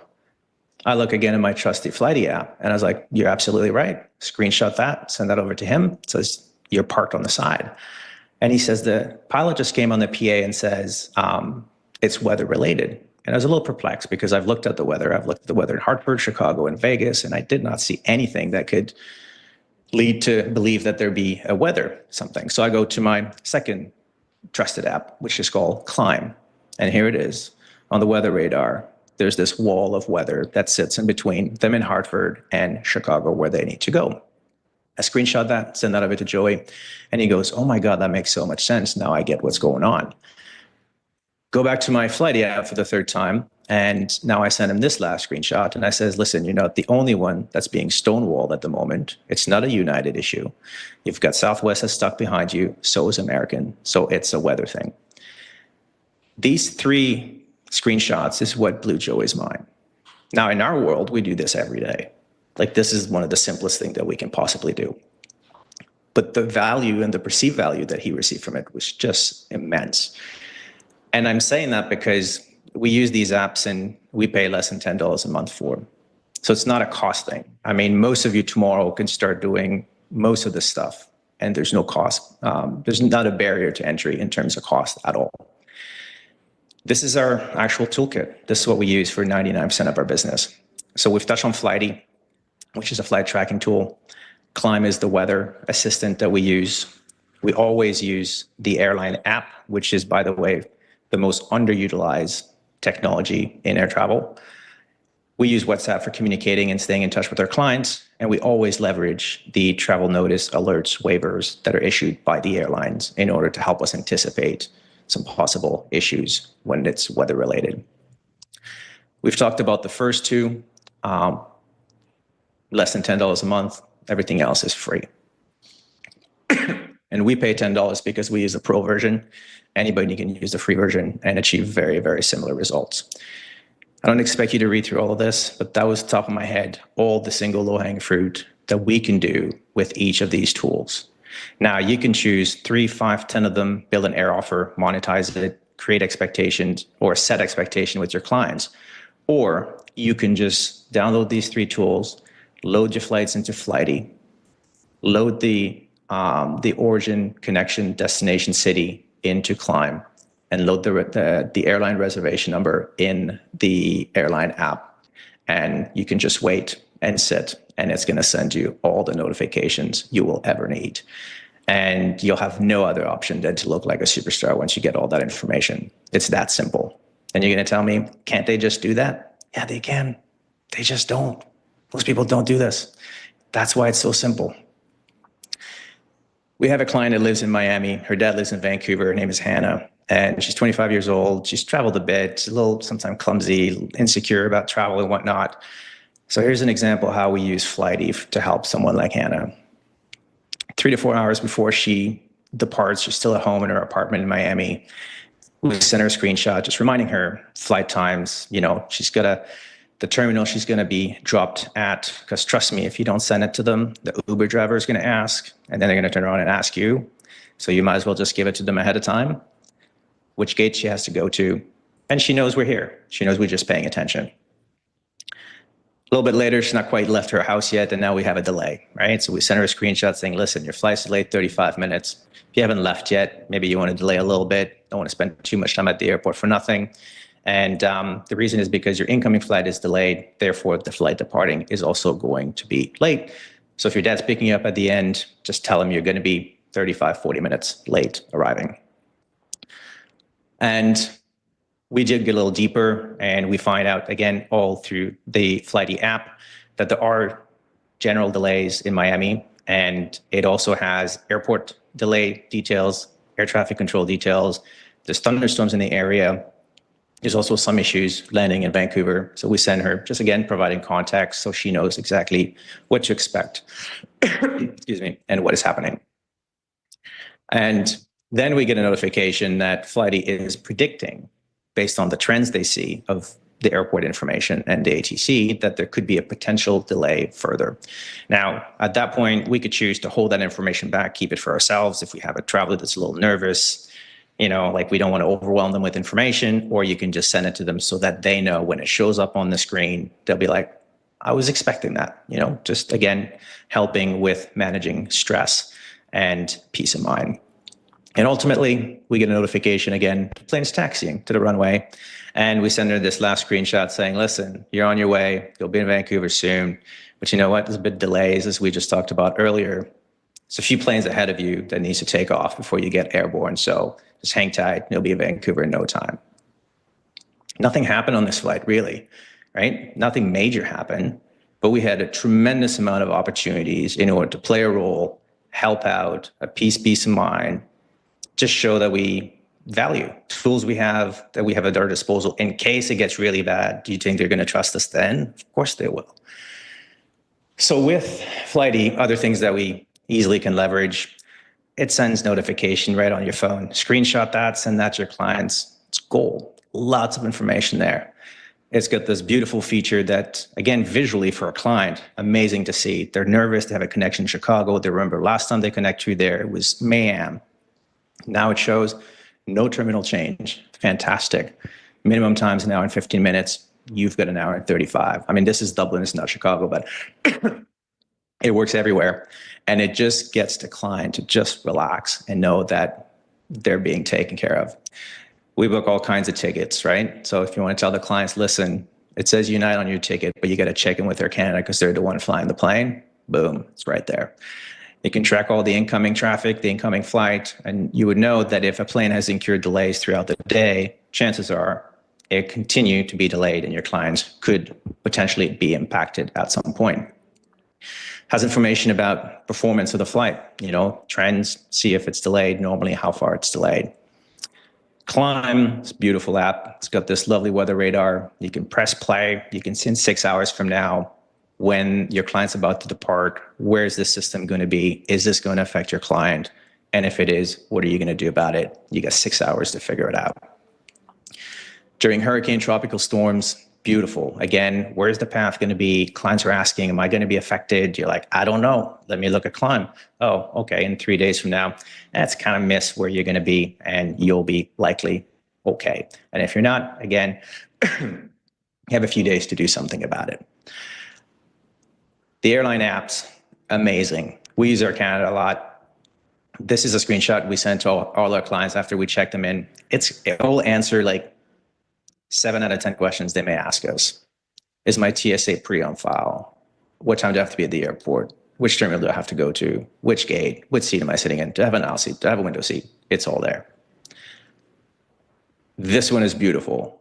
If you have clients that travel, not only do they have to connect, but they have to go through immigration and customs. That adds a bit of a layer of anxiety. I think everybody has been asked, do I need to pick up my bag? Do I need to touch my bag? What do I need to do? And most of us, including me, are always like, I don't know. Last year was like that. This year it may not be like that. So if you have someone who's fairly nervous, you've got a family traveling, they got to take care of the kids, older people, a little nervous, a little anxious, you can send the screenshot step by step, what's going to come ahead of them. It's a beautiful way to add value. Inevitably, you're going to be asked, how much luggage can I take? What's the weight? And trust me, when they pack their bag is when they're going to ask you. Have that right at your fingertip, right directly from the app. You don't always have to be in touch with your clients when shit hits the fan. You can communicate with them and tell them everything is okay, even when nothing's happening. Everything's on track. The flight's on time. most people need to be reminded more than they need to be taught. So a few reminders here and there is always super appreciated from the client. And hopefully you've noticed that in none of what I've talked about today, I've said or I've talked about who does the booking, do you have to do the booking, and do you need a GDS? None of this stuff matter. You can do everything we've talked about today, regardless if you do the booking, regardless if you have access to GDS, regardless if your air desk does it, consolidator, the cruise line, anyone, you can do all these steps. There's a million of those low-hanging fruits that are there for you to pick. And this concludes our slides for today. So if you'd like to keep learning about how you can support your clients through air, we'd love you to join us at Air Lab, which is a community we're building on a super cool platform called School, and join us with over 100 advisors right now. So we just landed, I think, on time.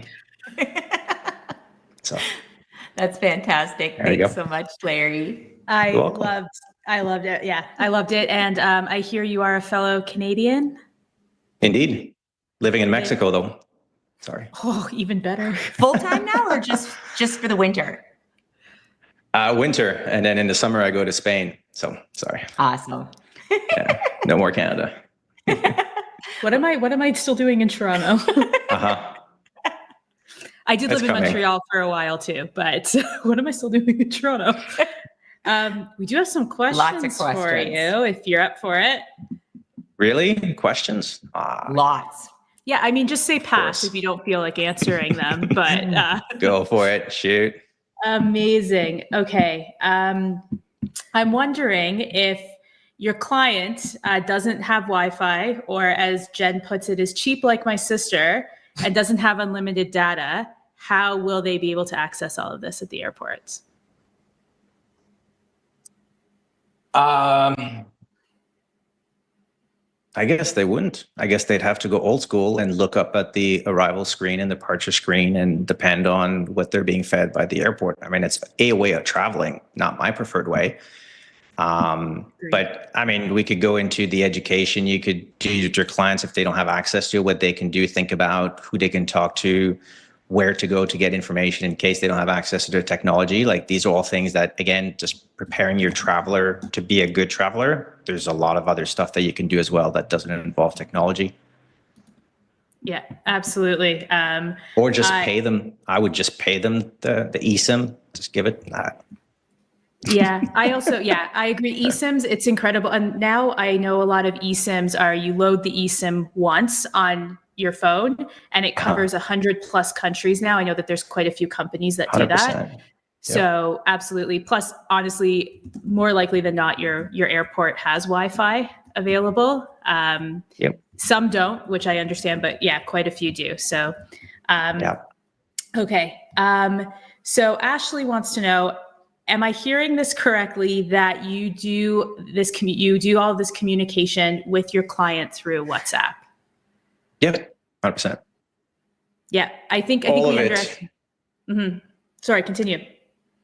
It's, when you're in Canada and the US, it's not a common thing, and I get it. But when you travel the world, everyone is on WhatsApp. And to me, for a traveler, the best way to not depend on a SIM card or your local phone number or roaming is to do WhatsApp. You just need data and everything stays the same. It's the least amount of change any traveler can face when they travel.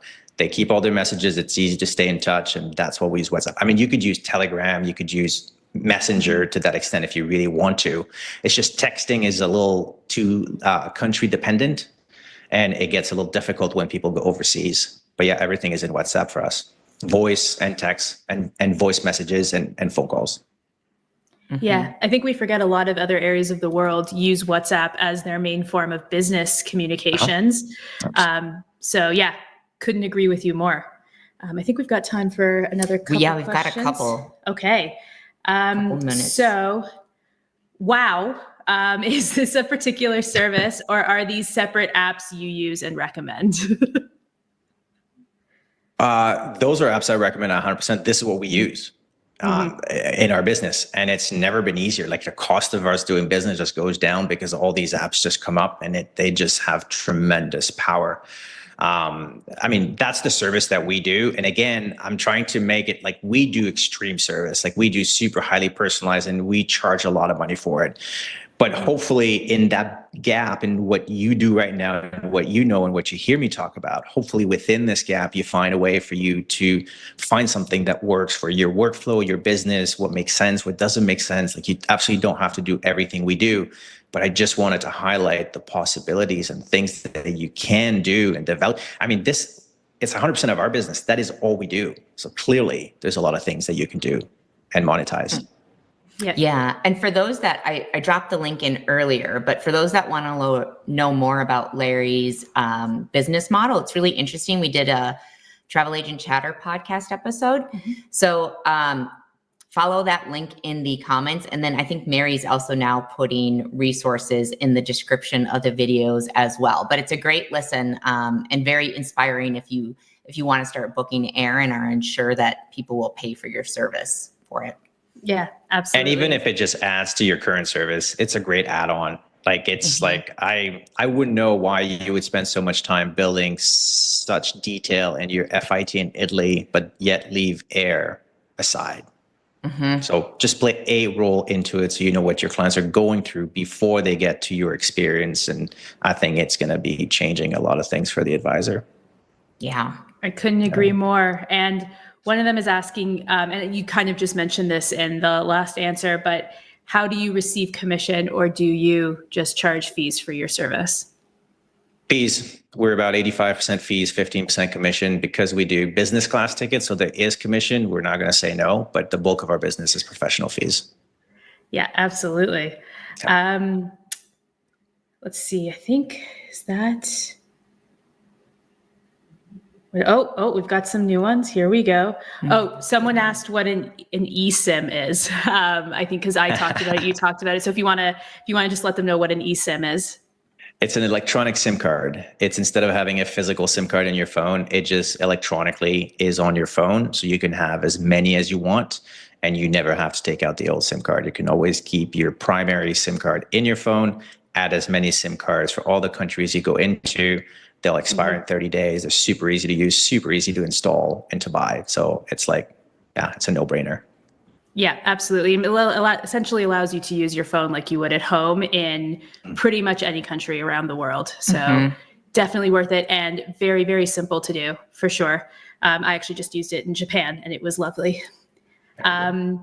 Okay, I have always used the free versions of FlightAware and FlightRadar 24. Do you know the differences with Flighty? I'm feeling compelled to get a paid version instead. Listen, that's the best $69 I've ever invested. That's for the whole year. I don't even understand why it's so cheap, to be honest. Like, it's a fantastic app. I think they don't know professionals use it. They just think it's friends and families, and they're like, oh, this is all people. I'm like, I use it for my business, and I tell them all the time, and they won't do anything about it. But I just keep using it, and it's amazing. The free one is good too, but the paid one is on steroid. Yeah. And for flights, we definitely want that. So they are the least fun. Does Larry book with a GDS, direct, or consolidator / suppliers? I do the GDS because I know how it works and I've used it in my previous life. And because of the level of service we provide, and we could go into the advantage of GDS or not, but we do it because of the level of service we provide. It's kind of needed. But if you're not going to go to the level that we do, you definitely don't need it. And you can book through any other consolidator or the air desk or anything like that. But we use the GDS now. Amazing. I think that's it. What about the one with the merchant of record? Oh, yes. From Karen. I knew I missed one. Thank you. Yeah. So, yeah. So I always worry about being considered the merchant of record on flights and being on the hook for any refunds that are due to the client while waiting on the airline to send the refund. Any thoughts? I've heard about this before, but as Canadians, we're never overly concerned with being sued or anything like that. So I kind of don't really think about it. I always wonder. The merchant of record, with this, if you're like the merchant of record, like obviously I work through a host as well, right? I issue my ticket through a host. The host is the merchant record. If the flight needs to be refunded, the airlines actually will put a message in a GDS giving you authority to refund. But I use the client's credit card all the time. I never use my corporate card to book anything. And if you do, then you could get into trouble. And I think that's the risk of doing business that way. I just don't. It's always the client's card to the airline, and they process the payment, and that's it. And again, because I don't depend on commission, then I can do it that way. Perfect. I think that's all we have. I think we do have one. There was a little bit of chatter going on just about Jen sent a message saying low hanging fruit of what time do check-in counters open at smaller airports as like additional information. I think there was a lot of chatter going on in the chat. Say the chatter going on in the chat about arriving to the airport and then the desk not opening for another hour and a half. Is that information that can ever be provided or is somewhere for our advisors? Oh, we can't hear you. Larry, your sound just disappeared. Yeah. I'm back. Oh. Yes, you are. Had some Mexican chatter out there, so that's why I thought it was getting loud. The airline will have, based on some airports, they will have the time the counters are opening. Okay. And if they go, and sometimes if you go international, then the counter opens at a certain time and then customs open at a different time. And it's harder to find, but definitely findable. And if you do that, your clients are going to ask anyway. So it's a great way to spend time to increase your value, to provide that information up front. And there's nothing like getting a text at 3 a.m. asking that question. So again, if you can preempt that, and if you look at the checklist that we've provided, most of that information is there for you to think about before you, as part of your flow for booking flights and for supporting flights, not booking flights. Well, thank you, Larry. Thank you to everyone for all of your questions. And I think we are right on time. Look at that perfection right there. Yeah. And Larry, there are a few more questions that just came in. So if you have time after to go in and answer them, that'd be awesome. Sure do. Yeah. Thank you, Larry. And I enjoy the Larry. Canadian contingent here. Thank you. All right. Ciao. Bye. Bye. All right. Lots of questions. Thank you. Please keep them coming. We love them. So we try to get to as many as we can. And thank you so much, Larry, for answering so many of them. Hopefully you've been enjoying the education. I think with all the questions, I'm going to just take a wild, educated guess that you have been. It's a week of fun. And if you are just hopping on, make sure you're registered for Host Week so that we can get you updates. We'll drop the registration link in the comments for you. For those of you joining us from your phones today, for the comments, just swipe to the right. The comments are under the video. Oh, yes, model Steph, here we go. And if you want to see the list of comments, just click on the comment and the list of comments will pop up for you. If you're watching live from your computer and finding that the comments on YouTube aren't really matching up to what you're watching, it's likely because you're a little bit behind on the stream. Go ahead and scroll the red play bar all the way to the right, and you'll be joining us in real time. So next up, we have Kate Thomas from Travel Pro Theory, who's going to take you through the ins and outs of using Canva, a tool that we love over here, and then a tool that Orion loves as well. He's very excited about it. Well, hello, my love. I know, wow. Yeah. Now everyone knows my dog talking voice. This is great. And we really would love to thank For Travel Staffing for sponsoring the session. But now to Kate Thomas and her recording. Take it away. All right. Hello, everyone. I'm Kate with Travel Pro Theory, and I am going to go through how to upgrade your supplier proposals using Canva in minutes. And through the course of this, you're going to see a real-time demo so you know exactly how to do this. But first things first, hey, I'm Kate, founder of Travel Pro Theory, also Northern Leisure. I'm on the supplier side of the business. That's where I actually sell travel, but mostly I'm a human in search of easier ways to get things done. For example, cleaning up an ugly proposal, all right? So the supplier proposal dilemma, let's talk about it. I'm sure most of you have experienced this. You get a proposal from your DMC, from your supplier, and you're like, oh, I can't send this, okay? It's just like, It's not enough, especially like visually, it's just not enough. And you're forced to choose between rebuilding out a nice branded client proposal or sending that lackluster supplier quote. Nobody wants to make that choice, but we got to talk about the time cost, because when I first started discussing this at the Travel Pro within the Travel Pro Theory community, did some polls, had some discussions. Here's what we learned. Advisors that are rebuilding a supplier itinerary, meaning you get that proposal and you go and fully rebuild this out in Travefy or Access or Turn, whatever tool you're using. Advisors that rebuild supplier itineraries spend on average 1 to 2 hours per itinerary on that rebuild. During busy season, advisors they're reporting getting anywhere from 1 to 10 new trip requests, and most advisors were falling in that 3 to 5 new trip requests a week. So what does this mean? It means that the average time spent for our community was 3 to 10 hours a week during your busiest time of year. All right, there's a lot of things you could do with 3 to 10 hours a week. I want you to be either like building up more community connection within your current clientele. I want you to be marketing. I want you to be having more sales calls with new clients. I want you to take a break. I want you to do a lot of things that are not just rebuilding itineraries, all right? It also adds days into your sales cycle.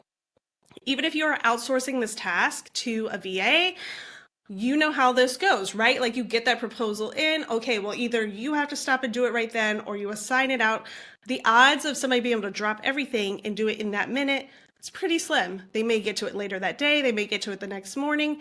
Either way, you're typically adding a day or days into your sales cycle, that time from when the lead reached out to when you actually send that proposal on. So what do? We can use Canva. We give them an upgrade. We take them from dull, ugly to visual, nice, and presentable. And there is value in that, putting it into your itinerary builder. I absolutely recommend you do that, but we save it. We save it for later in the process after it's been paid. All right. That's also going to reduce human error, because as we all know, you're usually not closing that first proposal exactly as it is in its entirety, right? They're going to make changes. There's going to be revisions. And so that time estimate from earlier, it didn't even factor in. It does not even factor in the time spent on actually going and doing every different revision, little tweak here and there. Save it. Save it for the final itinerary after it's been paid, and when you have more room in your sales cycle, okay? So how do we do it? First things first, I've got templates for you that are gonna make that easier. You're gonna update it to your branding, easy peas. You're gonna save them in a folder so it's easy for you to find later. I will show you. And then you use that and easily update your supplier proposals. So I'm gonna show you how to do all of that in real time. But first, go ahead and grab those templates, okay? If you open your phone, if you're watching this on your desktop, open your phone, scan the QR code. It's gonna take you straight there, like you'll drop your email and I will get them to you. I'll also send you a replay of the demo you're about to watch so that you can reference it again later. You can also find this in the Host Agency Week specials. Okay, so you can find it there. If you're on the road or something for some reason, just send me a DM at Travel Pro Theory. We'll get it to you. All right. So up next, you are going to see the real-time walkthrough of how to do that. I'm going to go through 3 examples in 13 minutes. All right, so I'm going to do a demonstration on how to take a supplier proposal and update it within Canva. The first thing I want you to do is take the free templates that I've got for you and go ahead and brand them, add your photo. This is going to come into play later and you'll see how, but just open these up, go ahead, put in your branding, add what your typical next steps are, your photo, all of that good stuff, and go ahead and save it into one folder. That's going to make it easier to find later. The way that you do that in Canva is we'll go to the share button here, go to see all, and right here you select move to a folder. All right, so if you click on that, you can create a new folder, name it whatever you want. That's just going to make it a little easier to find later, so they're always in one place. So now let's go over how to update a proposal. I'm going to show you a couple different ways. Primarily, it's either uploading a PDF and editing that, or copy pasting photos or text into Canva and creating it from there. So if you're going to do a PDF, and for the purposes of this demo, I've got a G Adventures and a CIE. like, you know, itinerary to use, just the standard. So we're going to go to upload right here from the home screen. And you'll upload that file. Here we go. Give it a second to load in. Perfect. So we click here. I'm going to make this a little bigger so you can see. Now, the benefit of a PDF upload is that it's just bringing in everything for you in one step, and that's really great, right? And you can edit this very easily. So first things first, I would go ahead and change the name to whatever you want that to be named. If you want to brand that or not, that's up to you. So you can change photos. You could put in a different photo here, but one of the easier things is, as you can see for the CIE, they're bringing in their colors. Well, okay, that wouldn't match with my branding. So I'm just gonna go ahead and start making some changes, and you see how easy that is? All right, so you just go through and like change colors to whatever you want those to be, and flip it through, easy peasy, all right? So you can change that, and all you have to do to change a text is click within here, and you can add anything that you want to add within there. All right, so as you can see, this pulled over the description. So now you can change this however you would like. So let's say I want the title not to have that in it. I don't want this branding here at the bottom. All right, and then let's make the whole thing just a bit bigger.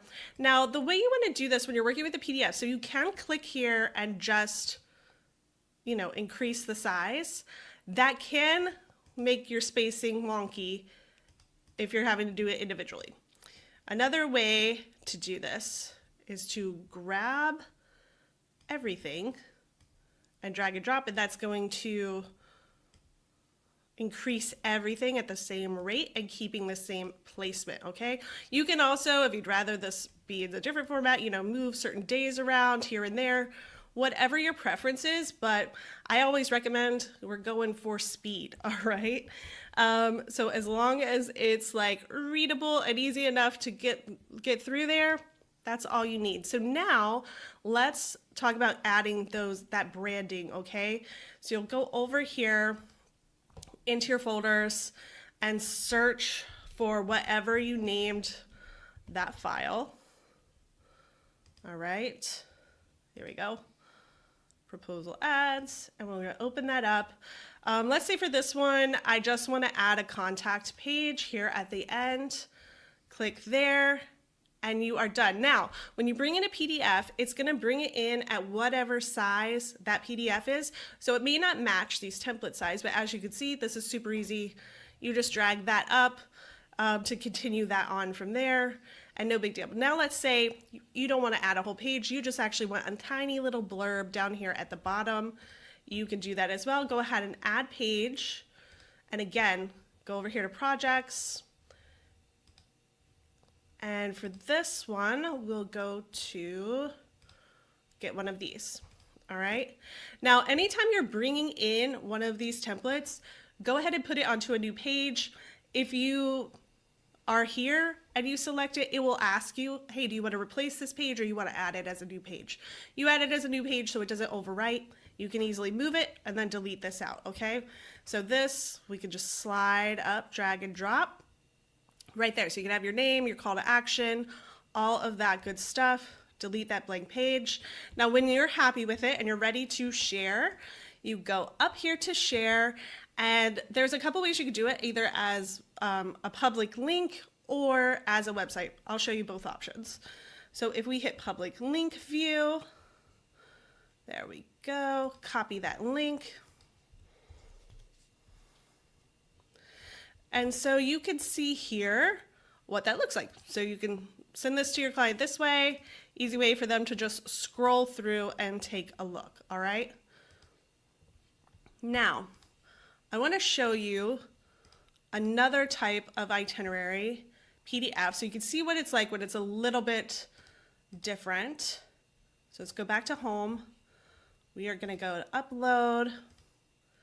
And for this one, we're gonna do this G Adventures trip. So we'll give that just a moment. There we go. Open it up. Now for this one, as you can see, it's mostly text, all right?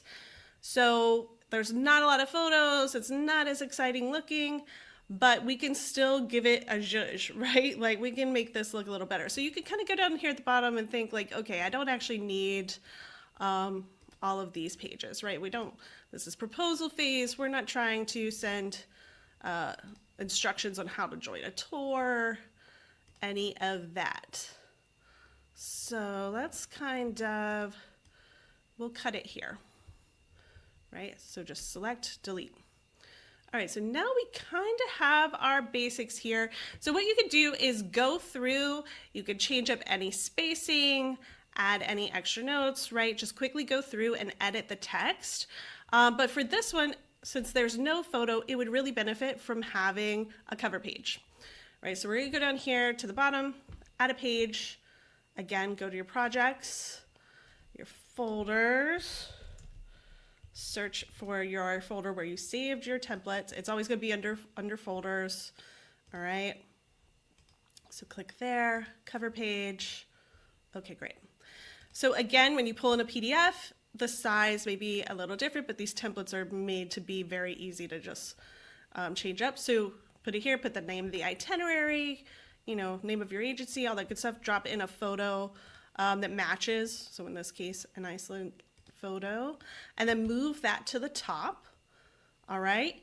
And then you can add in again that little blurb, the little small band, or your next steps. You can also always add in photos. You can go over to Elements,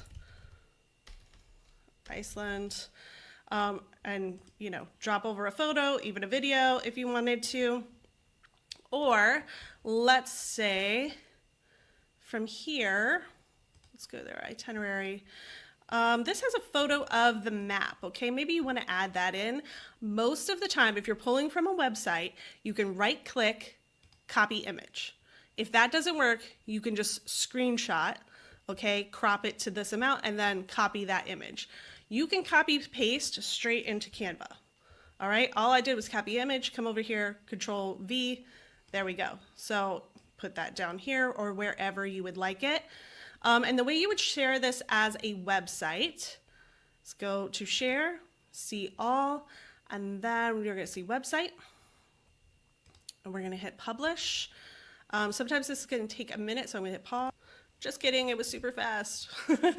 All right, so we'll click here. As you can see, it's not drastically different in its look, so you could do as website. I think depending on if you have paid Canva or not, you can have see, mine says Travel Pro Theory up here. You could put your branding in the domain, and there you go. They can easily scroll through and change like that. But now I want to show you what it's like if you're going to do just copying and pasting some information over. So within Canva, from your homepage, you're going to select Doc. Now, this is a newer feature of Canva from their last big interface update. The way that this edits is a little bit different than the way other things edit within Canva, and you'll see what I mean. So what you can do here, let's just say for this Iceland itinerary, we're just going to copy paste this over, right? There's the itinerary. All right, boom. Now, what I love about this is pulling in, this is my brand text for North and Leisure. It's automatically pulling this in, all right? And you can see it copies over pretty well. There's like little places here and there. You might want to change the spacing. And if I go over here to brand, I can change this, right? But let's see, if I delete this out, give it a little refresh, just so you can see how different this would look. All right, I'm gonna paste it in again. So see, this is pulling in from my Travel Pro Theory branding. So it's gonna pull in from whatever brand kit you have selected there. It's very easy to then select this. All right, we wanna make that, an H1, H2. So as you do this, you can make that look however you want. Let's put this down. Now you can hit the plus or do a backsplash. And from here, you can play around with this. There's all sorts of things you can add, but let's say we just want to put in an image of Iceland. Go to photos. Yeah, we'll do this. What you can do here is right click and you can set this as a banner and you can see how that looks there. All right, let's pull this up. Now at the bottom, let's say we want to add our contact information, our call to action. So again, you're going to go over into projects, search for where you've saved these templates. Here we go. Now, as you can see, that's kind of just blocking right there in the middle. Let's expand to full width. All right. And now you can see what this looks like when you go to share, turn this into a website, publish. There we go. All right, so as you can see, when you set that banner, it's really going full image there. So you can play around with how it looks and how you want that to look. And when you set something as full width, again, you can see here. So if you didn't want it to show this way, all you would do is, again, edit, right click, reset to its original size, and we would republish those changes.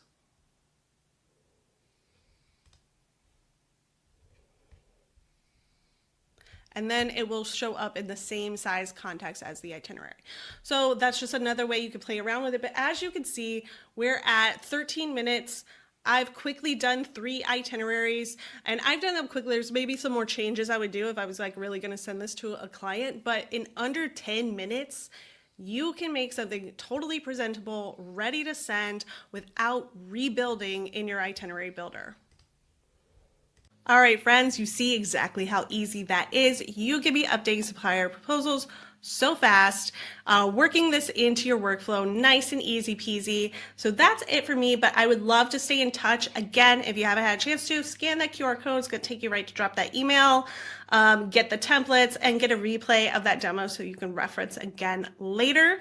But otherwise, you can reach me, hello@travelprotheory.com. You can also feel free to DM me at travelprotheory on Instagram.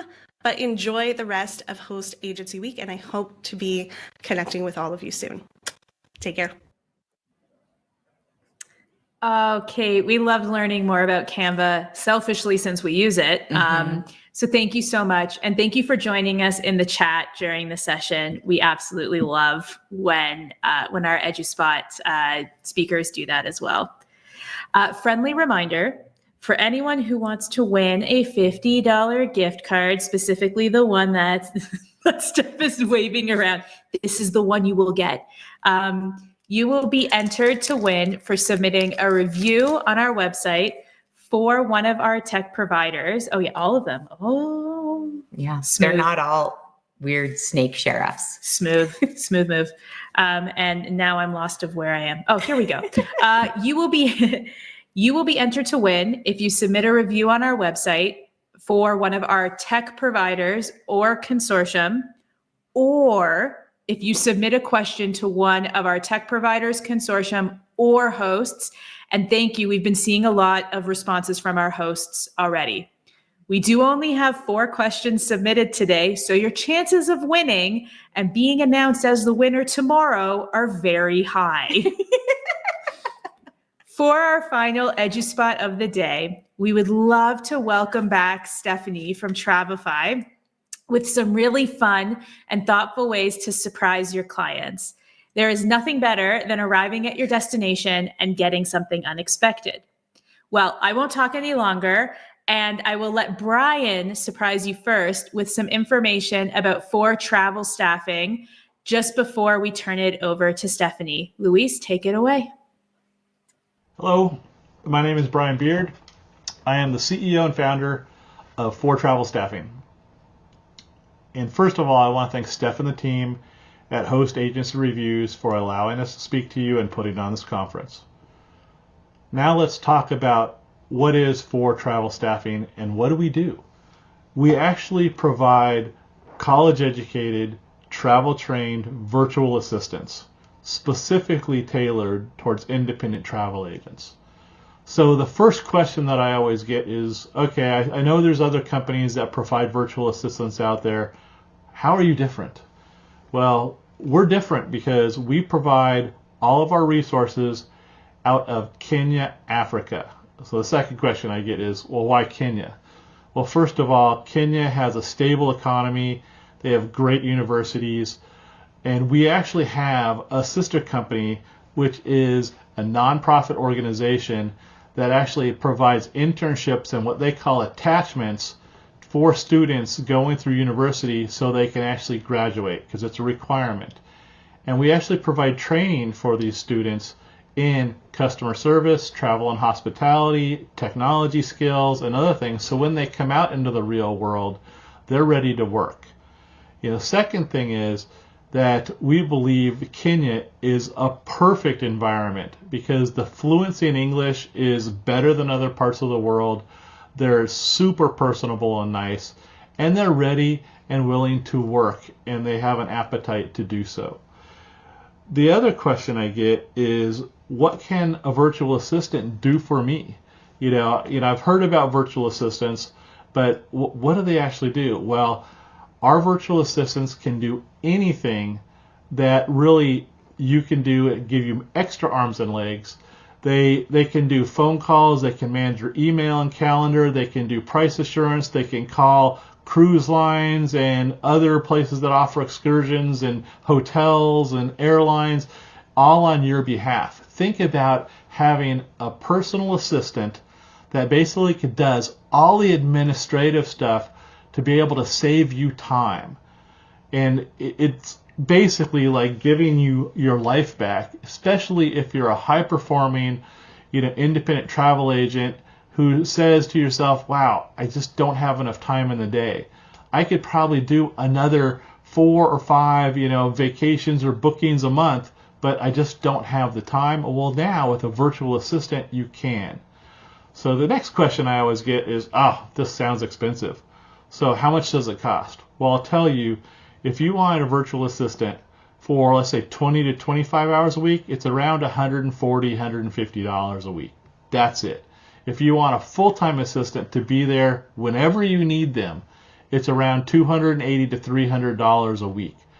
And think about that. If you run those numbers, it's basically if you add one more trip for a customer, it's like maybe a $10,000 trip. You've paid for that resource right there with the next trip. But most of our independent travel agents, if they have a virtual assistant, they say they've on average added 5 to 7 more trips a month just because they have extra time to do so.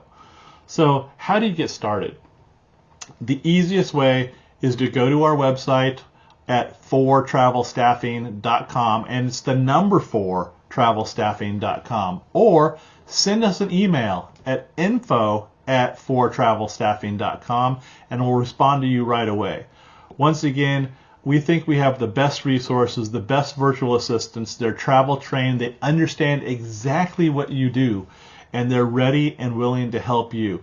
So let's go through the process. Give us a call, send us an email, get started. We'd love to work with you. And once again, thank you, Host Agency Reviews, for providing us this opportunity. And now I'd like to introduce Stephanie Grice. She's actually has a speaking session on brilliant ideas to surprise and delight your clients. Thank you very much. Thank you so much. Oh, it's so exciting to be here. Yay! I'm back. I was here on Monday. Couldn't keep me away. So I'm so excited to share this really fun education back. I see Stephanie. I have the comments open here so I can see, but I love this session that I'm going to talk about of different ways to surprise and delight your clients. Now, first of all, why me? Why me? I'm not a travel advisor. Well, here's the thing. So I get to be with Travify, and I get to hear thousands of different travel advisors, what they find success in, what they do to make their clients' experience just one of a kind and super special. And that's what I compiled this information for you. So I love getting to hear what works really well for everybody else. And then tell everybody else to, how that works, what they're doing, what they're finding success in. So what I'm talking about today is really how do you, surprise and delight your clients? And what does this mean? Well, surprising and delighting your clients can be so many things. A lot of times people might think like, oh, it's going to be, I need to spend a lot of money and put together, a really amazing present for them or package before they leave or when they get home. And yeah, you can. And I'm going to give you some examples of that. But there's also really simple ways to do it as well. It could be literally putting together a really amazing proposal, like you just saw. That could be just one way that you're surprising and delighting your clients. There's just, just a lot of different ways, and just adding that extra wow factor, either before, during, or after the trip. So I want to share some here with you all, but in the chat, if anybody does any of this, or if you do anything right now to surprise and delight your clients, and again, whether it's before, during, after the trip, put that in the chat. And I know, yeah, Jennifer, love this topic. Me too. It's so fun. But also, if you see anything that I talk about that you're like, oh my gosh, I'm going to do that, or I'm going to try it this way or that way, please share it, because I have found in the past that the more that everybody just ideates with each other and hears what other people do, the better you're going to really walk away with something that you're like, I'm going to try that out and see how that goes. So let's jump in here. So the first one, and if you know me, no Travify, no surprise, a personalized itinerary or a magazine. But this is something really cool that you can do before a trip, is just literally what you saw Kate doing. I mean, if you receive that, and I'm a client receiving that, I mean, I'd be like, oh my gosh, you put so much extra love into this and you really care. And so here's an example that I've actually seen from an advisor before. So this was a really cool. Now, of course, you can use like your itinerary builder for this kind of stuff, and you can put photos, guides, videos, all kinds of stuff. But one, you could really go the extra mile here and do something like a magazine. And again, you could use your Canva, use your itinerary builder. And it's really cool because it's just, you can put like a custom little note in there from you, add those personal touches, all of the extra things that you can add, just really, really cool stuff. Adding things like packing lists, that is really big. That's super cool. City guides, all kinds of stuff. And the best thing is getting some of this stuff isn't that hard. So if you want to start incorporating like adding packing lists, and maybe you print it out and you just have it in this really nice like cardstock, things like that can go a long way. And you can start creating that kind of stuff off Canva, but also use ChatGPT. Destination guides you can get in, like Travify has them. There's just so many things that you can do pretty easily. And it's just how you're putting it together, tying the bow on it, and giving it to them. And it really can make a world of difference. Now, another one in here. Oh, and by the way, I have to say a call out here. Savannah said, I create graphics that my clients can save on their phone and have info for days. And it can be saved as a wallpaper lock screen photo. That's amazing. Okay, I haven't heard that one. Savannah, that's a good one. I like that a lot. That's really good idea. And it's just, again, something that's free, but it really is just going the extra mile there. Now, I'm going to talk about the other side of this, is luxury gifts. Now, of course, I have heard about these. These are typically when they have a higher end client, or I've also heard about this where they'll like give a really special, just physical gift before a trip. And they usually will use like maybe their service fee in that to pay that. So that's just some ways that I've heard how people can offset those costs, is they're kind of implementing a little bit of that into the fee, is like, this is where I'm giving you this experience. Now, bear with me. This one is a little elevated here, but this was kind of fun finding these. I would love one day to be getting these gifts, but something that I heard, we actually saw this in our Facebook group, the Travify group, that some advisors were talking about what they do, is they'll actually set aside like $100, $150 for a luxury gift item. So some of the ideas here was, okay, and I meant to totally look up how to say this, so if I'm going to butcher this word, please let me know in the chat, but Asoline travel books, but they're those ones. If you've ever seen those, you will recognize those. But those are like these really luxury travel books, amazing coffee table books. But then there's also these travel notebooks.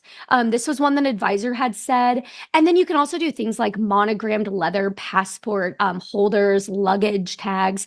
So it's just things like that you're really, they're nice gift, and they're very thoughtfully curated for, your client. So I think that can be just really cool. And again, just set aside that budget, and maybe it's implemented in your fee, or you just always know you're giving that. And again, you're creating this experience to hopefully create, you get new referrals from these clients, and then they keep wanting to come back. So it all is a win-win at the end of the day. But now, those were a couple ideas, before the trip. But one of the ideas, this one's also before the trip, but this is a lot of stuff that they can use during the trip as well. This was an idea. I've seen this one a lot. This is probably the top one that I see. But we actually had, shout out to Julie here. She shared all of this with me, but a lot of advisors they'll put together like, their must-have travel accessories, give it to the travelers before they leave. But then here's the great thing. You can personalize this. You can get this kind of stuff, these physical items with your own branding on it. And so it's just really nice, and it can be inexpensive as well. So here's a couple examples here. Is one person said, I give a logo embroidered travel pillow before they leave for international trips. That's fun. Another one is European trips. I send a passport holder and electric adapter. Brilliant, because I don't know, I'm sure that a lot of you will tell your clients, hey, before you go, make sure you get, that electric adapter, but hey, I got you covered. Here you go. But then Julie from All Plan Travels, she'll send with their itinerary. So she prints the itinerary out, and then she'll send it with this bag, some earplugs, luggage tag, and like business cards, things like that, which is just pretty fun. And some more ideas, because again, this is a popular one right here, is just small gifts too. Think about the small things like this one right here. So Michael had this, I like this one a lot.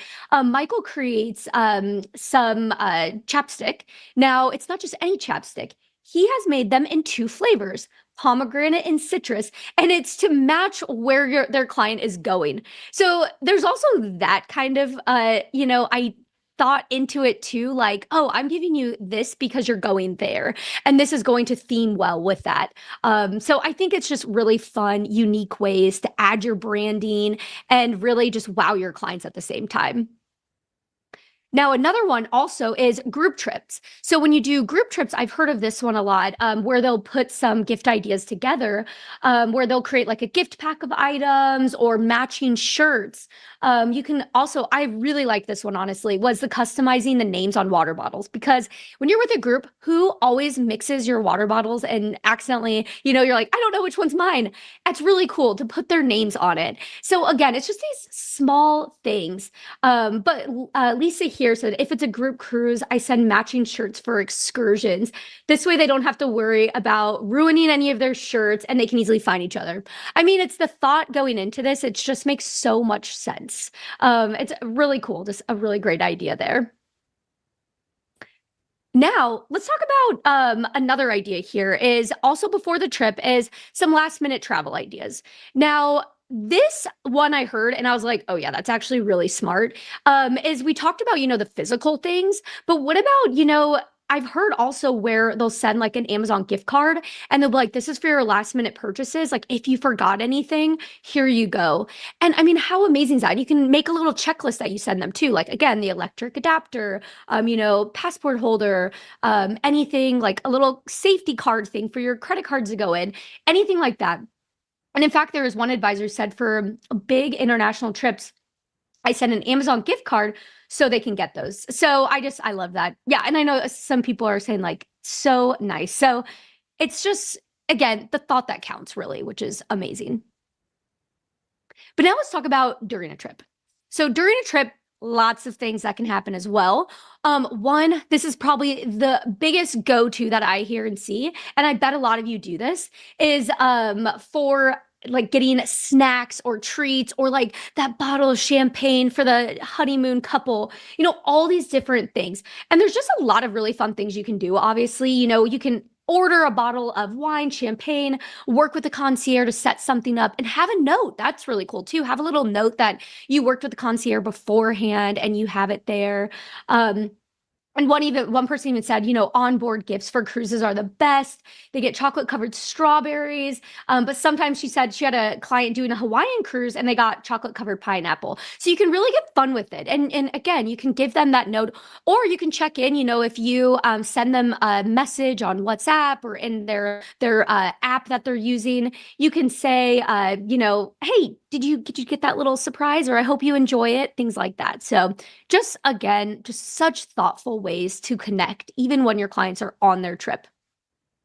Now, another one, which kind of goes hand in hand here, is connecting with your BDM or concierge during a trip. Because again, you can really work with them to say, hey, we want to make something really special for them.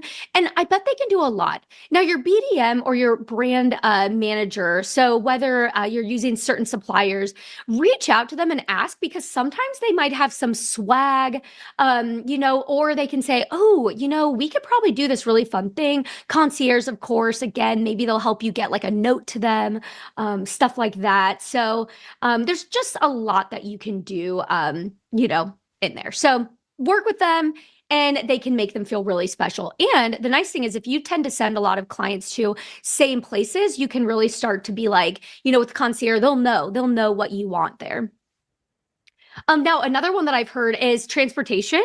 So you can also add extra perks to the trip, like, hey, I'm going to give you, I've heard this one, like an Uber gift card. So that way you can use it for, to get to the airport or when you get back. That's a huge one.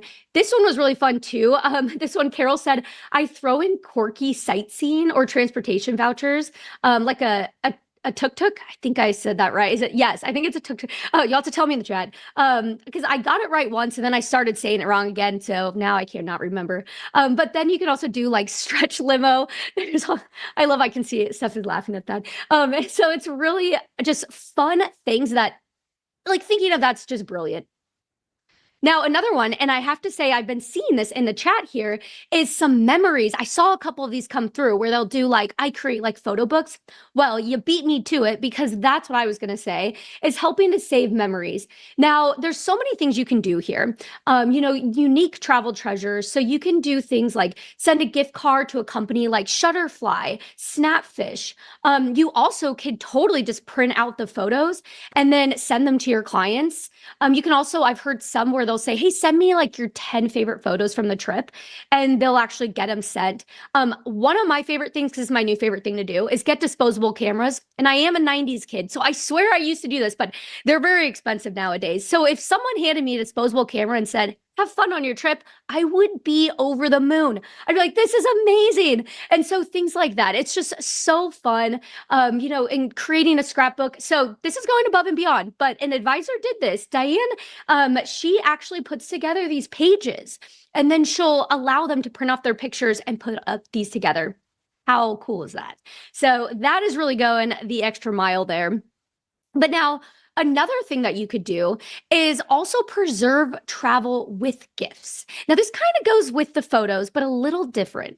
Now, I have a fun story about this one. So one of the things I had originally talked about this one time, and I was talking to a supplier, so from the Valentine Imperial, and basically I was saying, in front of her, I was saying, oh, how cool would it be, like how certain hotels have their own unique scents, and I think it's Hilton, I think it's that one, but I know there's many of them, where you can actually buy the like candle or scents and have it in your own home. So that way you're like, I have that scent at home. Well, what a cool thing if your client went to a certain resort or hotel and you send that scent home with them.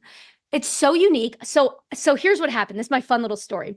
So at a conference, I was talking about this. And the lady you see right here, she is with Valentine Imperial. And she was like, oh, I know we need to do this because they have them so they can sell. They just weren't branded and it wasn't like the resort actually selling it. Well, now they ended up making it because after, hearing like advisors would be like, that would be awesome. I would love to give that to my client. She went and made it. So if you ever go here now, you send clients here, ask them for this. They're car fresheners and it's the scent of the resort. I know, I can see that. Like how people are like, oh my God, it's so cool. I just think it's the coolest thing ever. Other things I've heard too is the holiday ornaments. I heard one will sometimes go to like Hobby Lobby during right after Christmas, and they'll get like really cool travel themed ornaments when they're really cheap, and then they send them off with them, so you can get like an Eiffel Tower or like all those fun things. So really cool ideas there as well. Now, a couple things now after the trip as well is home arrival surprises. So this is another thing that I think can be really fun is I talked about like getting the Uber gift card, which can be really nice, or a Lyft. But one thing is like Uber Eats or Grubhub, because do any of you get home from your trip and you're exhausted, you have no food in the fridge, and it's already like kind of late, and you're like, oh, I have to figure out what am I going to eat? Well, what if like my advisor is like, oh, here, you can just here's a gift card, for when you get home for like Uber Eats or Grubhub or something like that. Like that's pretty awesome. One thing too that an advisor says they do a Starbucks card sent that they're traveling home. So it's just really good ideas, that will definitely get used. And then my final one here is 1 year anniversary reminders after a trip. Now, I don't know if anyone's talked about this yet, but this also works dual as like a really good sales tactic, because you are not only checking back in and saying, I still remember you, like this was so much fun planning this, but it also gives them the opportunity to say like, where are you going next? Can I help you? Can I do that? So you can set up like anniversary reminders a year after the trip. One thing that I've seen people do like in Travify is they'll actually they'll automate it. So they'll send the itinerary. So you could actually set it up. So like you send that, or you put that in like your email system, just put it anywhere you need, wherever you keep your tasks. And then that way you can like send it back to them, or just a simple check-in, or you can send like a postcard. There's just so many things that you could do there, and all of that. The other one too that someone mentioned is if you do like weddings, honeymoons, they'll actually set that timing up for the dates of their anniversary. So they'll actually be like, oh, happy anniversary, like, all that good stuff. Where can we go next? So it's a lot of really amazing things in there. Now that was quick, fun. I need to look in here. I'm going to go back after this, and I'm going to have to check out all of the comments that everyone put. But definitely stay connected. Here's our information for Travify, and that's where you'll find me. But also, I do know that these slides will be shared. I'm going to make sure that the team gets them after this, so that way you have them as well, so you can keep going back and checking those out as well. But I'm going to call some out from the comments here just because I have a couple minutes. Let's see. Oh, yeah. No, here's our hello. Wait, what did you guys see in here? I saw some really good ideas in here. I just saw love. I saw love for everything that you were talking about. Yeah, No, I there's loved some- all the ideas. Yeah. Hey, it's all you out there, all the travel advisors. I'm just providing what I've heard. And there really is so much, but I love though the flexibility from things that are literally just free and it's just thoughtful to things that are tangible and can be actually used. I think there's just so many things that you can do to just go that extra step further to create that experience. You know what I loved about your presentation, Stephanie, is that you did it throughout the trip. Like it doesn't need to happen at the time of booking or right before they travel. There's a lot of different ways you can have touch points, which I think is a key takeaway. Absolutely. That is 100%. I'm glad you found that, because that is the thing, is you don't have to do one of these. You could do like many of them, just different touch points. And it's literally a simple text or just checking in a message, which is really cool. I loved it. Oh, thank you so much. This is the best way to end today. Yeah, agreed. Yeah. You started us off on day 1 and you finish on day 3. So I don't know what we're going to be back. We can't get enough of you, Stephanie. We just love having you on. What she said. Well, thanks. Well, it's been so fun watching everything. And I know Becky's going to be joining tomorrow. So we're coming back for more. So can't wait.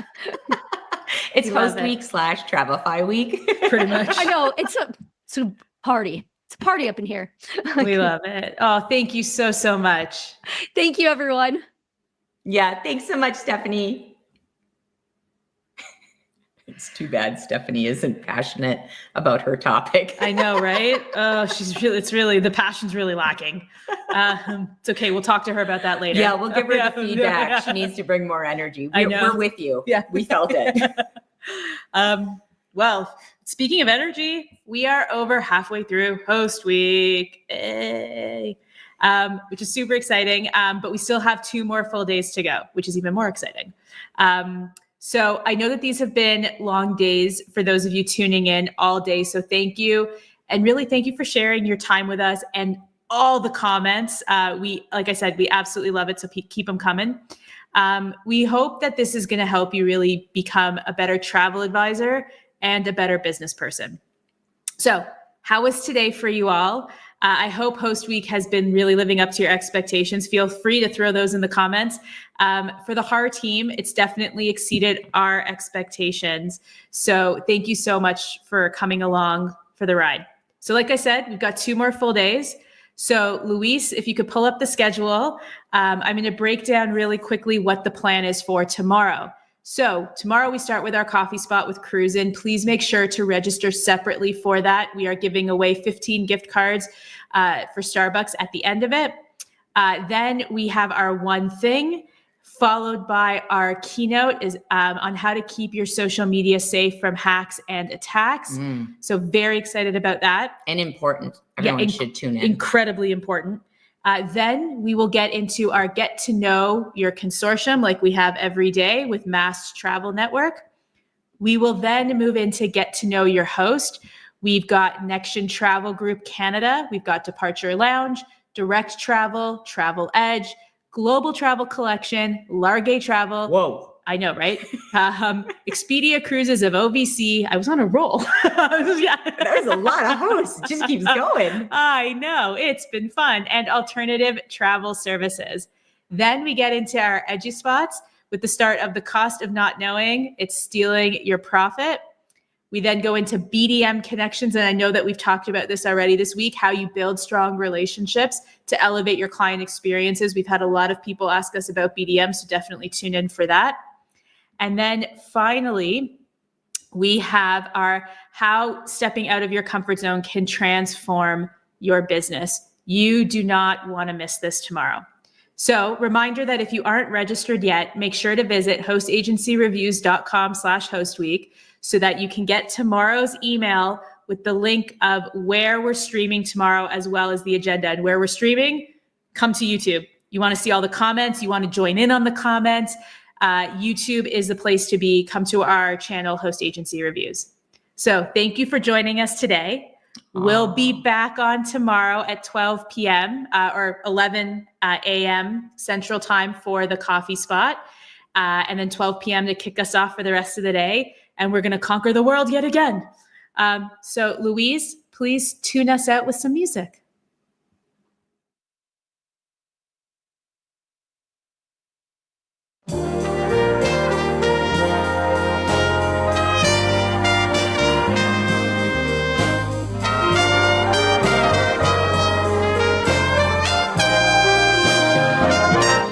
I see trees of green, red roses too.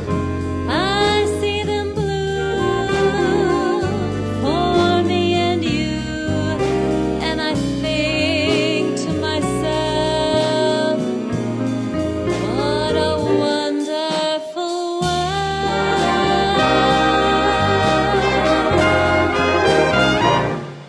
I see skies of blue and clouds of white, the bright blessed day and the dark sacred night, and I think to myself, what a wonderful